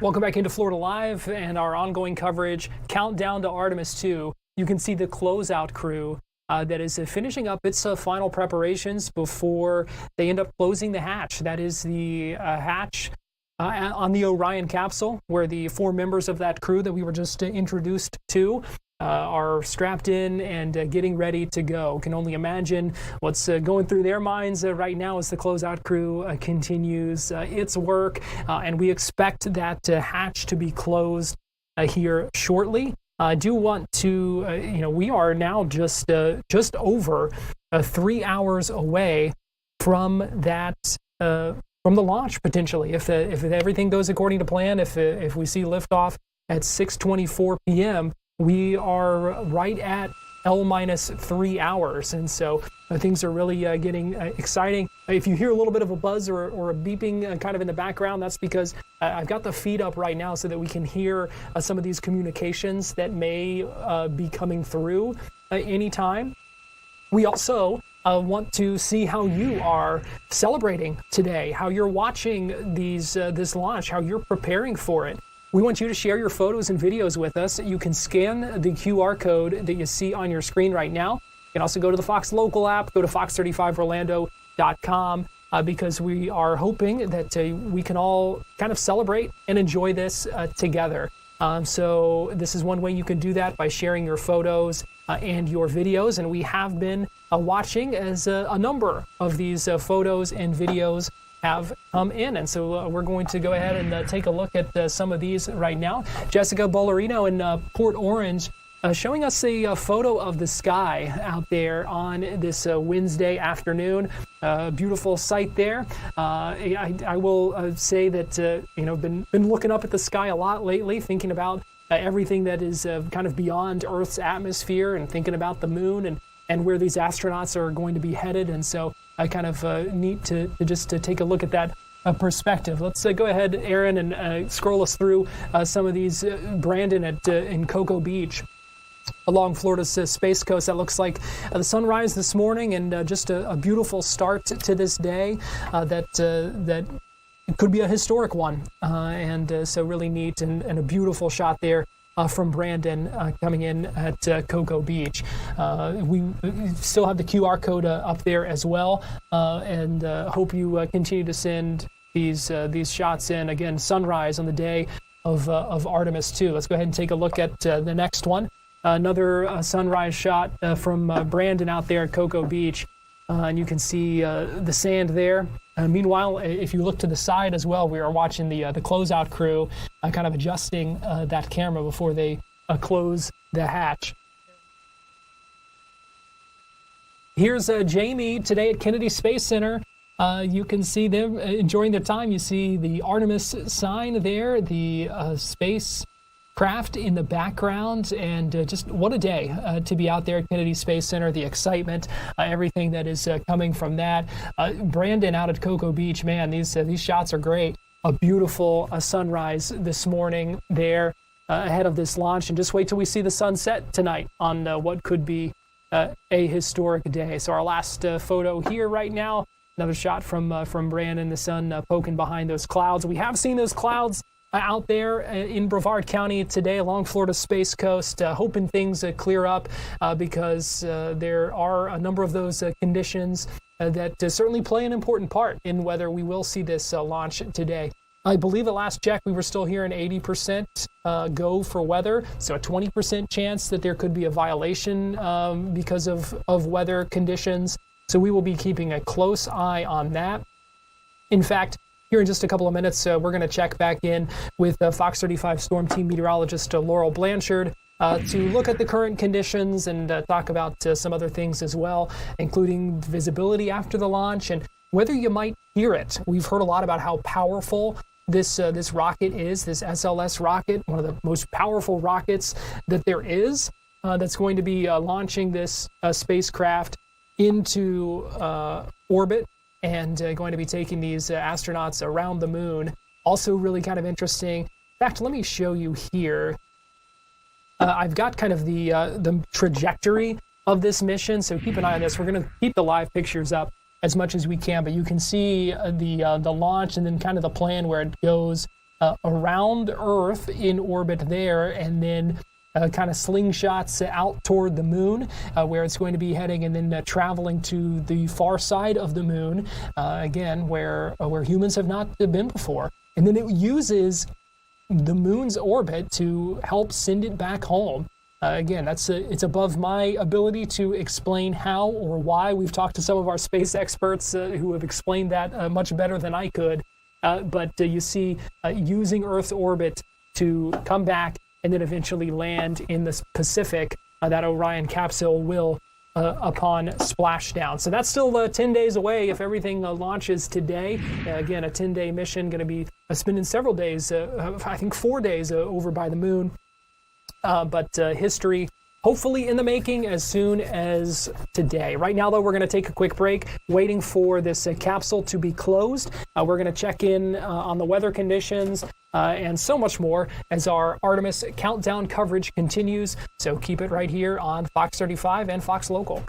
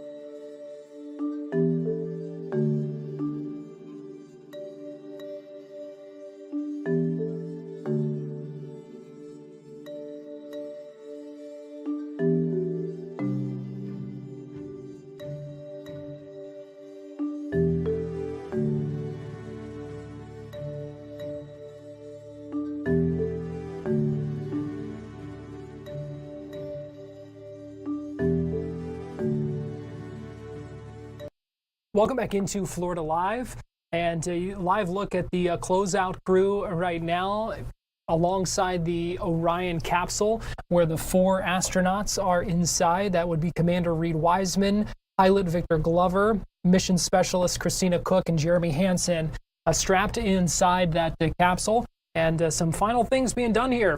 Some final preparations as they get ready to close the hatch on that capsule, where the crew will be inside at least for the next 3 hours. And then far beyond that too, but 2 hours and 53 minutes away from a potential launch. I've got Fox 35 Storm Team meteorologist Laurel Blanchard, who joins me now. Laurel, we've been keeping an eye on those showers that have been moving through Brevard County. Is everything still kind of progressing according to... And I want to let people know we still have the radio communications up, just so in case we hear some of those communications, those comms that are going back and forth now that the astronauts are inside the capsule. So if you hear some interjections, that's what we're listening to. But Laurel, is everything still kind of playing out the way we thought it would? How are things looking weather-wise now that we're less than 3 hours away from the opening of this launch window? Well, if you've been keeping an eye on our coverage throughout just the afternoon, we've seen some showers kind of moving in, so that's something that's going to be a little concerning because, again, there cannot be any precipitation whatsoever during the time of launch, and also the clouds cannot be too thick. We're starting to see some clouds move in, so hopefully this does not hinder the launch, but some models are saying that we may keep the showers around, but things are still looking optimistic. Still an 80% chance of go for weather, so we're going to be keeping an eye on that for sure. But I am concerned that some of those showers may get a little bit too close for comfort as we take a look at the next 3 hours. The good thing is, and we've talked about this, is that they do have that 2-hour window. Yes. So things don't have to go off right at 6:24. So as we look later in the evening, because I know we've talked about how the weather forecast for some of these backup windows, you know, hey, in the next couple yes, of days. the Hold on, many let's listen special in here. guests we have with us today. I think one of our most exciting guests is Lucas, who's joining us, like you said, all the way from California. He and his family actually worked at this as a group. I think we were hearing some discussion from the NASA feed as well. But Laurel, before we get back to that point, I want to actually listen in on the NASA feed because they're getting ready to talk to Lucas from California, who is the, I believe, 8-year-old who designed and introduced the RISE, the mascot, the zero-G indicator. So let's go ahead and listen in as NASA speaks with him right now. To this as a group project to design the zero gravity indicator. Lucas, can you tell us a little bit about your design? Yeah. So you named him Rise. Can you tell me why you picked that name? It was very remote, representing the Artemis II launch and Earthrise. And yeah, that's pretty much it. So were you really excited to find out that you won the competition and that your zero gravity indicator would be going to space? Yeah. So how does it feel? We're actually just across the river right now from Artemis. We can see it from where we're standing. How does it feel to know that design you created is actually currently on that rocket just a couple hours away from going to space?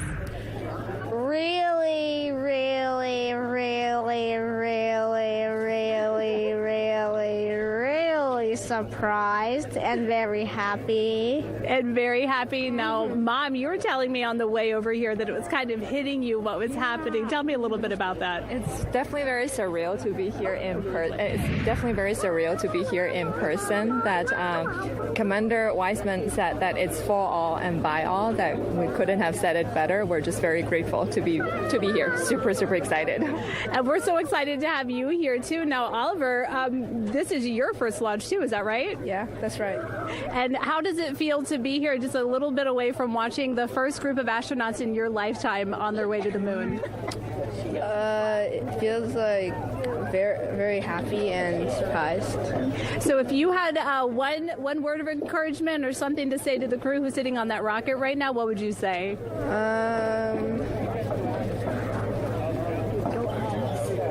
What? Go Artemis. Go Artemis. Go Artemis. Thanks so much, Megan. I would say have a nice trip. Okay, so how cool is that, getting the chance to hear from Lucas there? How many really, was that 6 or 7? I think I got 7. Yeah. Really surprised. Really surprised, but very excited. I mean, that was really cool to hear from him. We love that mascot, that zero-G indicator, and inside of it are the names of people who submitted their names. They downloaded them onto an SD card that they opened up. They put it inside that plush, and it's going to be flying around the moon along with them. So that's really cool. It feels like we're a part of the mission too. And also that mascot that they made, that was awesome. Yeah, they were really neat there. Okay, so we're going to take another quick break here on Florida Live as we continue to watch the countdown to Artemis. We're going to come back and then we'll talk about visibility after the launch, some of the other things that we're going to be looking for in the next few hours. So keep it right here. We'll be right back.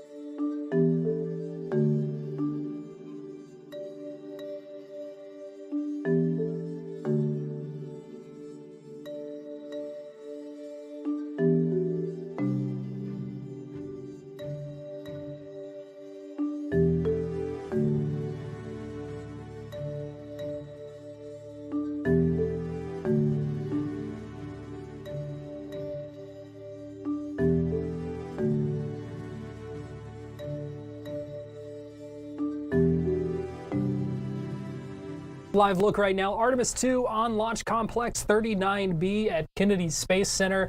We are seeing some of the clouds out there that the Fox 35 Storm Team meteorologist Laurel Blanchard has talked about, and we're not going to worry yet.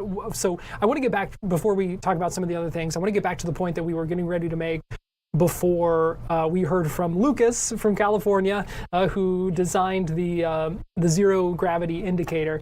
But we were talking about the 2-hour launch window. As you now see inside Orion, the hatch is closed. Things are a little bit darker now than they were. So the point was, we are seeing the clouds. You were saying that things could linger a little bit longer. Yes. But the good thing is things don't have to go off right at 6:24. It's a 2-hour window. Mm-hmm. And so what are things looking like a little bit later into the evening if things do stick around a little bit longer than we hope?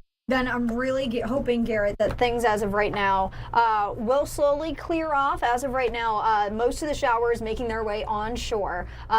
Fingers crossed, all of those showers will be pushed further inland by the time we're starting to get closer to 6:24, that initial launch time. But again, we have a little bit of room to breathe. So if there is a couple of showers in the way, or the clouds just may be a little bit too thick, right at 6:24, we have about 2 hours. So fingers crossed as of right now. Showers moving on in now, maybe a few lingering right around 6:24 into like the 7 o'clock hour. And then those clouds should start to thin out a little bit more. That's the big hope as of right now. A couple of the models are showing maybe a few showers lingering a little bit later, but really hoping that we can take advantage of this 2-hour window. But if not, there is another window open tomorrow, and basically throughout the first 6 days of April, there is a launch window open, mainly at night over the next 6 days. But we also know that the conditions are get a little bit less favorable over the next couple of days as well. Right. Genuinely, today is a decent option. Thursday, the odds go down a little bit more, so probably not going to be seeing as high of a go for weather like we saw today. But Friday and Saturday, they do look like decent days, but it will be on the warmer side, so that may play a role in the near perfect but not quite perfect conditions if this launch does need to be moved to Friday or Saturday, because yeah, we're going to be expecting some more storms on Thursday. And the closeout crew continuing to do its work there before that the final steps, and that crew's really kind of locked in there for a little bit. So let's look ahead and hope that things go off at 6:24. What can we expect to see visibility wise?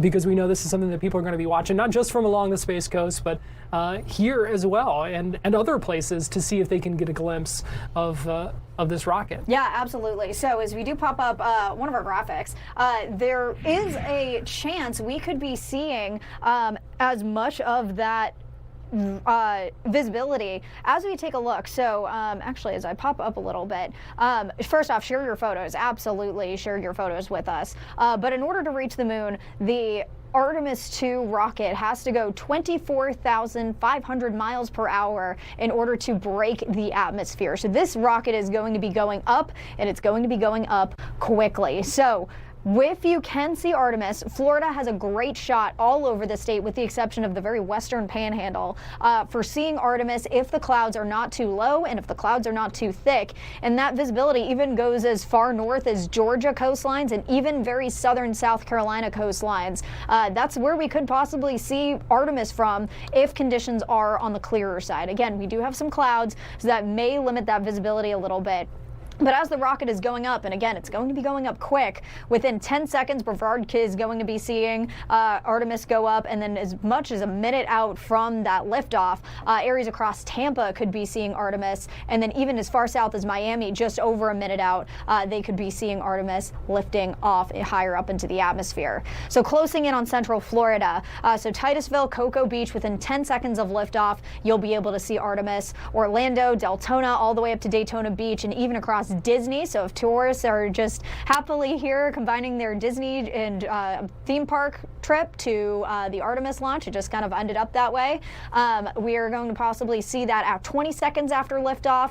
If you're in Lakeland, up towards the Villages, Ocala, 30 seconds after liftoff, you'll be able to see Artemis. And then same with Tampa, just under a minute after liftoff, you'll be able to see Artemis as well. But it's not just going to be listening and watching for it, it kind of takes in all 5 senses, because we're not only going to possibly see Artemis lift off, again, all holding into if the cloud cover holds or not. But you could also possibly hear Artemis II within a 45-mile radius. So the speed of sound is 767 miles per hour. And again, this rocket is going to be big, it is going to be loud, and it's going to be traveling fast. So in order for sound to travel 45 miles, which again, if you are in Daytona, New Smyrna Beach, Deltona, Lake Mary, Oviedo, Eastern Orlando, as well as Lake Hart, and even as far south as Palm Bay, you could possibly hear Artemis II. So that's roughly about a 45-mile radius from Launch Pad 39B. And you may be able to hear it about 3 minutes and 31 seconds after liftoff if you are listening very, very closely. So if you're basically on direct Brevard County coastlines, you will be able to hear it as far south as Satellite Beach and even up towards New Smyrna Beach. Most likely you will be able to hear it. But if you're even just a little bit further westward, Lake Mary, Eastern Orlando, if you listen very, very closely, you might be able to hear the rumble of the rocket as Artemis II lifts off. So pretty interesting there. We are starting to see the clouds clear. Here's Port Canaveral. I originally had this camera up because a shower was moving through, but it does look like the sunshine has peeked out a little bit, and we are still seeing a couple of clouds out there, but things right now looking good. Hopefully it stays that way, knock on wood. I'm really hoping the forecast really cooperates on this one. But one thing that we are going to be watching very carefully is the wind, because the wind cannot be too gusty, because as this rocket is lifting off, that is as it's gaining speed, the most important time and where the trajectory could be thrown off the most because of the wind. So right now this is rocket stands at 322 feet tall, winds just off the surface, about 17-mile-per-hour gusts, and as we get a little bit higher up in the atmosphere, roughly around 450 feet up, we're starting to see those winds about 20 miles per hour. So little on the gusty side. As you can see, a couple of showers trying to make their way in close to the launch pad. So hopefully those showers just stay on away. But again, we're also watching the clouds, and we are starting to see a couple of clouds move out of the launch pad. So fingers crossed we can just stay in that pocket of that sunshine, or at least those thinner clouds, to hopefully get this launch underway very soon. Yeah, let's hope. A lot of work has gone into this. Oh yeah. And you hope for everyone's sake that obviously the first priority being safety. We don't want anyone taking any steps having a launch if it's not safe. But for the people who are have come to watch it, for the astronauts, the crew, everyone who is working so hard today to get things ready, you hope that we're able to see that launch. I know, I'm really keeping my fingers crossed. I'm hoping Mother Nature cooperates with us and everything, because today would be a cool day to make history, for sure. It would be cool. And I hear you have Artemis-themed treats that you brought? Yes, I did. So, Krispy Kreme is running something just over the next couple of days. So it started yesterday, it continues through tomorrow, that they are hosting Artemis II themed donuts. So check this out. It's inspired by the NASA meatball and the NASA logo. So you can see the stars, you can see, hey, there we go. You can see the stars, you can see basically, it's almost a pretty good representation of the NASA logo right there. You have the red stripes, you have the stars, you have the blue. It's pretty good, and I think it tastes as good as they look too. All right, well, we might have to put that to the test. I think we do. Only one way to find out if it tastes as good as it looks. So on that note, we're going to go to a commercial break here on Florida Live, but our live streaming news coverage continues right after this as we continue our countdown to Artemis II. Keep it right here.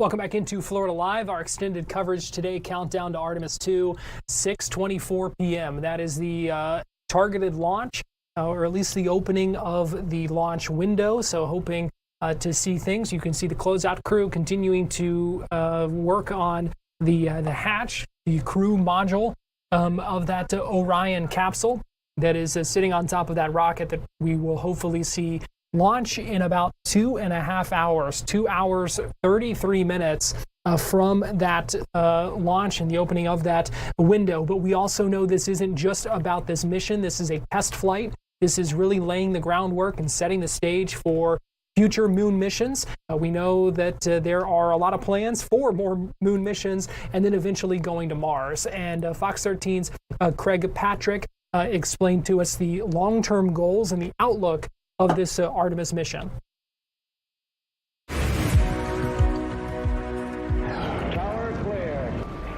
As an Apollo engineer, Bob Seek helped us land on the moon in 1969.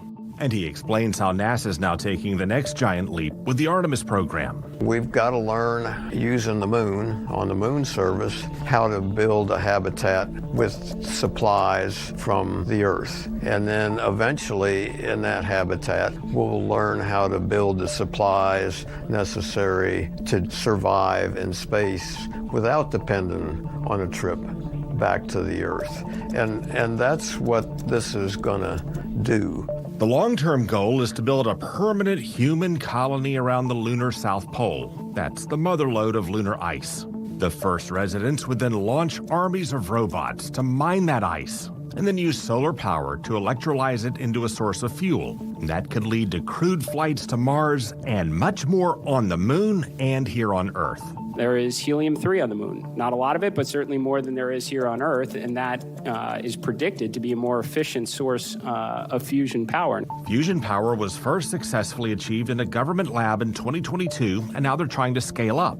Helium-3 from the moon could help deliver safe, clean energy to power the world at a fraction of what it costs today. And it could help power quantum computers that could reveal the cure for cancer and other breakthroughs. The moon has no atmosphere. It catches the solar wind in the soil. And the solar wind coming out of the sun, which is a nuclear reactor, produces helium. And so for billions of years, the moon has been collecting that helium.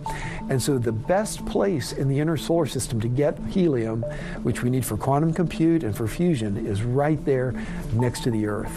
Meanwhile, lunar settlements would also activate robots to build and maintain AI data centers on the moon. As AI expands and helps us find all the answers, they would no longer tax our power grid on Earth. It's going to make Earth a much healthier planet because we'll be able to move a lot of the burden of our industrial activity off the Earth into space. It will require the same can-do spirit that drove our first giant leap. Which means no matter what the problem is, we figure out a way to make it happen. And that could pay off in other ways we can't even imagine. Is the kind of stuff we haven't even thought of. We have no idea yet the great things we're going to be discovering and what that's going to spur on. And don't get me started on Mars. That'll be even crazier. We have in-depth explainers on how our moon missions relate to AI, fusion technology, quantum computers, and crewed flights to Mars and beyond. On the Fox local app, scroll down to the section called Breakthroughs in Science. And of course, we'll have much more on Artemis II and beyond. Craig Patrick, Fox 13 News. Continuing to count down to Artemis, we're going to take one more break here. We'll be right back.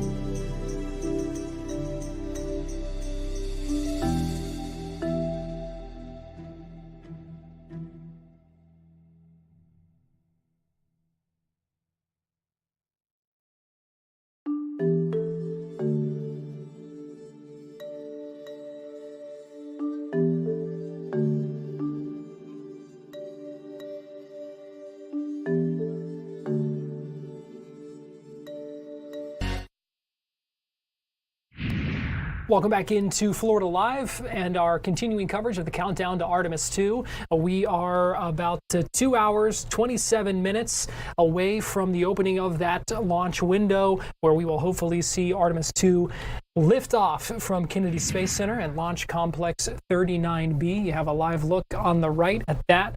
On the left, you see the closeout crew continuing to go through its checklist and do its final procedures to close up the crew module of that Orion space capsule with the crew members inside. That would be Commander Reed Wiseman, pilot Victor Glover, and mission specialist Christina Cook and Jeremy Hansen. They are going on a 10-day journey around the moon before they splash down in the Pacific Ocean in about a week and a half. And we have, over the last 5 hours, covered so many different angles of all of this. We appreciate you joining us here on Facebook, YouTube, Fox Local as well, as we have continued to watch and learn about this all together. It's so many different angles. I'm just trying to scroll back here and see. We've looked at the business impact.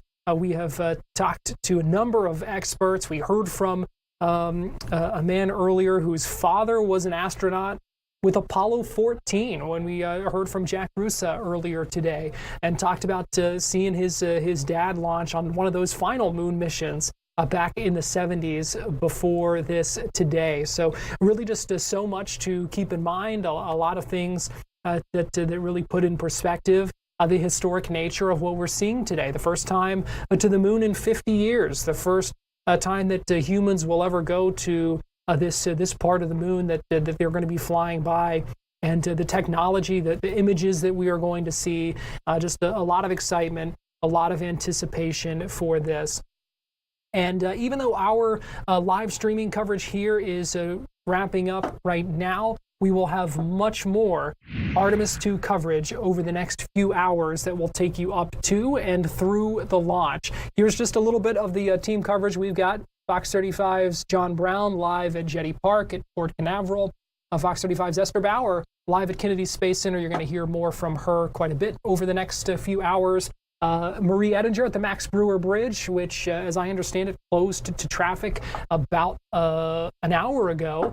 And then Bailey Bockover live at Spaceview Park. So we are continuing to cover this from all the angles. Fox 35